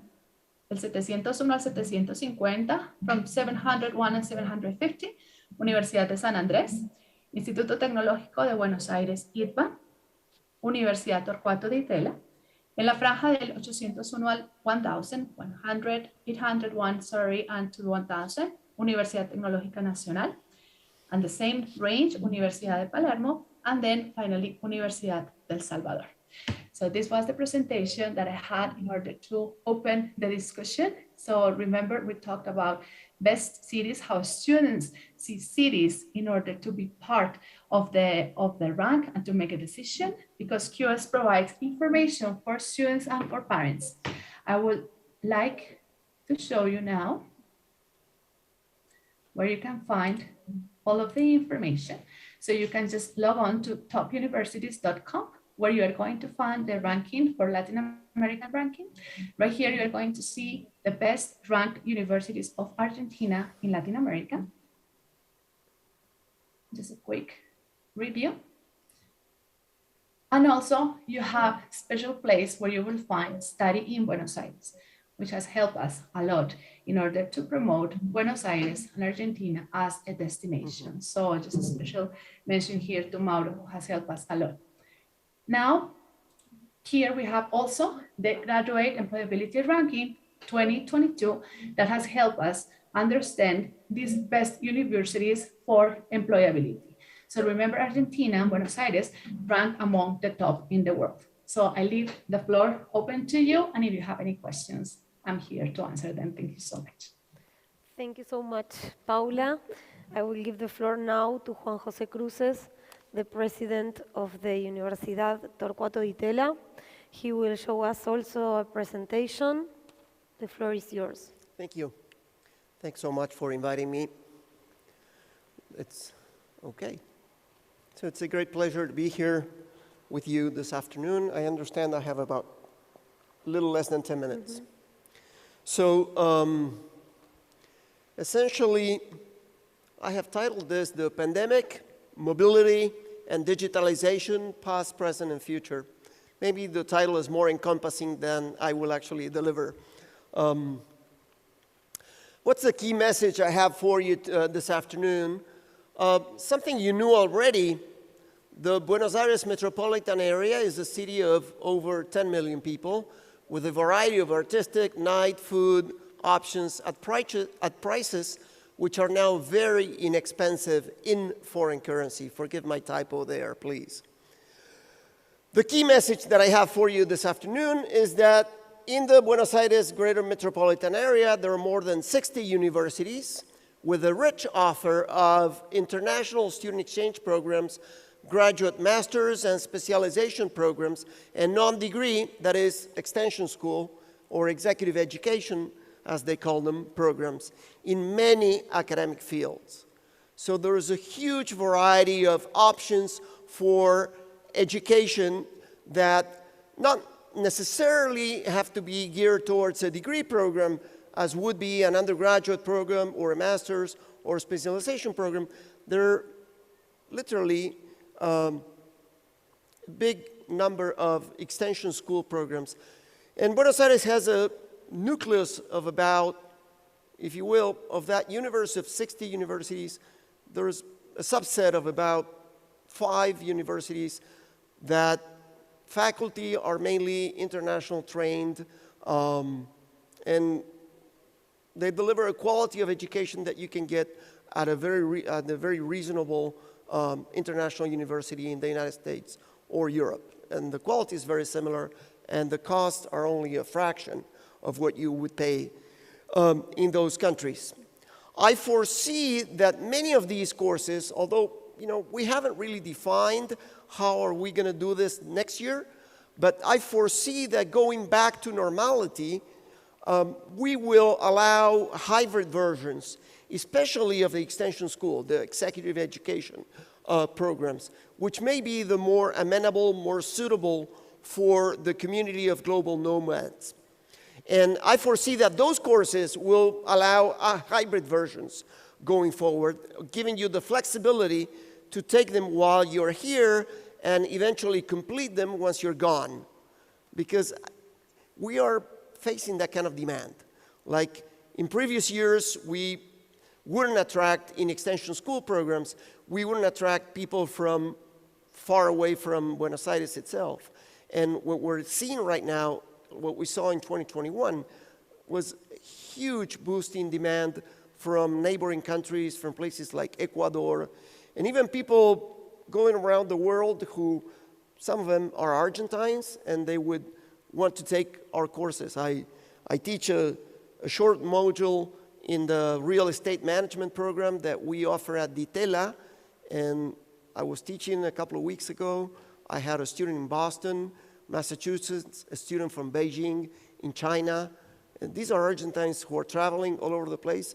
And the hybrid version, which is what we're teaching right now allows us to, cater to students who are taking the course remotely and students who are taking it in person. So I foresee that, especially in extension school programs, I think that most universities, and especially that nucleus of about the 5 top schools, which have been like the most dynamic and flexible going into the pandemic and kind of reshaping their offer to make it attractive in these turbulent times, I foresee that those courses will continue to be hybrid versions. So just a little wrap up of what universities were before and during the pandemic. Before, we are academics, we want to publish, we want to teach, we do other things. So we were getting pressure from students and from the trustees of the university to go online. Before the pandemic, we would always resist that. And our line of argument was, since Socrates 2,000 years ago, the way education has been delivered is one professor, 30 students, 50 students in a closed room, and that's the way education has been handled for over 2,000 years, so why change? So this adversity, we resisted change, but the pandemic forced us to do like a technological transformation, as it happens in many other sectors of the economy. We had to do it ourselves and jump into the digital pool in over like 2 weeks at the beginning of 2020. So there was adversity to change and slow transformation, prevalence of in-person teaching, and of course, vilification, like we would criticize remote form due to quality reasons. That's what the kind of argument we would put forward. In the meantime, Buenos Aires, and with a big push of the city government, I should say, has been gaining attractiveness as a destination for mobile students and digital nomads. Public policies developed to promote, position, and improve services for these groups. This is like a public policy that has been going on for a number of years. But I would say universities, we were comfortable with the student exchange programs, but we wouldn't do much on top of that. Now, the crisis kind of changed our way of operation upside down. The pandemic was meant for us a crisis at all levels. We would either adapt swiftly or perish, and being a private university that doesn't have any kind of public support, we were forced by circumstances to adapt swiftly. And as the president of the university, I'm most grateful to our staff and faculty and students who did adapt very swiftly, as I say. So we had to rethink, redesign, and implement new strategies for the pandemic, and now we're doing this for the day after. And this implies kind of rethinking our offer. One type of courses that has been picking up is what's called in the jargon of international student exchange offices. It's called COIL, which is Collaborative Online International Learning, which is a course that is like half taught between a faculty member here and a faculty member elsewhere with students from both schools. We have, like in our design program, we have a course taught with someplace in, I think, University of Cambridge in the United Kingdom, and we have a course and a number of others, but that's the one I remember right now. What did we learn from the pandemic? Universities were surprised. We surprised ourselves by our own capacity to adapt. Like I said, we were resisting the move towards digitalization for numerous years, and eventually, over 15 days, we caught up with the technology that we had resisted for numerous years. There was a significant preference for programs providing more flexibility to students. We are observing that students prefer a mixture of in-person and online courses. And one thing that online learning has taught us is that people, the attention span of people is more limited than for in-person classes. So a Zoom meeting that goes over 1 hour, you really have to think if you have to go over 1 hour, because people get tired, they get exhausted, they distract themselves. So this, in a way, has forced us to shorten courses. In spite of initial resistance, there was a swift adoption of technology by faculty, even some old faculty. It's funny, at our university, the emeritus professors, people over 70 years old, they were some of the most active protagonists of the change, and they would tell everyone else, that now I can teach over Zoom, and they would tell their family, etc. And they were essentially leaders telling some of the more junior faculty who perhaps were resisting the change. And one thing that we learned the hard way was a demystification of the need for on-site work and study. Flexibility in terms of location. We learned over the pandemic that workers can perform remotely. The good workers in our staff kept being good workers over performing remotely. The people who weren't as great performers in in-person office, they were the same over the internet. Students also can, for some specific courses, forgive my typo there, there's an O missing in courses. For some specific courses, online learning can be, in some specific cases, be more efficient. Again, I have an example from our design faculty. Students design certain objects, and when they design it physically, you cannot go inside the object to evaluate the project. But when they do a 3D design on the computer, you can actually go inside and evaluate that project in better ways than you could when you had the physical object delivered to the class. And one thing that we observe, as you can see on your Instagram accounts all the time, is higher competition for global students and talent. Higher global competition for students and talent. And you observe that all the time. I mean, you're grilled by publicity from universities overseas who want to, especially executive education courses or extension school courses, they're trying to sell them over here. Before we were shielded because they didn't have such a wide online offer. Now they do, and they compete with us, so we're exposed to more competition. By the same token, our course offerings are now also marketed elsewhere in the world, especially in Latin America, and some of our programs, like the art program at DITELA or the cinema program at DITELA especially, but also numerous other executive education courses, both in business, in public policy, and in law, are attracting students from very far away from Buenos Aires. So this is essentially what we learned from the pandemic. Let me close by highlighting some benefits of the city. I'm sure you have been pounded by such comments over the course of these 2 days, but just to emphasize, we have a great quality of life in Buenos Aires: climate, air quality, freedom of expression, religious and gender diversity, safety, and good quality health system.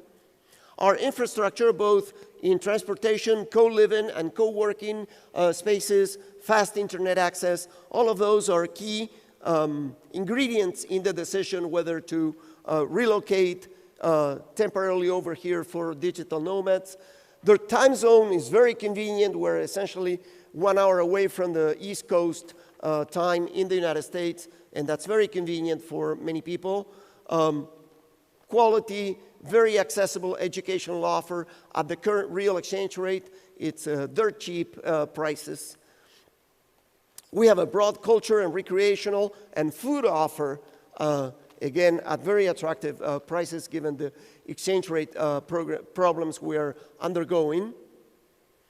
And one aspect that should be emphasized in this conference is a very strong collaboration between government, the Study in Buenos Aires program, and universities to enhance the international visitors experience, arrival services, health protocols, cultural offer, a new joint program, and scholarships, all of which are joint work with the City of Buenos Aires, and we salute those initiatives because it makes both of us more productive.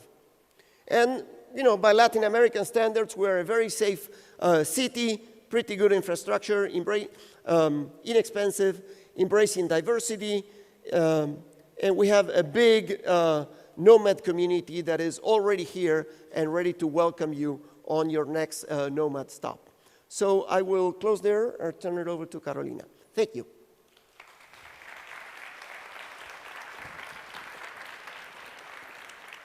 Well, thank you, Juan, and thank you, Paula. I hope you enjoy this panel, and the nomads, digital nomads that choose Buenos Aires can also have some extra benefit from our educational programs.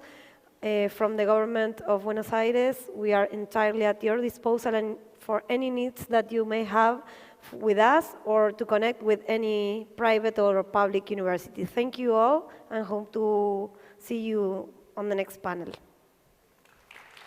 Thank you, Paula. Thank you all so much. This was great. We're getting ready for our next talk. So we have a talk by Eleni now. We have a talk by Tato after, and then we will close with Jimmy Narain as a closing speaker. Today we have a talk called Spiritual Intelligence and the Four Types of Knowing by Eleni Leah. Eleni is a success coach, master freedompreneur, spiritual guide, and storyteller. Having lived and traveled in 131 countries, radically reinvented her career 16 times, she champions founders, overachievers, freedom seekers, self-development junkies, old souls, and entrepreneurs to live fierce, fulfilled, and free. Please give it up for Eleni.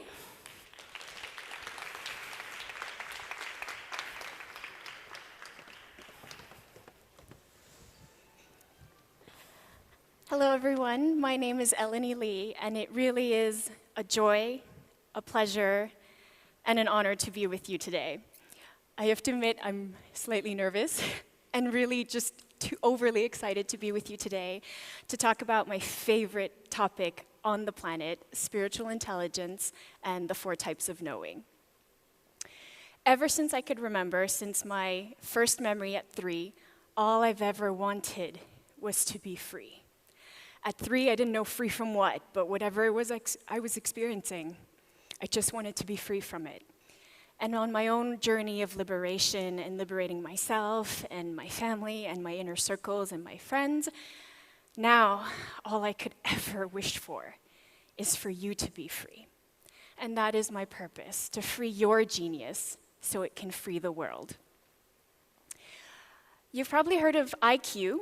You've maybe even heard of EQ, emotional intelligence, or SQ, social intelligence, or even PQ, positive intelligence. And I want to talk to you today about Soul Q, spiritual intelligence. Spiritual intelligence is how to go from an ego-driven life, like living life as if your ass was on fire, to a soul-led life, living as if your soul is the fire. There are 9 tuners that we can tune to. It's not overnight and it's not instant, and we will circle back on what these 9 tuners are in a moment. But wouldn't it be a dream to shift from time scarcity to timelessness? Wouldn't it be a dream to evolve from the industrial age, where you are just the nut turner, to the enlightened age? Wouldn't it be a dream to be free from the shackles of patriarchy and to live every day with a liberating grace? First, before we go to the tuners, I would love to share a few stories with you to give you context. I have lived and worked and traveled 131 countries, and I have reinvented my career 16 times, from tech to academia to global banking, from aerospace engineering to environmental research, from corporate to humanitarian aid, from nonprofit to the United Nations, from web design to leadership training, from real estate and wealth mentorship to being a wellness teacher, from psychotherapy, and now to spiritual guide. And if it made you a little dizzy or even nauseated to just see that, imagine what it was like to actually live through it. And what I want to share with you today is that all that adventure and joy and awe and what you see in the photos, that was not what I was born for. I was not born for joy and adventure. I was not born out of love. You see, I was born to be a money tree. You shake it, and money falls out. I was born to be my parents' retirement savings account. I was born to be my younger siblings' tuition fund. I was born to be my family's ATM machine. You punch the right code, and money's supposed to fall out. But even though that's what I was born for, it doesn't have, my story and my history doesn't have to be my destiny. It all started with when I was in the first grade, and my family and I were watching the Miss Universe pageant because it was held in China. My parents are of Taiwanese descent, and so none of us had ever been to mainland China, so we were enthralled. And I remember each contestant coming out on stage, holding the hand of an adorable little girl. There were like 60, 80 countries participating, and each child held a little girl's hand. And I asked my mom, "Mom, why aren't there any little boys escorting the contestants on stage?" And she was knitting and looking down, so she just casually said, "Oh, the little girls were borrowed from the nearby orphanage." So I asked again, "Well, why aren't there little boys from the orphanage or at the orphanage?" And she was knitting, she wasn't really thinking, and she said, "Oh, it's because China has a one-child policy, so they keep the boys." And in that moment, I was in kindergarten or the first grade, I thought, oh, I get it. So boys equals keep equals valuable. Girls equals not keep equals disposable. I got it. And that ended up shaping the entirety of my identity, of my choices, of my bad choices, of my successes, of my failures. Just one fleeting comment, one unconscious, innocent, factual comment about the one-child policy. I even remember my mom leaning in and saying, "Oh, I even hear stories that they wrap the baby girls in a blanket and toss them in the river." And from that day on, it compounded into a school system that has a bias towards boys being smarter, a work system that underpays women, and just compounding and compounding and compounding, and boom, your identity is made. Not enough. And this was not the only incident. There was another time I was coming home from kindergarten, this I remember, and I tried to open the door, and it wouldn't open. And I wasn't tall enough to reach the doorbell, so I pounded on the door. Nobody answered. It must have been instinctual survival that kicked in, and so I chased after the bus driver who happened to be at a red light. That must be like divine intervention or something, that he was stopped there. So together we circled around the block. I tried the door again. I couldn't reach the doorbell even if I tried jumping. And so he managed to maneuver the long yellow school bus, not like a little minivan, daycare minivan, but the long yellow school bus. He managed to maneuver it into the back alley to pull up behind my house, my family home. And I remember coming down the stairs of the bus, and we had a gate just like this, and hooking my little fingers in the gate and thinking, I must be invisible, because no one looked up. My parents were there, my grandparents who were living with us at the time, they were there, they were laughing, talking, having afternoon tea. Nobody looked. Guys, there's a giant yellow school bus, and nobody looked up. So I thought at the time that it was maybe like a secret, Harry Potter didn't exist at the time, but a secret like invisibility or cloak or something. No one even blinked to say, "Hey, how come you're coming from the back? You usually come from the front." Nothing. And so these moments, one event, so with my mom it was one comment, one event, unconsciously done, innocently done, factually done. They probably didn't hear the noise, or I don't know how they couldn't see a giant yellow bus. But it ends up, one event ends up shaping the rest of your life and your identity. And so if I'm just disposable and worthless and invisible, at around age, and stamped not enough, at around age 6, I started overcompensating for the worthlessness. So by age 6, I was translating bank documents and legal documents from French to Chinese to English because my parents are immigrants and they didn't speak French at all and English much. And then by age 7, I became a co-parent, early childhood educator, raising my younger siblings when I myself was a child. Before I ever turned double digits, before I ever turned 10, I was the nanny, the housekeeper, the dishwasher, the lawnmower, the dryer.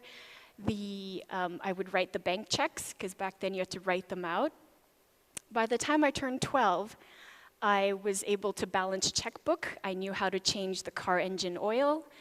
And by the time I turned 18 and signed a legal power of attorney, I was in charge of holding up all the skies. All the skies, their life, their death, their dental care, my brother's tuition funds, everything. Because when you come from a place of worthlessness, the only thing you can think of is gaining worth. And so I held up every sky.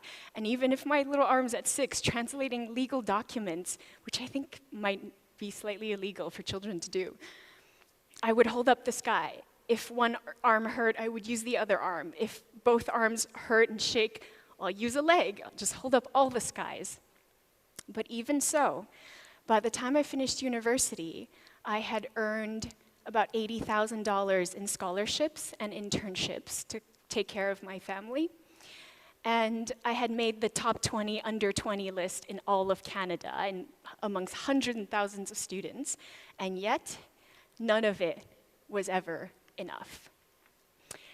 And so one by one, what we call these wounded child archetypes activated themselves. Disposable, we're invisible, I am insufficient, I'm a failure. Add to that compounding about 7 or 8 years of bullying for being too smart. I thought you'd be bullied for being too different, but I was being bullied for being too smart. Being in environments where I was the only one holding up the sky. If another sky appeared, I'd stretch another leg and try to hold that up. And just one by one, all of them activated within me, planted and rooted. And when I take my clients through this exercise and this assessment, they usually have 2, maybe 3 or 4 top wounded child archetypes. And it broke my heart when I was creating this assessment and ebook to realize that I had 11 out of the 12 archetypes. But yet, there is always a glimmer of hope that at least I didn't have all 12 out of 12. So then if we have these wounds, if we have these archetypes living alive within us, maybe rooted at this level, maybe rooted really deep, then what do we do about it? How do we heal our wounds?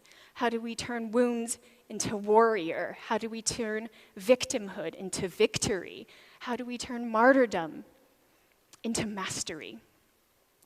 I have found through thousands of coaching sessions and conversations that it is through the 4 types of knowing. There's mind knowing, heart knowing, soul knowing, and body knowing. Mind knowing is conceptual. You're like, yeah, I know, but you know conceptually. Heart knowing is a comprehension, it's an emotional comprehension that is felt. Soul knowing is a kind of clunk, inexplicable truth that your soul just remembers what it always knew. And body knowing is a lived, visceral experience. You actually live through the event. You don't just read about it and, oh, yeah, I know. You live through it. And so this has been a journey of collecting these 4 pieces of knowing. And I remember once being at my friend Hillary's ranch, and she's a certified equine therapist, so she works with horses. And we were taught what to do to safely be in relationship with the horse. And I was petting this one, and then a little black one came. And I didn't have enough carrots, so we were taught, put out your palm, stay calm. And then the little bugger bit me. And so I looked over to Hillary and said, Hillary, your horse bit me. And she looked over, casually, as if this happens all the time, and she said, which one? And I pointed to the little black one and said, the little black one bit me.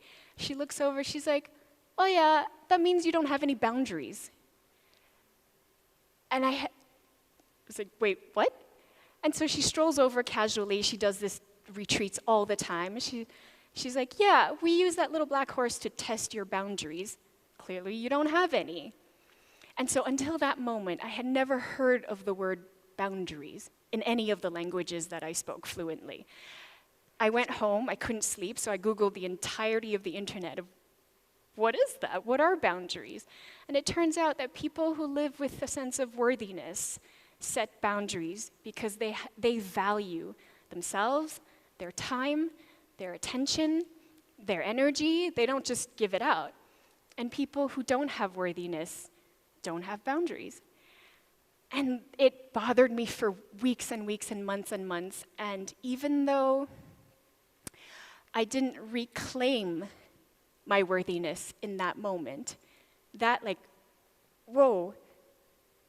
mind knowing of my unworthiness unlocked the path to be able to reclaim my worthiness.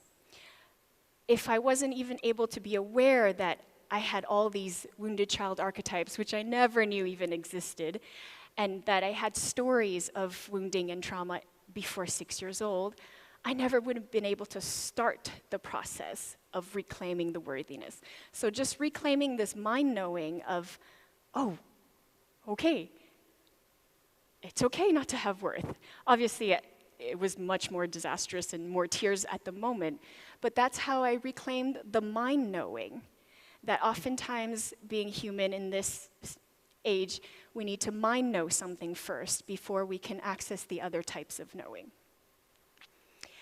I also remember a Christmas season back around 2012 where I was just doing the dishes. I had queued up 25 of the top TED Talks. And then when Dr. Brene Brown came online and talked about the power of vulnerability, you can look up her TEDx talk, I was so like moth to light. And so I put everything down, I sat down, I started watching it. I don't remember a single thing other than this image, this I am enough image. And boom, the tears came out and I couldn't control it. I couldn't understand it. My mind couldn't understand it. And it cried and cried for like 4 hours straight until I was exhausted. So I called my best friend, who's also a coach and psychotherapist, and I said, Karen, TED Talk, tears. And I just cried for an hour. And near the end of the hour, I was telling her it was like opening a faucet of my tears, and I couldn't close it. Like it was broken. I couldn't stop it. And all she did was say, I know. I know. And that was the first moment of heart knowing, of feeling, could that really be true? That I am enough? Sure, I know you're enough, and I know you're enough, but me, I am enough? And so even if that moment, microscopic moment of heart knowing that I could be enough, that I am enough, that was enough to start the journey, to start the healing, to reclaim more heart knowing, heart comprehension. And so I flew right away to Houston, Texas, where Dr. Brene Brown is based out of. I got trained in all her programs, The Daring Way, the Gifts of Imperfection, and Dare to Lead, and she became my role model of heart, wholehearted living. And that's how I reclaim the heart knowing of my worthiness. On a separate occasion, fast forward a couple years, I did this 16 country in 16 weeks trip. I called it my Exquisite Freedom Tour because I had fully gone digital nomad by then and I had mastered it. Like I knew inside out what I was doing. Nothing ever went wrong. Except between country 3 and 4, my dad passed away of a sudden heart attack. And so I was rushing home to his funeral. I was sat in the Kuala Lumpur airport,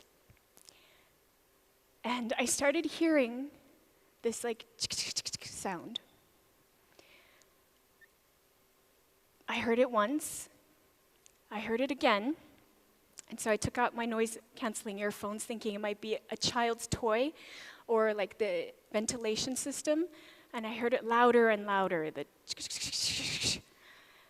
and then suddenly I started feeling it, like these little black stones, little black pebbles lifting off my shoulders.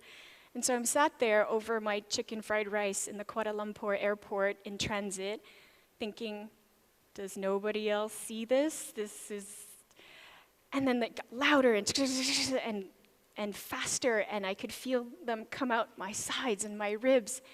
And by then I've had so many strange inexplicable experiences in my life that I knew how to play the game. You surrender. You don't fight it. You don't stop it. I just put my hands on the table on each side of my chicken fried rice, and I just waited.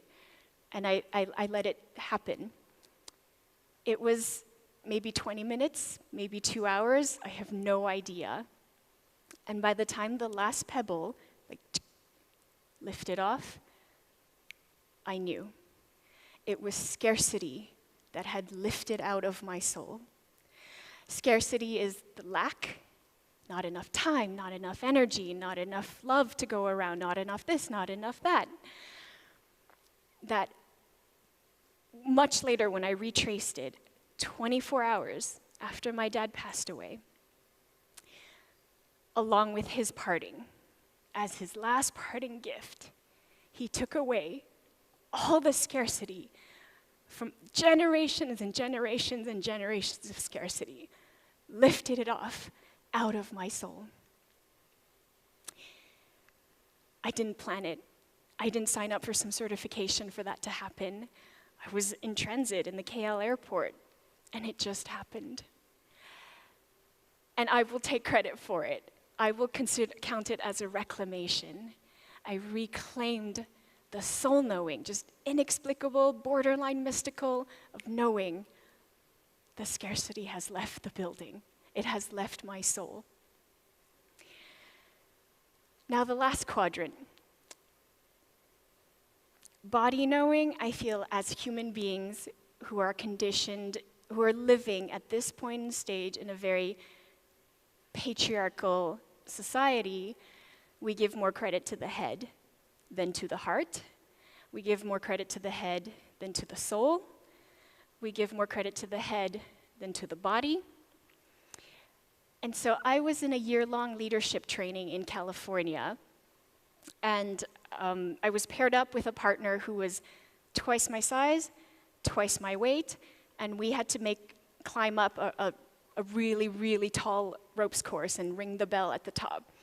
I had no idea how we were going to do this because this partner also had mobility challenges and arthritis. But somehow, by magic, we made it to the middle. We couldn't make it to the top, but we made it to the middle. And we were crying and laughing and loving each other. And I had 26 other tribe mates in the leadership program, and they were clapping and cheering. And it was so thrilling.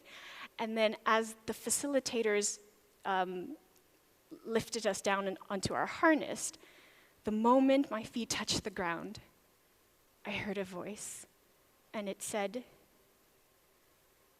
"I matter." At first, I was looking around of who said that, and it repeated, "I matter." And I remember thinking, how is this the first time I'm ever hearing this? Oh my gosh, does this mean that all the years before I have not mattered? How come? Why did it have to be like that? What kind of shithole planet do we live on that would make beautiful, innocent souls feel like they are worthless and they don't matter? And until this day, I remember the feeling of the Californian red oaks, the bark etched in my knees as I fell to the ground and grasped the soil. I still remember the smell and the feeling under my fingernails of knowing, body knowing, that I do matter. Because it wasn't somebody else telling me. It wasn't a book or a beloved Brene Brown teacher. It was me telling me that I mattered. It was my body after a very intensive, visceral experience with my partner to know at this level, here, inside, from inside to inside, that I mattered. And that was the last piece of the puzzle.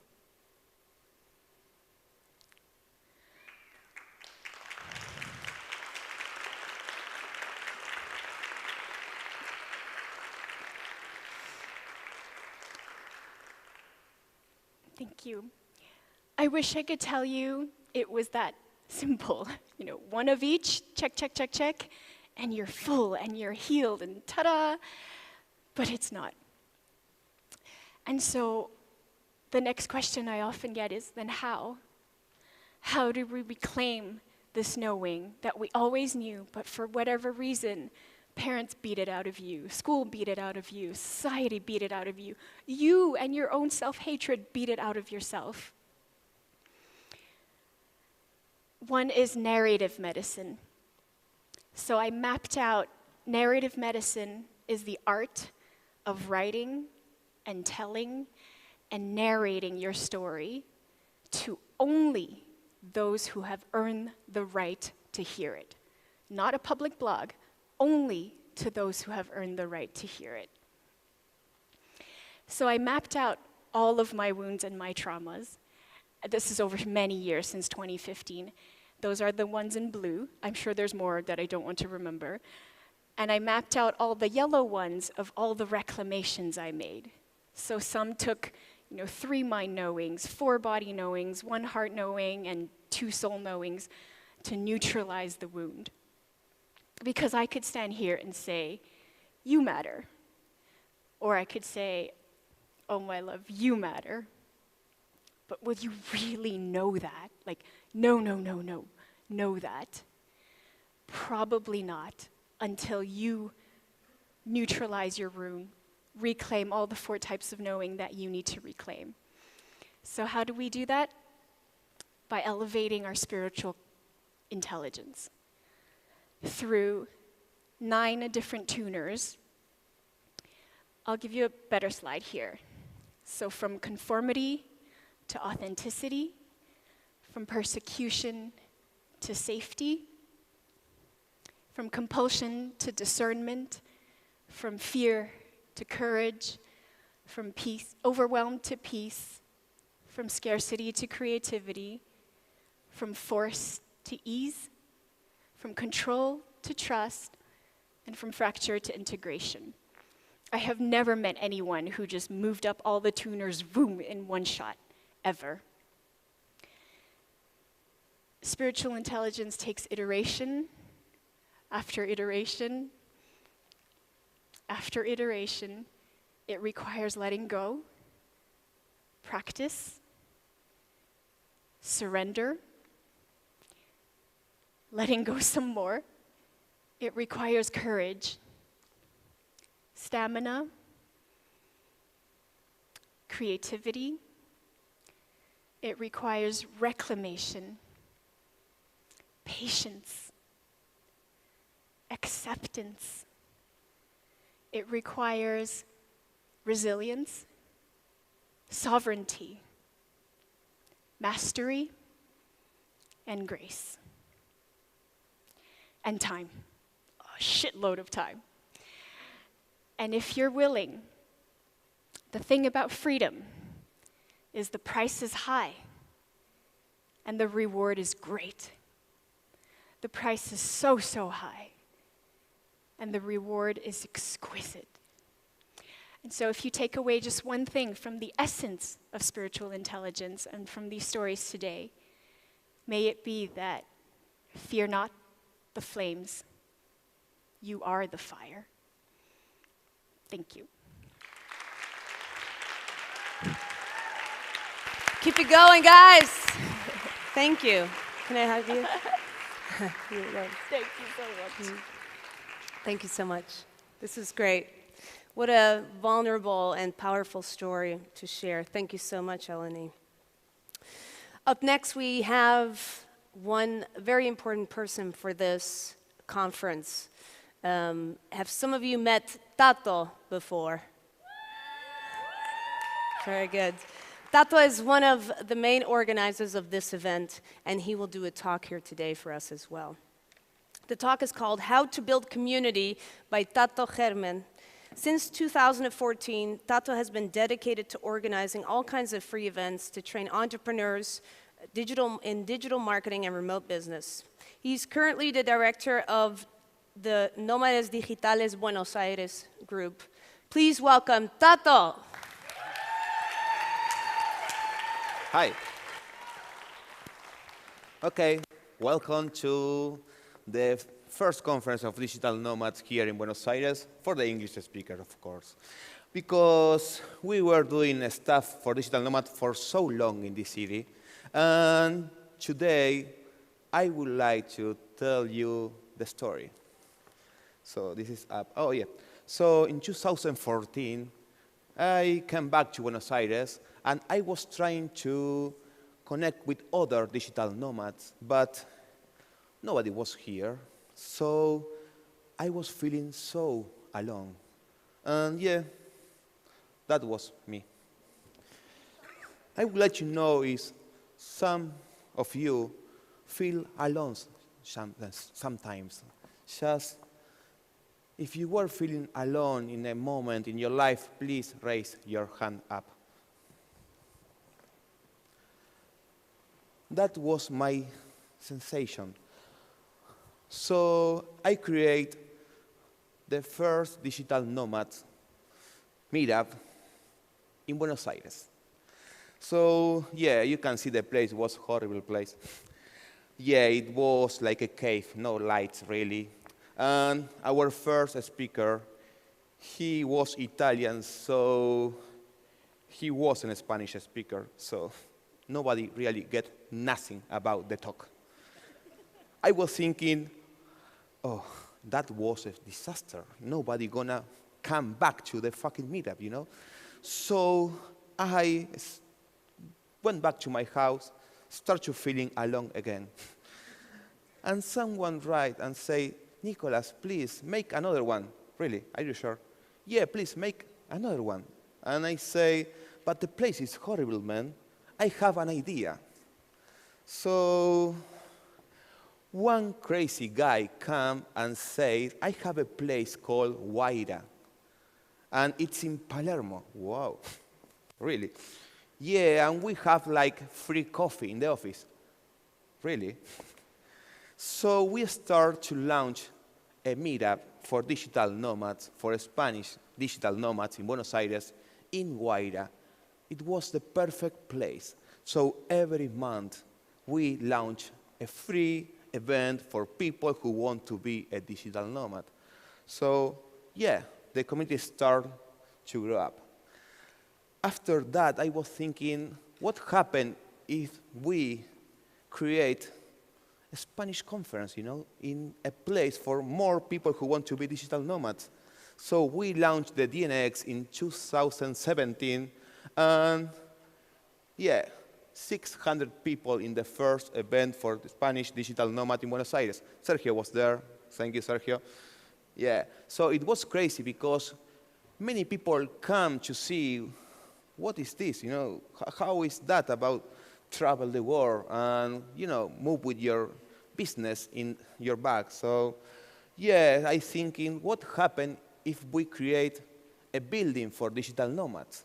So I launched the first co-living in Buenos Aires for digital nomads. And yeah, it was a building with a co-working, because I was thinking, we need buildings with co-works, you know, we need to work in the place where we live, because it's so easy if you live and you have your office just next to your house. So yeah, we start to build community in the co-living space every month, every week. We start to create events, yoga classes. We teach Spanish to digital nomads who come to our place. And yeah, it was an amazing place. We went out of, this is the cover of the Viva mag. It's a very famous mag here in Buenos Aires. And yeah, it was my birthday that day. So yeah, I went to a party, my birthday party. After the party, I went to the kiosk and I found the mag with our community in the front. It was the best day in my life, believe me. Yeah, before this one. So how to talk to the people? We really create a community, and I was thinking, how can we talk to, I don't know, 5,000 people? How can we really, move these people? So I got this book, Business for Punk. I don't know if you read this book before, but the book say, don't start a community, start a revolution. And yeah, I learned that if you want to move the people, you need to make them feel how, or at least how to change the world. You need to make them feel how to really be part of the revolution. First point, you have to know who is your community serving, okay? You have to define who is the people who is going to be part of this revolution. Do you think our avatar is this one? Are you sure? Or this one? Yeah, our avatar was the people who really want to escape of this war. So we start to really create a lot of polls to learn what they think, how they feel, which music they like to listen.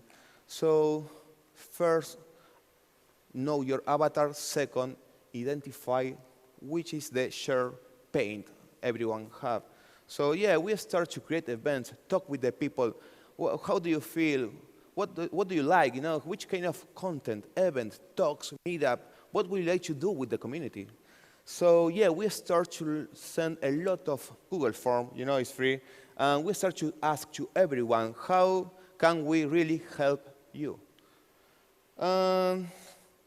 It sounds really weird, I know, but every community needs to really know who is the dictator, okay? So our dictator was the office.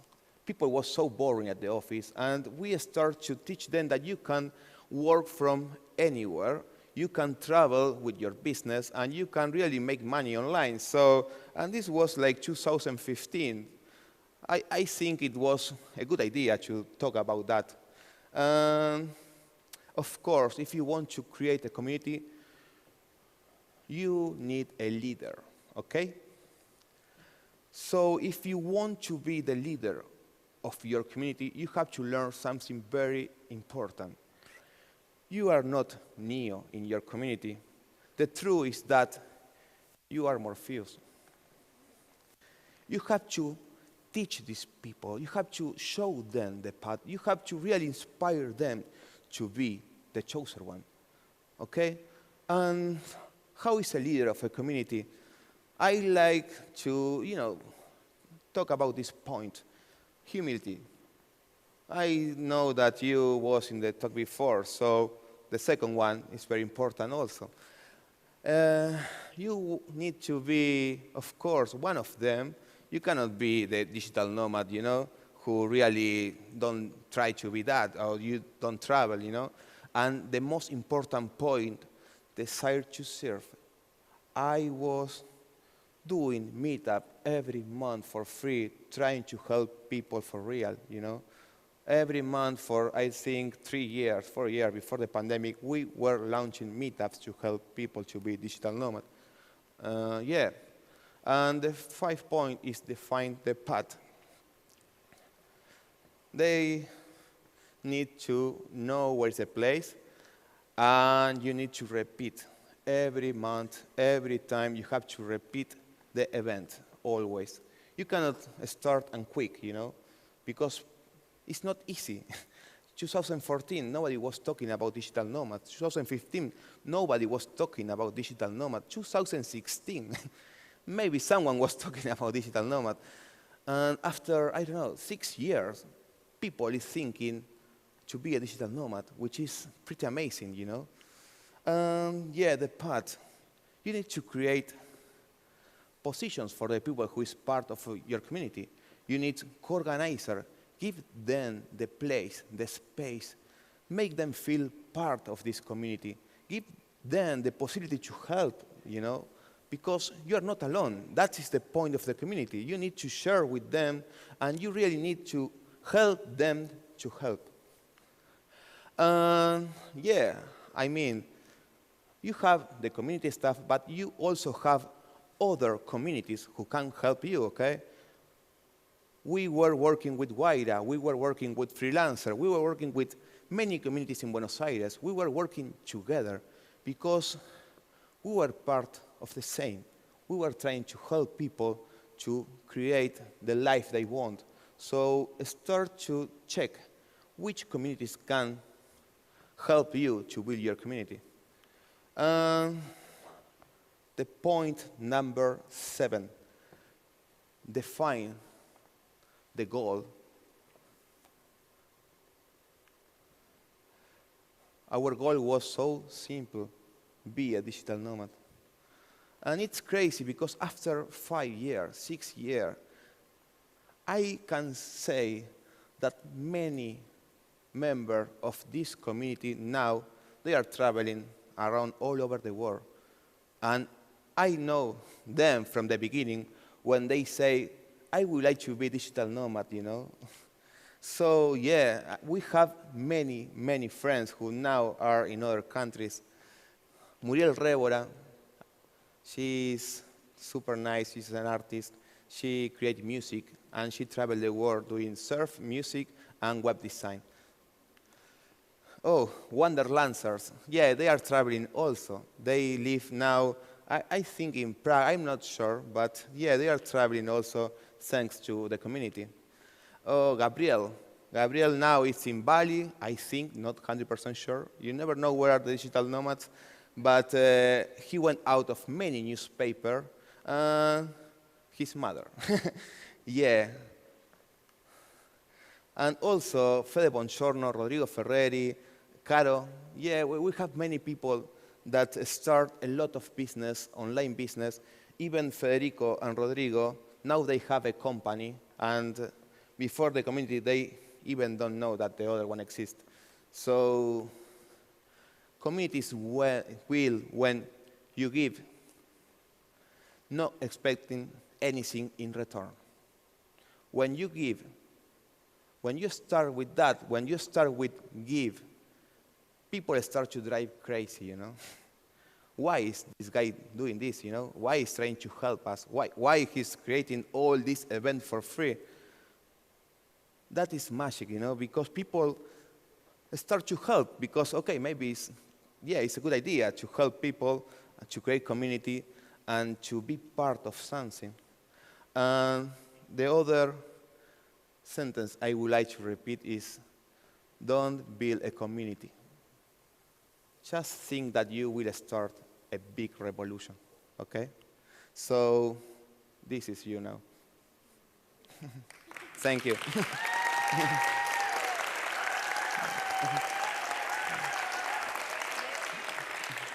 Thank you, Tato. Thank you. That was amazing. Thank you so much. Bye.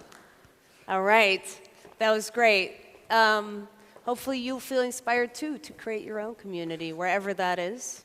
You're a local somewhere, right? Or you love a place somewhere, so. All right, are you ready for our last talk? Do you maybe want to like stretch a little bit? Yeah? Let's stand and stretch. Let's do something because we want to be ready for Jimmy. Let me give you a long introduction so you know who you're talking to. Jimmy Narain is going to give us a talk called Key Lessons from 8 Years as a Location-Independent Entrepreneur. Jimmy is an author and entrepreneur teaching over 250,000 people online. After working for companies such as Goldman Sachs, he realized a corporate path wasn't his calling. Since 2013, Jimmy has explored 76 countries, well, this is probably higher by now, while running his location-independent education business. His online courses have received over 41,000 official 5 out of 5 ratings on Udemy and were mentioned by Forbes, Entrepreneur, and Business Insider. Jimmy regularly delivers top-rated presentations internationally at events such as Mind Valley U, Digital K, DNX, and OCR European Championships. He also conducts personal development training for companies and helps experts and entrepreneurs create world-class online courses. However, what many people don't know is that he grew up in a small city in post-communist Poland with anxiety, only speaking Polish.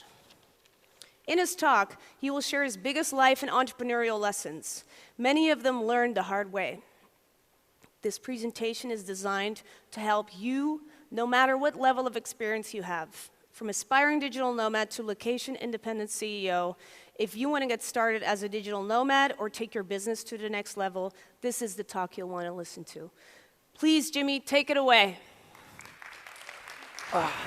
Thank you so much. Thank you so much. Appreciate it. Rosanna, beautiful introduction. How is everyone doing today? Come on, how is everyone doing? Give me some energy. Yes. Perfect. I'm very happy to be here today, especially in Buenos Aires. This is one of those places that really inspired me to travel the world. And I'm aware that you had a very long lockdown. Was it what, 6 months, 8 months? How long was it here? 7 months. How many of you here were on a lockdown, on this brutal lockdown? Raise your hand. Okay, like I would say 40% of you, maybe 50%. How does it feel to be back here with people? Does it feel a little bit awkward, exciting, but awkward? Seeing so many people around? How many of you can resonate with this?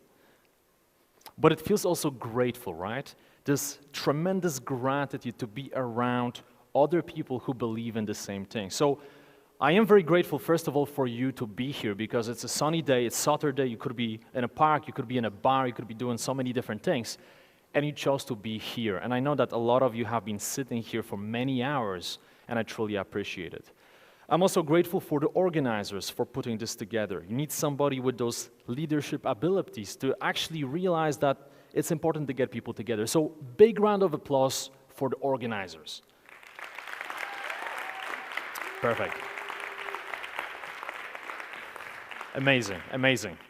So today I'm going to be talking to you about some of my most important lessons that I've learned while traveling the world for the last 8 years. Now, a lot of those lessons are life lessons. They are not some little hacks, but they are lessons that are designed to make you think, to change your mindset. So my job today is for you to leave this room feeling like you are a little bit different person. Okay, that's my job. I'm going to do my best to make it a reality. And by the way, me encanta Buenos Aires. Estoy muy feliz estar acá. Now, hablo un poco español. I got to figure out if this works.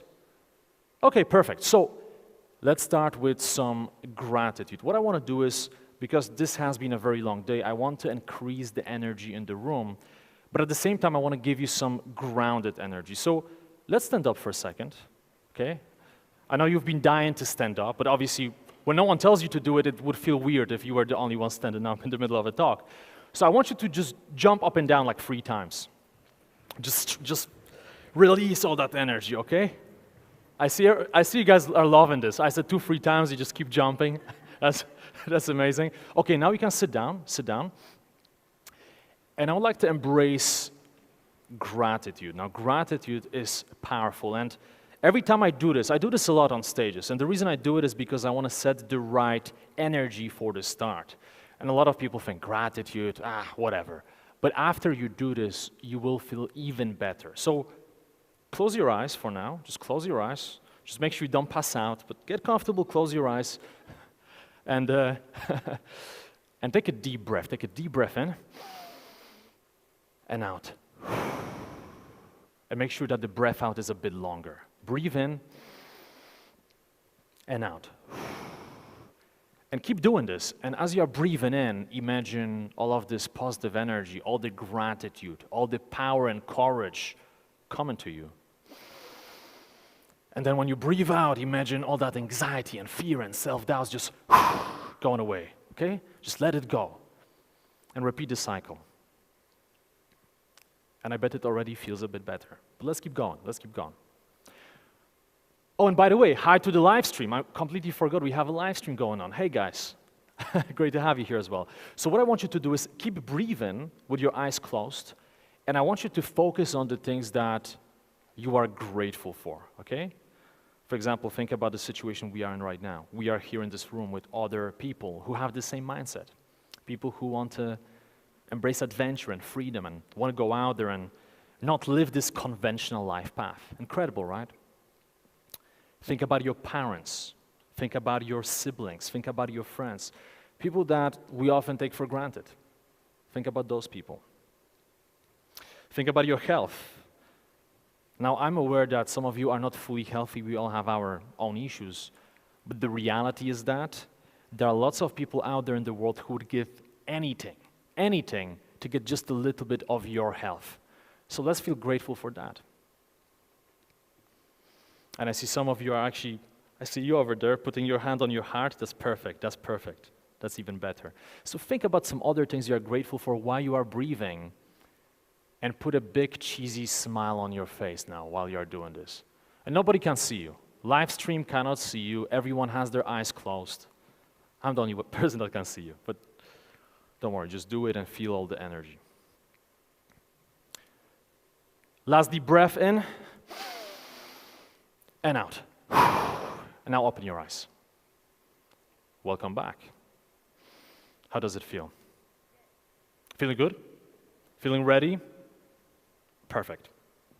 So, first of all, I would like to get to know you a little bit, okay? I want to get to know you. So, I'm wondering, who are you and what actually brings you here? So first of all, how many of you here are experienced digital nomads? How many of you have been doing this for a while? Just raise your hand. And just keep your hands up. Okay, so maybe, what, 20, 25% of the room? Perfect, thank you.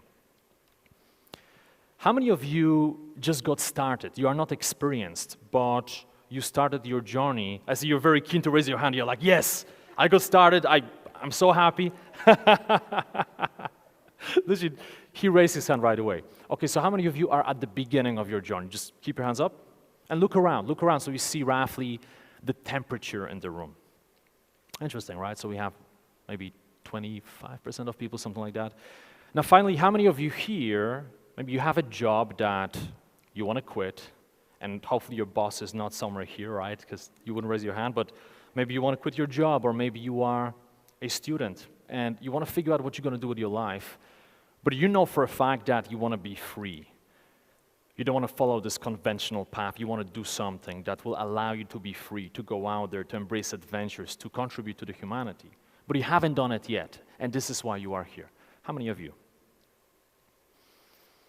Awesome, wow. Perfect, perfect. So we have a mixture of people. So now that I know a little bit about you, let me tell you a little bit about myself. So this is not a very nice picture of me. So this is me on the left. I was maybe 14, 15 years old, and as you can see, a very skinny guy, right? Very skinny. And my posture and my facial expression on that picture symbolizes very well how I felt when I was younger, right? I felt insecure. I was very, very skinny, like really skinny. I didn't like my elf ears. You know, I still have them. You see, I still have my elf ears. I learned how to accept them, how to actually like them. Exotic, right? But I want to share with you a story how I went from that guy to this guy, right? How I went on this journey from anxiety and self-doubt and not believing in myself and having a very negative internal dialogue to speaking on different stages and doing all types of different things. So I'm going to share with you my story, and I want to make it in a relatable manner. So, first of all, who I am, what do I do nowadays? I do a variety of things. So, oops, a bit too far. I do a variety of things. So, one of the things that I do is I teach people online. I teach on a platform called Udemy. How many of you have heard of Udemy? Just raise your hand. Oh, wow, a lot of you. It's like maybe 40, 50%. But I'm gonna ask you to raise your hands quite a lot today, because I want it to be an exchange. I want it to be a both-way communication. It's not just a talk where I'm going to be speaking at you, but I want to communicate with you. I want to get to know you, okay? So I've been teaching over 260,000 people on Udemy, and last night I realized, I was curious, so I checked the countries that I teach, and I saw Argentina. And it turns out there's 785 people in Argentina that I teach. So I'm always very grateful when I travel, because I end up meeting people that I actually teach. The second thing is I'm a Mindvalley author, the fresh Mindvalley author. That's Vishen Lakiani over there. So recently we filmed a quest together. How many of you know Mindvalley? A bit less people, but like 25, 30%. I also speak on various stages like this one. So these are some examples of stages. That's DNX. Do you see a familiar face over there? Yeah, Rosanna over there. We are hosting a talent show on the Nomad cruise.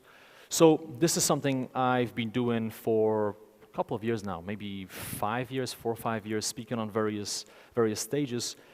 And on top of that, I consult and I advise various projects. I help different projects that I like. I do coaching, consulting, I do team training. This is my latest project. It's called Cuddle.me. So this project blends the fun of NFTs with helping real animals. It's a crypto project where basically we donate money to different animal shelters, and we send 50% of whatever we manage to make to animal shelters to help doggos like that one over there, trying to find homes and provide food for them. So that's another thing that I do. So I'm one of those crazy people with ADHD. I just can't do one thing. I need to do many, many different things. And by the way, as I'm here in Argentina, I want to find shelters that we can help. So if you know anybody, if you know a shelter, then definitely let me know afterwards, okay? Okay, how did it all start? Well, I'm going to show you my journey. And the reason I want to focus on this is because I want to focus on being relatable. I want you to relate to me. And there will be lessons later, but the way I'm going to share the story is I'm going to intertwine some of the lessons into the story, okay? So let's start from the very beginning. This is me. Well, this used to be me. I used to be a crazy kid. I used to run away from my parents, okay? So this type of stuff, I was doing this all the time. I grew up in post-communist Poland, and I remember, you see this bed? You know what I would do? I wanted to be like Mowgli, you know Mowgli from the jungle? So I would take plants, I would take grass from the outside, and I would put it in the bed. I would even take like some of the soil, and I would dump it into the bed, and I would go to sleep, and I was pretending, I'm Mowgli, I'm in a jungle, you know, that's what I was doing. So, can you resonate? Have you done that as well? So, I was a crazy kid, and I had a lot of passion in me, but then you get older, and life slaps you in the face a little bit. So, I posted this slide because we were growing up in a very, very old building, this post-communist building, and we grew up with neighbors, and these were our neighbors, the cockroaches. So, when I was looking for a picture for the slide, I saw so many gross photos. I wasn't sure if I should do it, so I managed somehow to find something that's not that in your face, because I want to make sure you can eat lunch afterwards, right? But I still vividly remember I would wake up middle of the night and I would call my father, hey, daddy, there's a cockroach. And my father would be like, where? Take a slipper and just run and try to kill them, right? So till this day, I don't like cockroaches, and when I travel, one of the first things I do when I enter any hotel, I walk in, turn on the light, and I just look for them. You know, I just don't like them. So, when I was growing up, I always looked at the world map, and I always tried to envision how would it be to travel the world. I wanted to embrace adventure. I wanted to have a sense of contribution, being like Indiana Jones, going out there, going around the world, having crazy adventures, having this adrenaline, but at the same time, helping people. But I just didn't know how to do it. And to be completely honest with you, deep inside, I didn't believe that it was possible for me, right? So big dreams, but it just didn't feel like it was possible for me. And how many of you can resonate with this? You have that? How many of you still have that feeling sometimes, where you want to do something, you want to make a change, but you just don't know how to get started? Well, just keep your hands up and just look around. Look around. It's a lot of you here. I really appreciate the vulnerability. It takes a lot of courage to share this. And that's, I believe, why we are here. So then fast forward. Unfortunately, I had social anxiety. So for example, if you told me back in the day when I was a teenager to get on a stage like this one, I would just pass out, face down. There's no way. I had situations as a kid where I would try to talk to somebody and I would start walking to that person, and then midway through, before opening my mouth, I would just turn around. And they would look at me like, what was that? You know, like this boy came up, like 1 meter away from me, just turned around. Like, what's happening?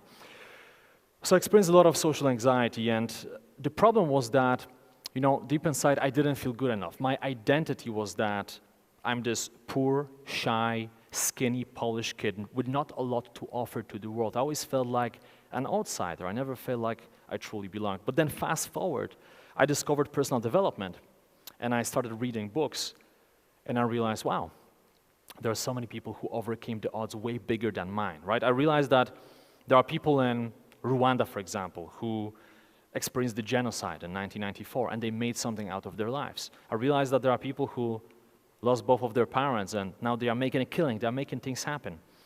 And I realized that when I looked at myself that, you know what, my situation is not that bad, and on top of that, I realized that I can bend reality to my will. I realized that in life, you don't have to accept just one reality. You don't have to accept whatever circumstances you have, but you can decide, okay, I'm going to take whatever I have, and you can bend it to your will. So I started learning English. I started studying like a maniac, crazy. I would write lists of words, 100, 200 words per day, just going crazy, going after it. And then fast forward, I bootstrapped myself to a British university. I ended up overcoming some of my limiting beliefs, but still, it wasn't working. Still, when I got to university, when I was at a stage where I overcame a lot of my demons, I had that anxiety in me. And the problem was that I already learned certain techniques to get myself into the winner state and to feel better when interacting with other people. So what was happening was I would often get into situations and people assume that I'm this extroverted kid, that I feel comfortable, and that put a big chip on my shoulder because I had this imposter syndrome. I was always waiting for the moment when people find me out, right? You're in a situation and people think, well, he's just like any other kid, social, going to parties, but there's always this inner voice that tells you, what if today you have a panic attack? What if you go to school, you go to university, and the teacher tells you to say something, and you have a panic attack? And I used to have panic attacks. So it's really debilitating. It feels like the world is ending. It's just this weird feeling building up here, right? Super, super warm, actually hot, and you just feel paralyzed like a deer in the headlights. So that was really tricky for me. And I remember one time I had a situation when I had to present on a stage, right? Not like this one. It was provisional stage at the university, and I was supposed to entice other students to join our organization called ISEC. So we had 80, maybe 100 people in the audience. And I remember, and I shared this story with some of the speakers before, so it's a crazy story. So 2-3 minutes before my presentation, I was just chilling here. I was actually just sitting, and I'm thinking, okay, I'm gonna do it, but time kept elapsing, and I started feeling my heart beating faster, and I started feeling my palms sweating, and I had thousands of thoughts, and I'm just sitting there, and I look at the people, I look at the person they're talking, and I look at the people, look at the person, and I start realizing that I'm panicking. There's no way I can get in front of all of those people. I realized there's no way. And when you realize that, everything just goes crazy. Just time slows down, and you feel like you are in some crazy nightmare. So my question is, what do you do in a situation like this? What are the options? You can fight, you can freeze, or you can run away. What do you think I did? What do you think I did? How many of you think that I fought and I ended up going out there and bam, delivering the presentation? How many of you? Okay, raise your hands high. Okay, look around. Okay, not too many of you. I appreciate it. Thank you. I guess that picture told the story, right? How many of you think that I run away? Raise your hands. How many of you know the story? Raise your hands. Finally, how many of you think I passed out? Okay, some of you think I passed out. Okay, thank you. True appreciation from the bottom of my heart. Actually, what happened was, I wish I could tell you that I went out there and I killed it. But I was sitting there, and at some point, so my friend Rob was over here, and I'm sitting, and my heart goes like this. And I'm like, okay, I can't do it.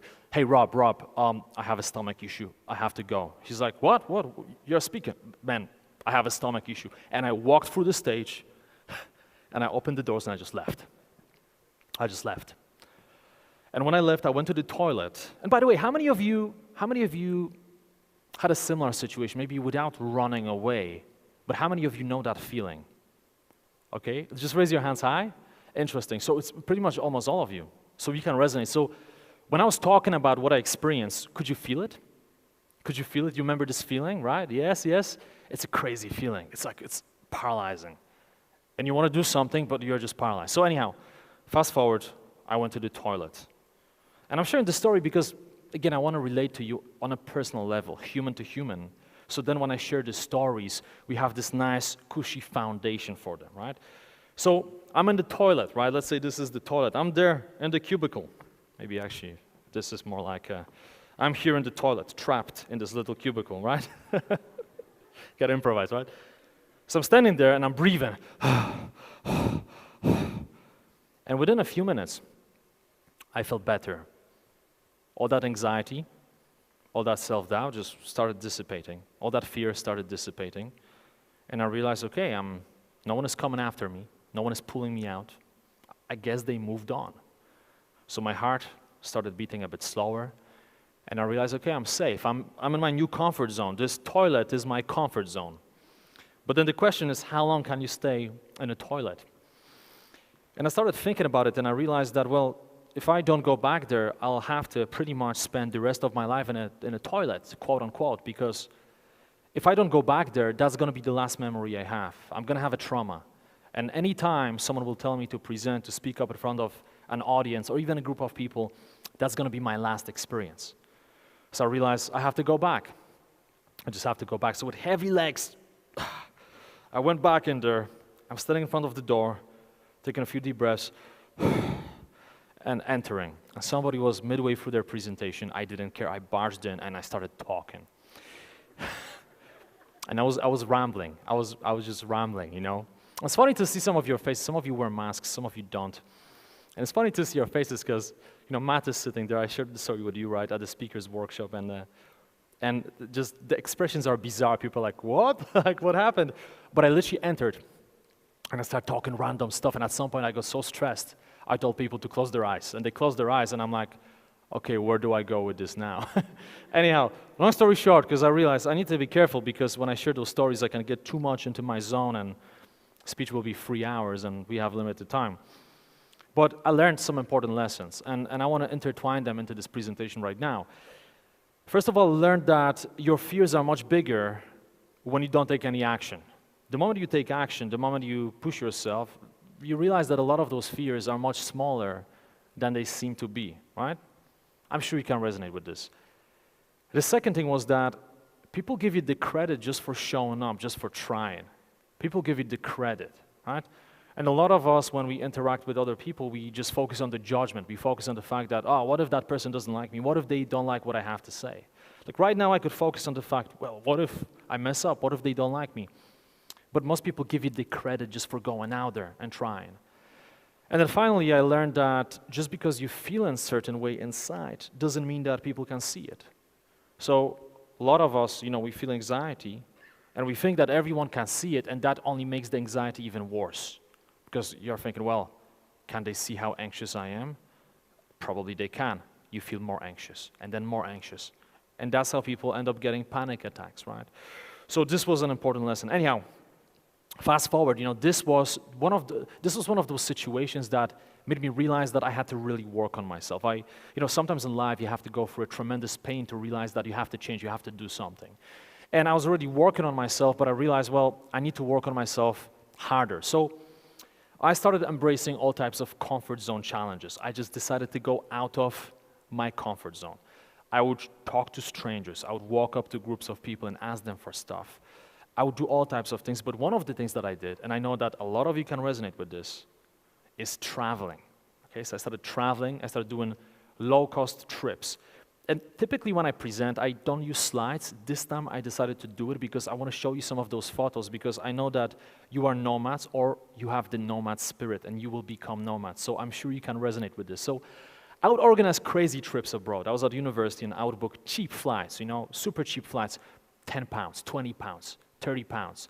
And we would fly to all types of places on cheap airlines. So, for example, and I hitchhiked as well. So this is one example. We did over 3,000 kilometers across Europe, spending 200 euros on the entire trip.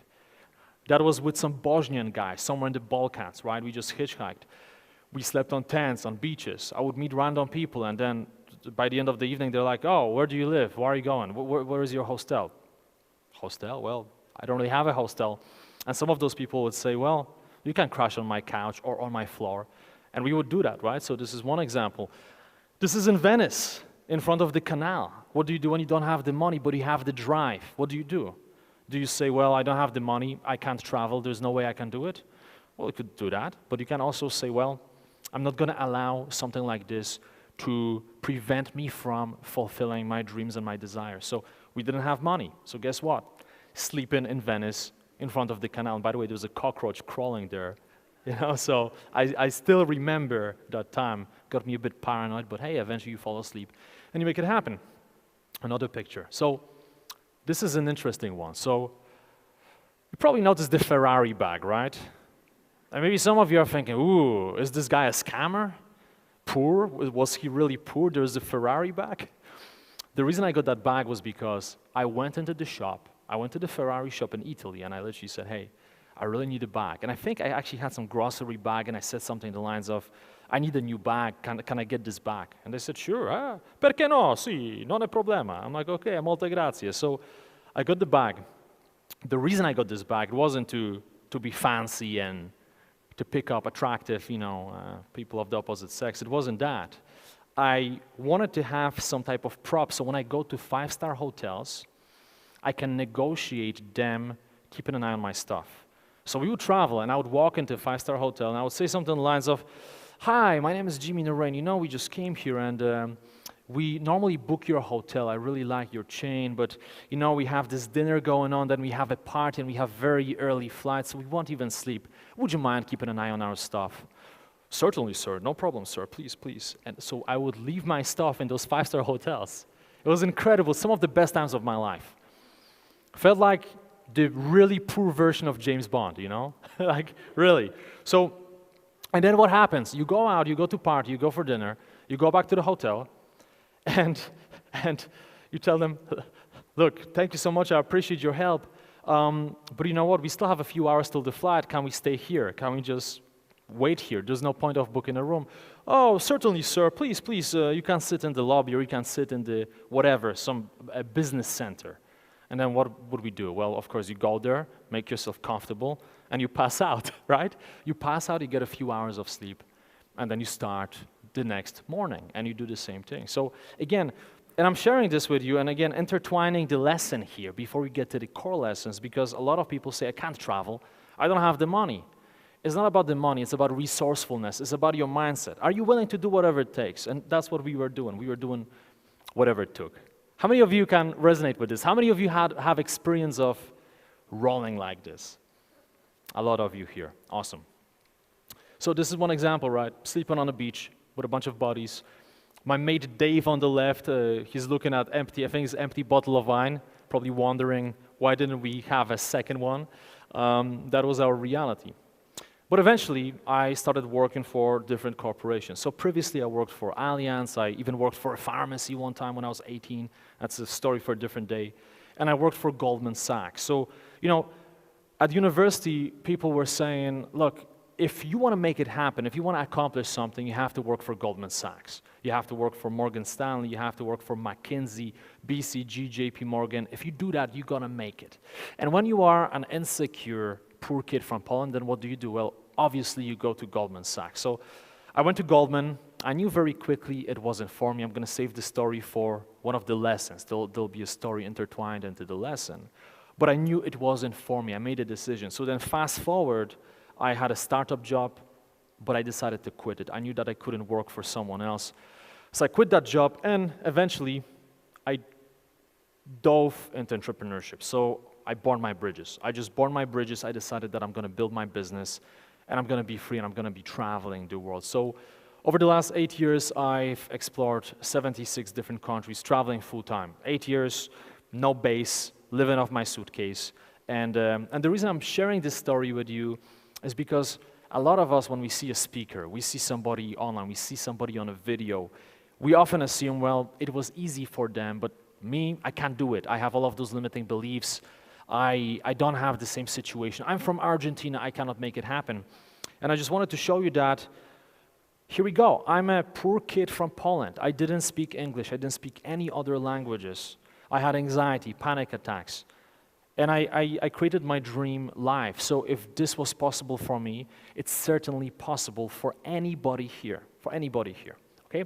Having said that, oh, and by the way, I almost forgot. So I wanted to put travel compilation here to show you my current life, but I realized I don't want to waste my time and your time watching video while we can talk to one another. So if you want to see some travel compilations, you can just go to my YouTube channel, Jimmy Rain Official, and you can see a bunch of travel compilations to see some of those adventures that, you know, didn't necessarily include sleeping with cockroaches in Venice, right, next to the canal. So let's jump to the lessons. This is the first lesson. It's very important. You are better than you think you are. And I mean it. You are better than you think you are. And the reason I picked this as the first lesson is because self-confidence, self-esteem is the foundation for everything. If you don't have self-confidence, if you don't believe in yourself, then how can you expect other people to believe in you? It's pretty much impossible, right? Whatever you believe in about yourself becomes your reality. When it becomes your reality, it becomes everyone else's reality.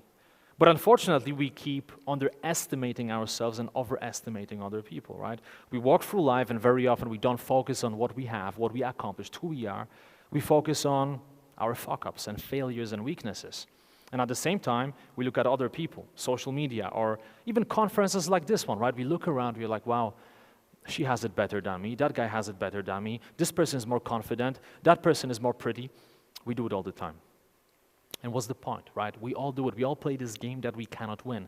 And the reason we cannot win it is because when you compare yourself with another person, it's not an equal comparison.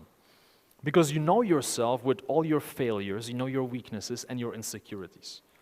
You remember that time when you puked because you drank too much, or you lied, or you did something stupid, you failed. You know your insecurities. You take all of that, and you try to compare it with one little angle of another person, right? If this is another person, let's say this is another person, right? We compare ourselves to this. This is just a little mask, right? Little angle of another person. We don't see their insecurities, weaknesses, failures, relationship issues, health issues. We don't see that. But yet we keep comparing ourselves to others. So what is the solution? And of course, confidence, we could talk about it for hours and hours, but I want to give you something right now that will involve you and that's going to give you results right away. And this is something I did at the speakers workshop 2 days ago. And all the speakers said, wow, this exercise is really powerful. It's so simple, but it's powerful. So I want to do it with you right now because it works every time, it doesn't take long, and it will make you realize that you are better than you think you are. Do you guys have a piece of paper? Anybody? Okay, if you don't have a paper, just grab your phone. Just grab your phone and just open some type of doc, or you can even go to your WhatsApp and send a message to yourself, whatever it is. But get something where you can write. Rosanna, you too. Actually, well, we did it last time, 2 days ago, but hey, you have your list. You can keep expanding. So what I want you to do is, I like to call it Why I'm Great list. Oh, and by the way, I almost forgot, live streamers. We have live stream, I guess, over there and over there. I appreciate you. Please do it. I know some of you are listening to this. You may be jogging or chilling or doing whatever, but please stop, take a piece of paper, and actually do it. So I want you to think about the things that you can feel proud of in your life. Think about all the things you can feel proud of. Think about the characteristics you like about yourself. Think about your accomplishments. And you can say something along the lines of, I'm disciplined, I'm faithful. But also you can think about specific situations, like I helped my grandma to do whatever, I helped that stranger. So be as specific or as generic as you want, and remember that nobody will see your list. This is just for you. I'm not going to ask you to share it. It's just for you. So don't worry about being narcissistic. And just start writing things down. Just start writing as many things down as possible.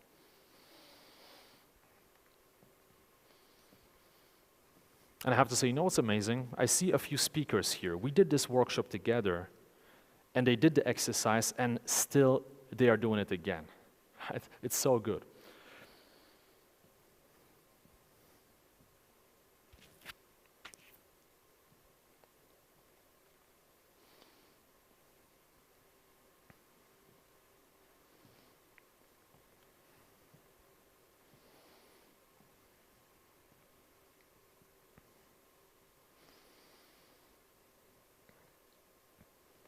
How many of you have more than 5 things already? Just raise your hand.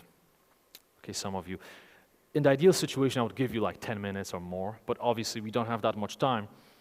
I want to ask you one more thing to add to that list, and then you can continue this later on in the hotel or at home. But I want you to think about impossibilities in your life that became possibilities. Impossibilities that now you may be taken for granted, and we all have those things. Because I know for some of you it may be difficult to think about things that you are proud of. But when you think about the things that used to seem impossible in your life that now are just normal, it becomes much easier. For example, we all speak English here. Well, I bet some of you didn't speak English from the very beginning. You had to learn it, right? Or you learned Spanish or any other language. Maybe you have a spouse or you have a boyfriend or girlfriend, or both, I don't know. It's a very open country, a very open-minded country, I would say. And maybe back in the day when you saw that person, you felt, well, I would like to be with that person, but why would they want to be with me? And now you're together, and you take it for granted. Maybe it's your business or your job, and now you take it for granted. But back in the day, you were looking at that job, and you were saying, wow, I wish I could get it. But now you have it. Or now you build that business. And it used to be a dream, but now you just focus on the fact that, well, it's not going as well as I want it to go. So think about those things. Think about impossibilities that became possibilities and write them down.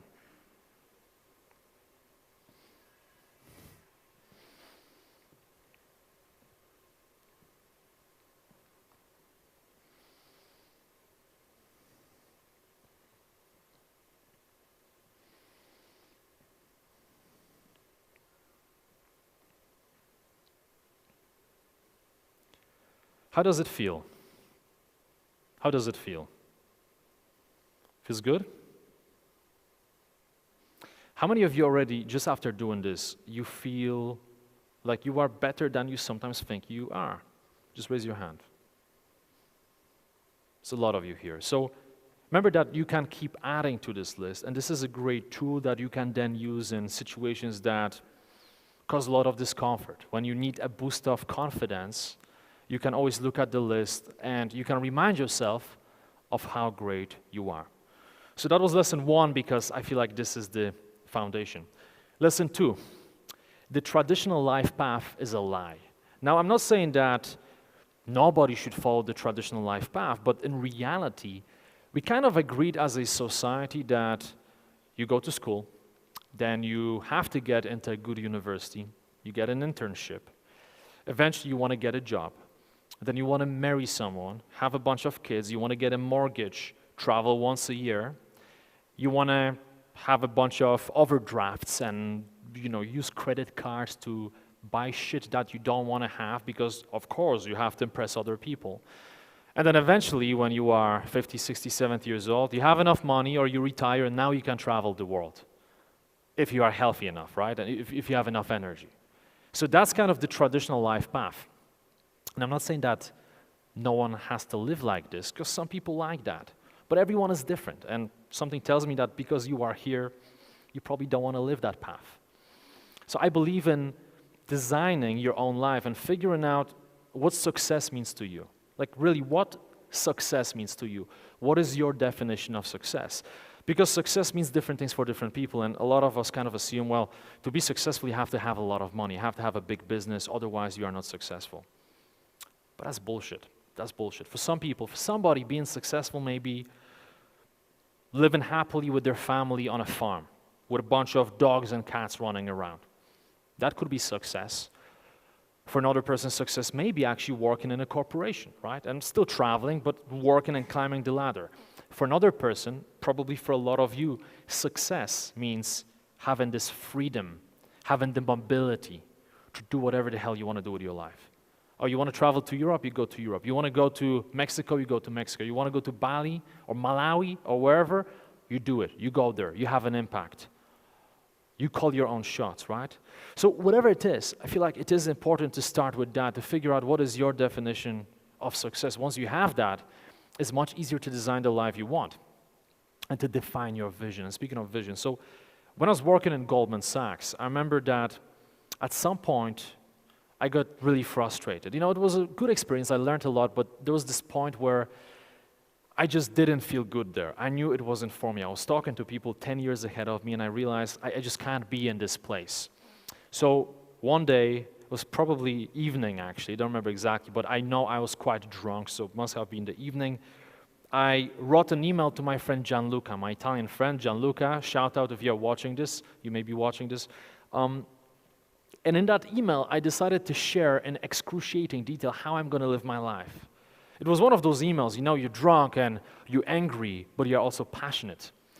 And you want to share with your friend, hey, screw this corporate stuff. This is how I'm going to live one day. I'm going to travel the world. I'm going to make impact. I'm going to run different businesses.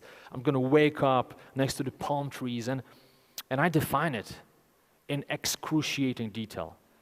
And as I read it back, I realized, wow, this is actually really exciting. This is really exciting. And the seed was planted. And I realized, well, maybe this is what I should be doing. And the crazy thing is that just a few years later, this became my reality. It literally became my reality. Everything I wrote down in there became my reality. Now, some of you may be thinking now, ooh, red flag. Is this one of those law of attraction guys? Like, will he tell me to close my eyes and imagine and it's going to all happen? No, I'm not talking about that. However, what happened was, because I defined my vision in detail, I changed my focus. And that allowed me to make better decisions. So I believe that it is important. First of all, what is your definition of success? Once you have that, figure out your vision, as if anything is possible. And once you have that grand vision, now you can ask yourself, okay, if I want to get there, what should I be doing? What goals do I need to have? What habits do I need to have? And what habits do I have to break? Right? So if your vision is to be independent, to be free, to have the mobility, to explore the world, and you are working in a corporation right now, well, probably it will not get you there. So defining your vision really helps. How many of you can resonate with this, by the way? Just raise your hand. You can resonate? A lot of you. Perfect, perfect. And I understand there are also, by the way, I'm an introvert, so I understand there are introverts in the audience who don't want to raise their hands, even if they agree. I completely get it. So this is lesson number 3, and this is very important, and it's kind of interconnected, because we talked about money, right? A lot of us think that it's just about money. You have to make money, money, money, money. There are other currencies in life, and some of those currencies are health, relationships, positive mindset, mobility, freedom. But for some reason, we kind of all agree that we just have to think about money, make more, make more, make more money. But in reality, and this is something that a lot of people don't consider, you can always make more money. When you turn 60, 70 years old and you decide, well, I don't have enough, you can always set up something and make a lot of money. It is possible to go from nothing to something very quickly. You cannot do the same thing with your health or with relationships. You just cannot do that, right? If you leave it for later, well, it's pretty much, well, it's not impossible, but it's much harder. If you wake up at the age of 50, 60, 70 years old and realize, I'm extremely unhealthy, I want to change my health, sure, you can do it, but to some extent, right? You cannot undo all of those years of wrongdoing. And that's why I believe that rather than just thinking about money, we have to think holistically about all the other currencies and focus on them as we go along. Just make good decisions every single day. Now, I know a lot of you probably expected lessons about travel hacking and business hacking. But I honestly believe those types of lessons are more important because they fundamentally change our mindset. And when you get those things right, everything else becomes easier. Running a business, building relationships with other business people, expanding, all of that comes from the core, and that's why I decided to talk to you about some of those fundamental things. So, speaking of relationships, lesson number 4, appreciate loved ones while they are still around. And I wanted to put it here because this is something I talked about on the Nomad cruise, and a lot of people actually started crying after this. Now, I don't want to make you cry now. I don't have that much time, to go in depth into it, but I want to mention this because, again, this is something a lot of us don't think about. A lot of us, we appreciate people, but we don't tell them. We don't say, I love you, I appreciate you, I'm thankful. Like, how often do we say this? Even to our family members. Now, I know some of you here, you probably do it all the time, but there are a lot of people who never say it. And I used to be one of them. So, and I'm going to share with you something, and it's strange to share. It's very strange to share this. Live stream going on. I don't know who is watching this. And this is something that's very personal, but I want to get personal because I want you to relate to this, and I want you to take action. So in my family, we never said, I love you. We never shared emotions. We never said, hey, mom, dad, I love you, son, I love you. Never. Does it mean we don't love each other? No. My parents were always good parents. They always tried to do their best, but we never said it. We never said it. And at some point, as you get older, you start wondering, why is that? Why can't we say this? What's in there? There must be some trauma, right? We all have traumas. So one time I went to a conference, and this one guy, the speaker, was sharing a story how he never said, I love you to his father. And then eventually he found the courage after many, many years to say, Dad, I love you. And his father said, Son, I love you too. And then a few years later, his father died. I think he was 60 or 70 years old. It was like a long time they haven't spoken. And he said that he was happy he expressed his emotions, but he also regretted that he was waiting for so long. Like, what took him so long? It's his father. Like, why wait so long? So after his speech, I walked up to him. I'm like, hey, man, hey, amazing talk. Really enjoyed it. I knew the guy. I'm like, hey, I really resonated with the story you shared because this is something that I have in my family. We don't share emotions. And you know what he did? He's a very good coach. You know what he did? He said, hey, Jimmy, you know what you got to do right now? You know what you got to do? I'm like, I don't know. What do I have to do? He's like, come on, man. Come on. You keep traveling. You jump off bridges. You surf. You do all types of crazy stuff. You say you like to push your comfort zone. This is the comfort zone push. This is what you got to do. You know what you got to do. You got to go back to your hotel room, and you got to talk to your family. And I was like, wow. My heart started beating faster, anxiety in my stomach. And I think the reason was that I kind of decided to commit to it. I decided to take on a challenge. I'm like, okay, I'm going to do it. Shook hands, I'm going to do it. So I'm on my way back to the hotel. I vividly remember I stopped by the petrol station. I got a bottle of wine, right? I'm not an alcoholic. I'm not like, I know there's stories before about drinking. Don't get me wrong. I actually drink very little nowadays, but I needed that bottle of wine. So I got a bottle of wine, and I went to the hotel, and I'm like, okay, let's do it. Had a glass, cheers to myself, sat down on the bed, took my phone, nothing happened. Waited 1 hour, nothing happened. I had to drink that entire bottle to get myself to do it.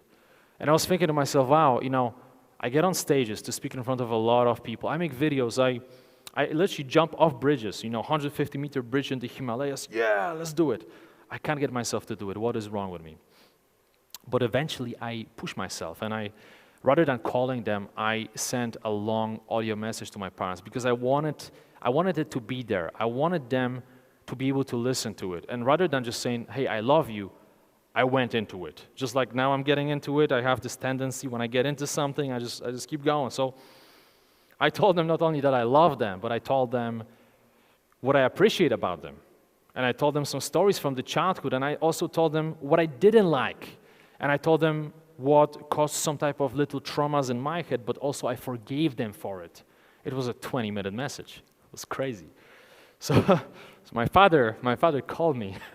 He's like, your mom, What if they're gonna see this? They're gonna.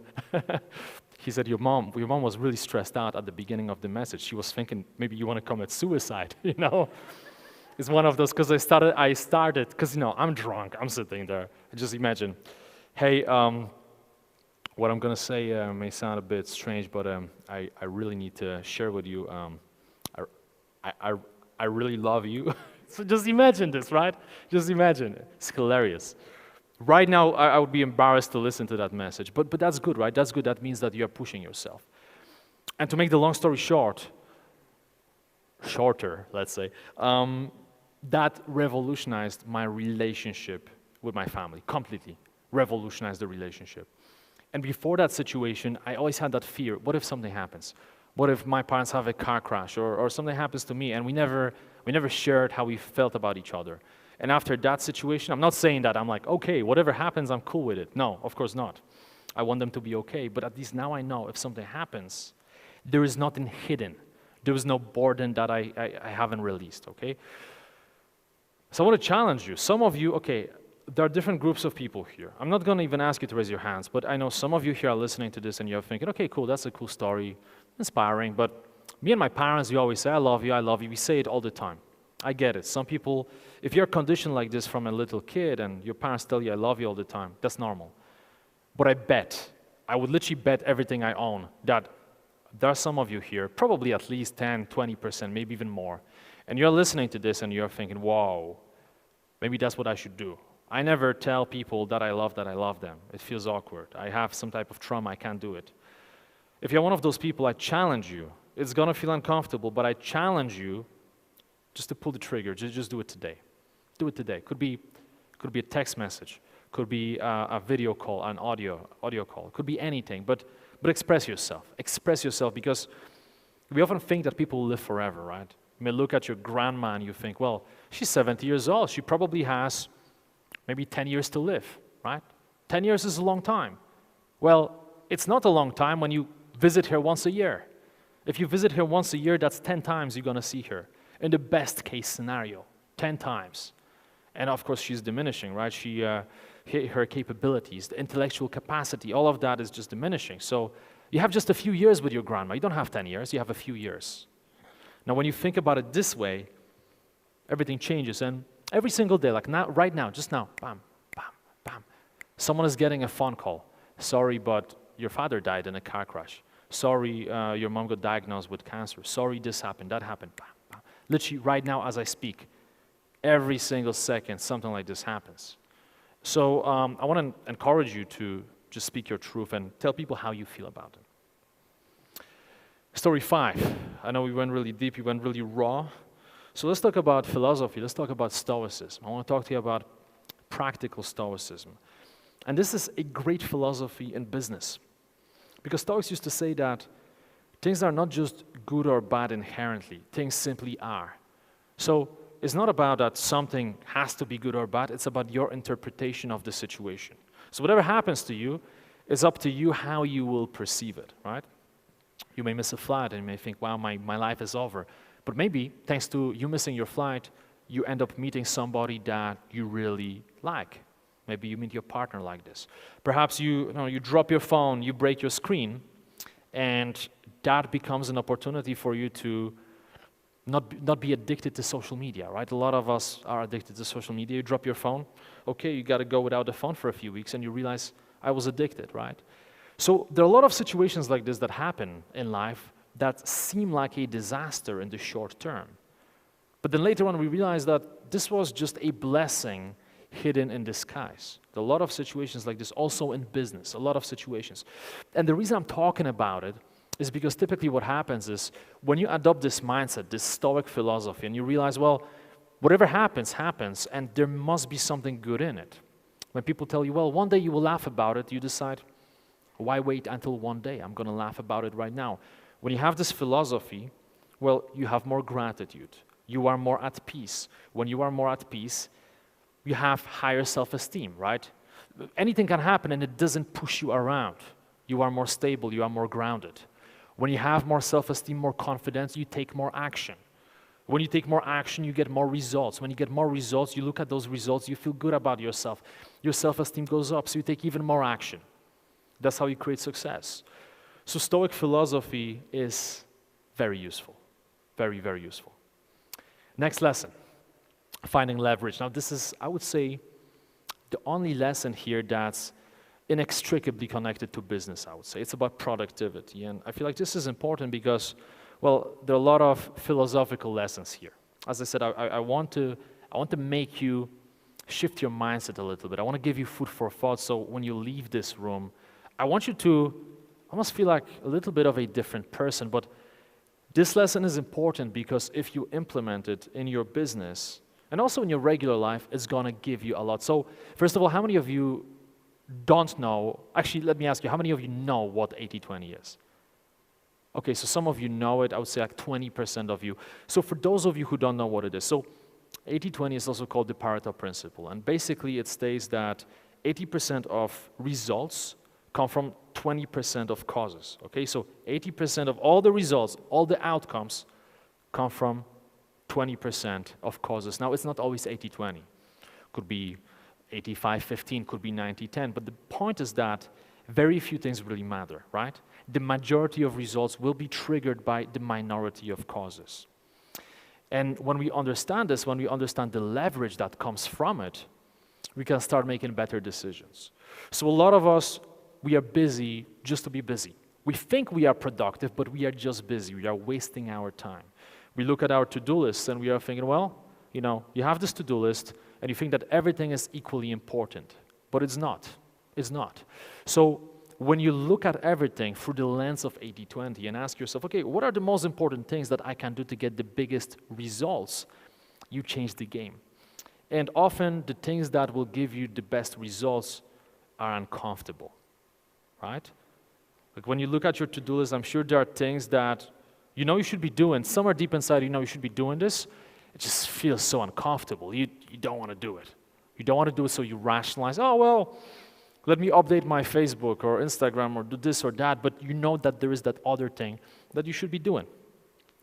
So rather than being busy for the sake of busyness, let's all be more productive.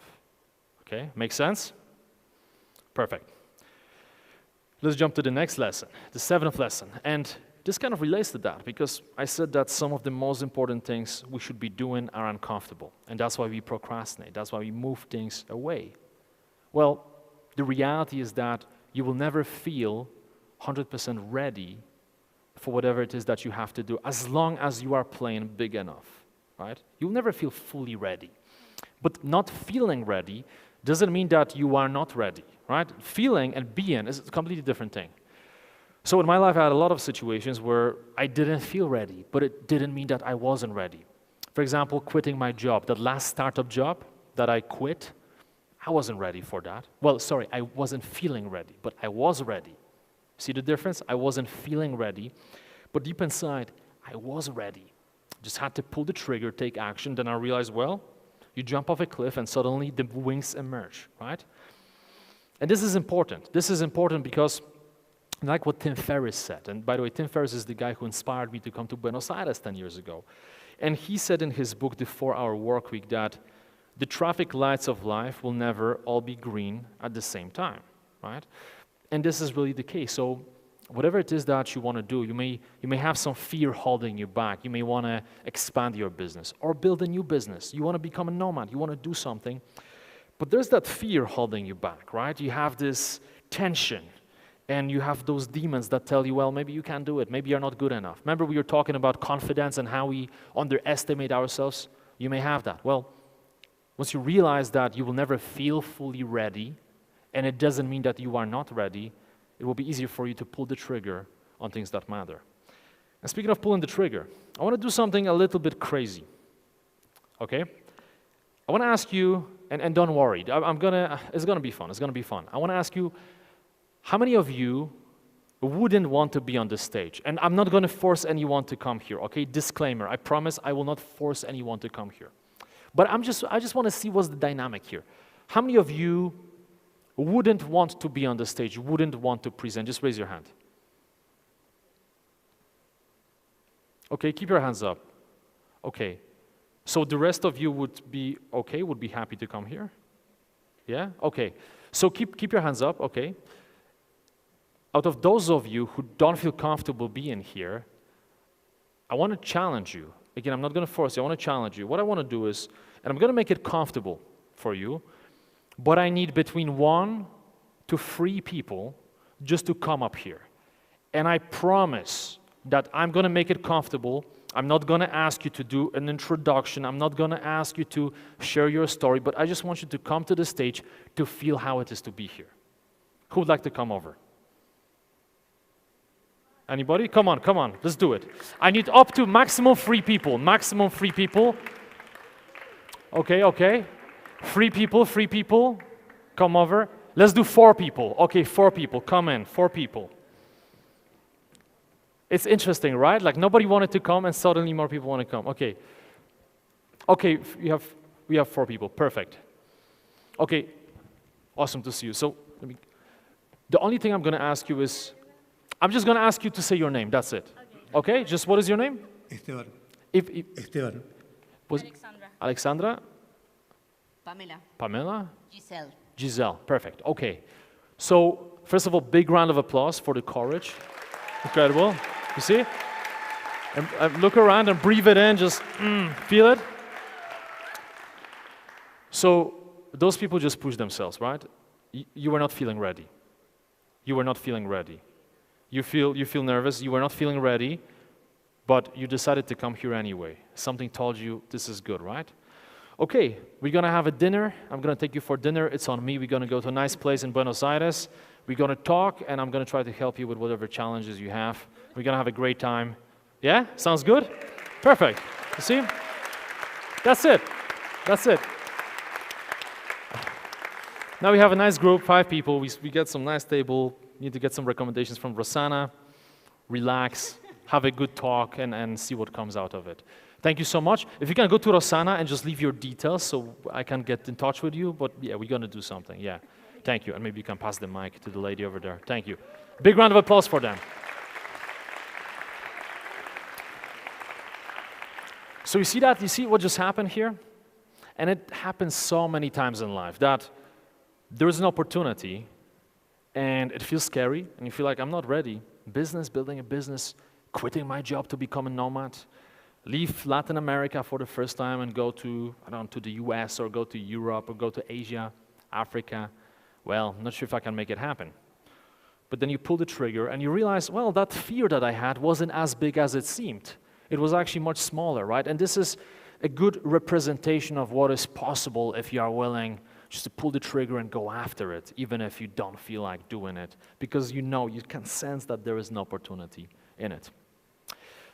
Before I share the final lesson, I want everyone to stand up, every single person to stand up. Nobody will come to the stage, don't worry about it, but I want everyone to stand up. And everyone on the live stream right now, I want you to pay real attention to this. This is the closing, and this is going to be really powerful, okay? So I want to ask you, just in the last 2 weeks, and let's just be very honest, right? We are all human. I shared my story. You know about my insecurities and my anxieties from the past. You know all of that, okay? And you admitted to a lot of things yourselves when you raised your hands. So let's be fully transparent. Just in the last 2 weeks, I'm just wondering, how many of you felt some type of fear, anxiety, self-doubt? You wanted to, oh wow, hands already going up. Okay, perfect, keep them up, and I'm gonna keep adding things and just keep raising your hands. How many of you felt, maybe you wanted to do something, and you're about to do it, maybe talk to someone, or pull the trigger and calling somebody, or speaking up to a group, or starting something, and your heart is going crazy, and you feel the butterflies, and you're like, I don't think I can do it. Or you wake up in the morning and you don't want to face the day because you feel like shit. How many of you had a situation, just at least one in the last 2 weeks? Raise your hands. Okay, so sit down only if you haven't had situations like this in the last 2 weeks. Sit down only if you haven't had situations like this in the last 2 weeks. Okay, so everyone keeps standing. You see only a few people sat down, and that's okay, that's fine. But look around, just look around how many people keep standing. And what I want you to do is, I want you to look people in their eye. Just look at as many people as you can and look them in their eye, realizing that they are just human beings.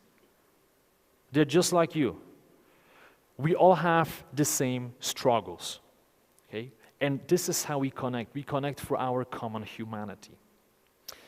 And I did this because I wanted to show you that, sometimes we go through life and we think that, well, this is just me. It's only me who has all of those issues. Something's wrong with me.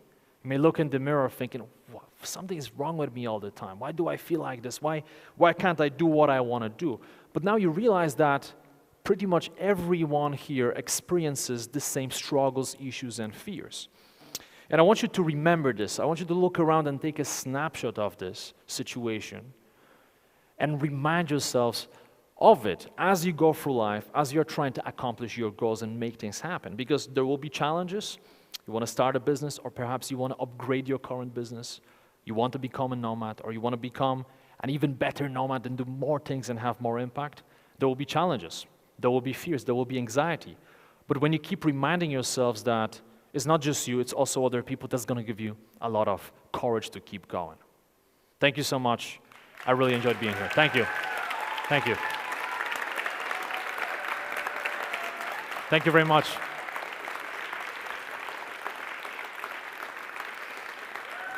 Thank you. Keep it going for Jimmy. Thank you so much. Man. Thank you. This is great. Appreciate it. And thank you for the live stream as well. I appreciate you guys as well sticking around, and anybody who's watching the replay. And just one more thing. I just want to give you something. Ooh, the slides are gone. Can you turn on the slides for a moment? They want me off the stage. They're like, I was in Dubai 3 days ago presenting, and literally the moment I finished, I want to say something, and the mic is already off. And I'm like, come on, you want me off the stage? Did I go over time? Okay, I want to show you the last thing. I have a little gift for you, okay? No strings attached, no bullshit upsells. I know there are people out there who are like, well, take this or take that, and then they try to sell you a $10,000 whatever.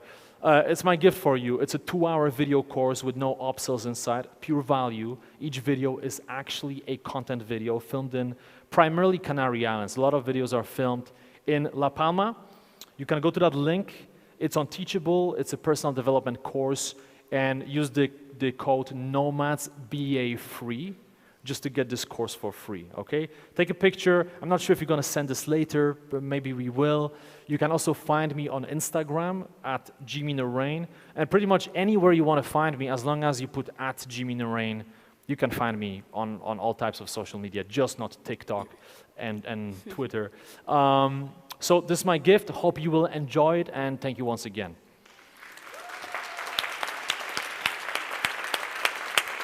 Thanks.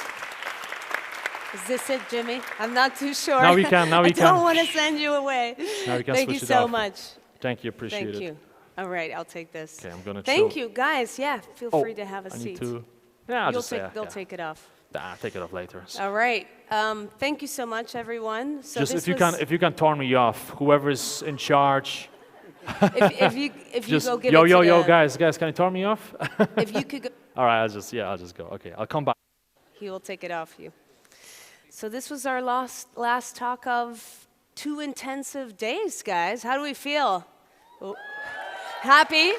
Or like sad, really sad? Oh, it's over, boo. Okay, but anyways, let me just give you a little bit more of logistics just before we end things. We have an after party right now at 6 p.m. At Molina Ciudad Hotel at the rooftop.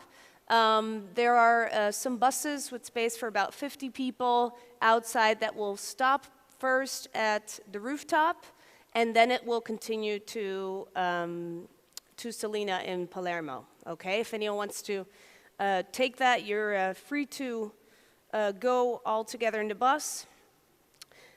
But it's now time to really close off this conference. I'm blown away by the amazing speakers we've had here over the course of 2 days. I'm blown away by all of the people who came here to join us. It's when we started the day, both days, I asked you what you wanted to achieve? What was your intention when you came here? So I really want you to check in with yourself and think, what did I get here? What did I get from this conference? What did I want to give to others? And also remind yourself that it's not over yet. You've now met a lot of people. You're about to meet even more people at the after party. And the things will only continue. Stay in touch with each other. Stay in touch with the community. Keep going to meetups. Look for meetups. Look for WhatsApp groups. There is a community here that is supportive of you, of your next step, of your next endeavors. So I want you to know that you're supported by a community of nomads and future nomads. I also want to thank you for coming with an open mind and an open heart. The fact that you showed up or tuned in online means that you're open-minded, that you came with a curious intention, and I think I'm really grateful that you took time out of your days to be here with us. So thank you for that. And now I have a long list of thank yous because this conference has taken many, many, many months of work from so many people you wouldn't even believe. Maybe even more people than sitting here in this room today, because we've had an amazing list of organizers and partners. We have the production team, of course, the sound guys. We have the lights. We have 2 translators who have been translating live for the Spanish speakers. We've had guys in the back and taking care of us. So there's the people that you may not have seen. Then we have the team at the government of the city of Buenos Aires who've been working extremely hard on putting all of this together. This brand did not exist last year. This is a completely new brand. Everything is new. I'd like to actually ask if everyone can get to the stage who has worked on this. Please, Nerio, everyone from the team at Buenos Aires government, at the city of Buenos Aires, please can you join me on stage? Nerio, he is the team leader of everything that has happened here today. Tato, please come over.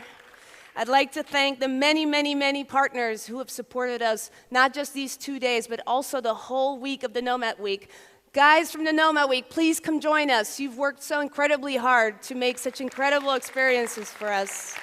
Thank you. Please join us. I want to thank all the speakers. Speakers, if you're still here, please join us here on stage. Thank you. Keep it going, guys. For the speakers, please. Anyone who has worked here for the conference, please come join us here on the stage and let's take a picture together and let's give each other a big hug as well. Come on. Come and join us. Where's Tato? Have we located him? He's over there. Oh, well done. And then, of course, our wonderful audience here and at home or maybe on the beach. Who knows? Thank you for joining us. And I'm excited to see you next year at the next edition of Nomads BA. Thank you.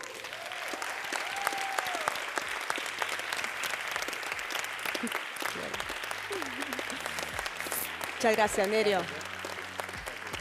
Me olvidé de alguien. Me olvidé.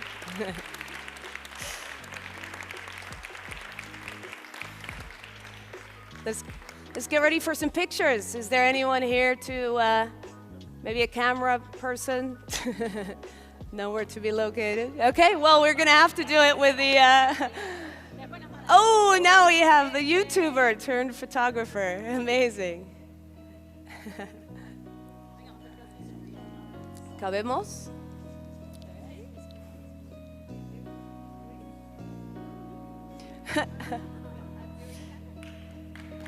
Thank you.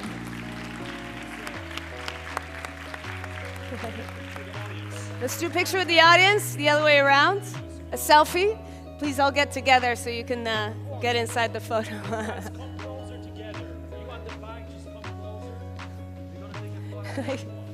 How you feel? Are you okay? It's fine.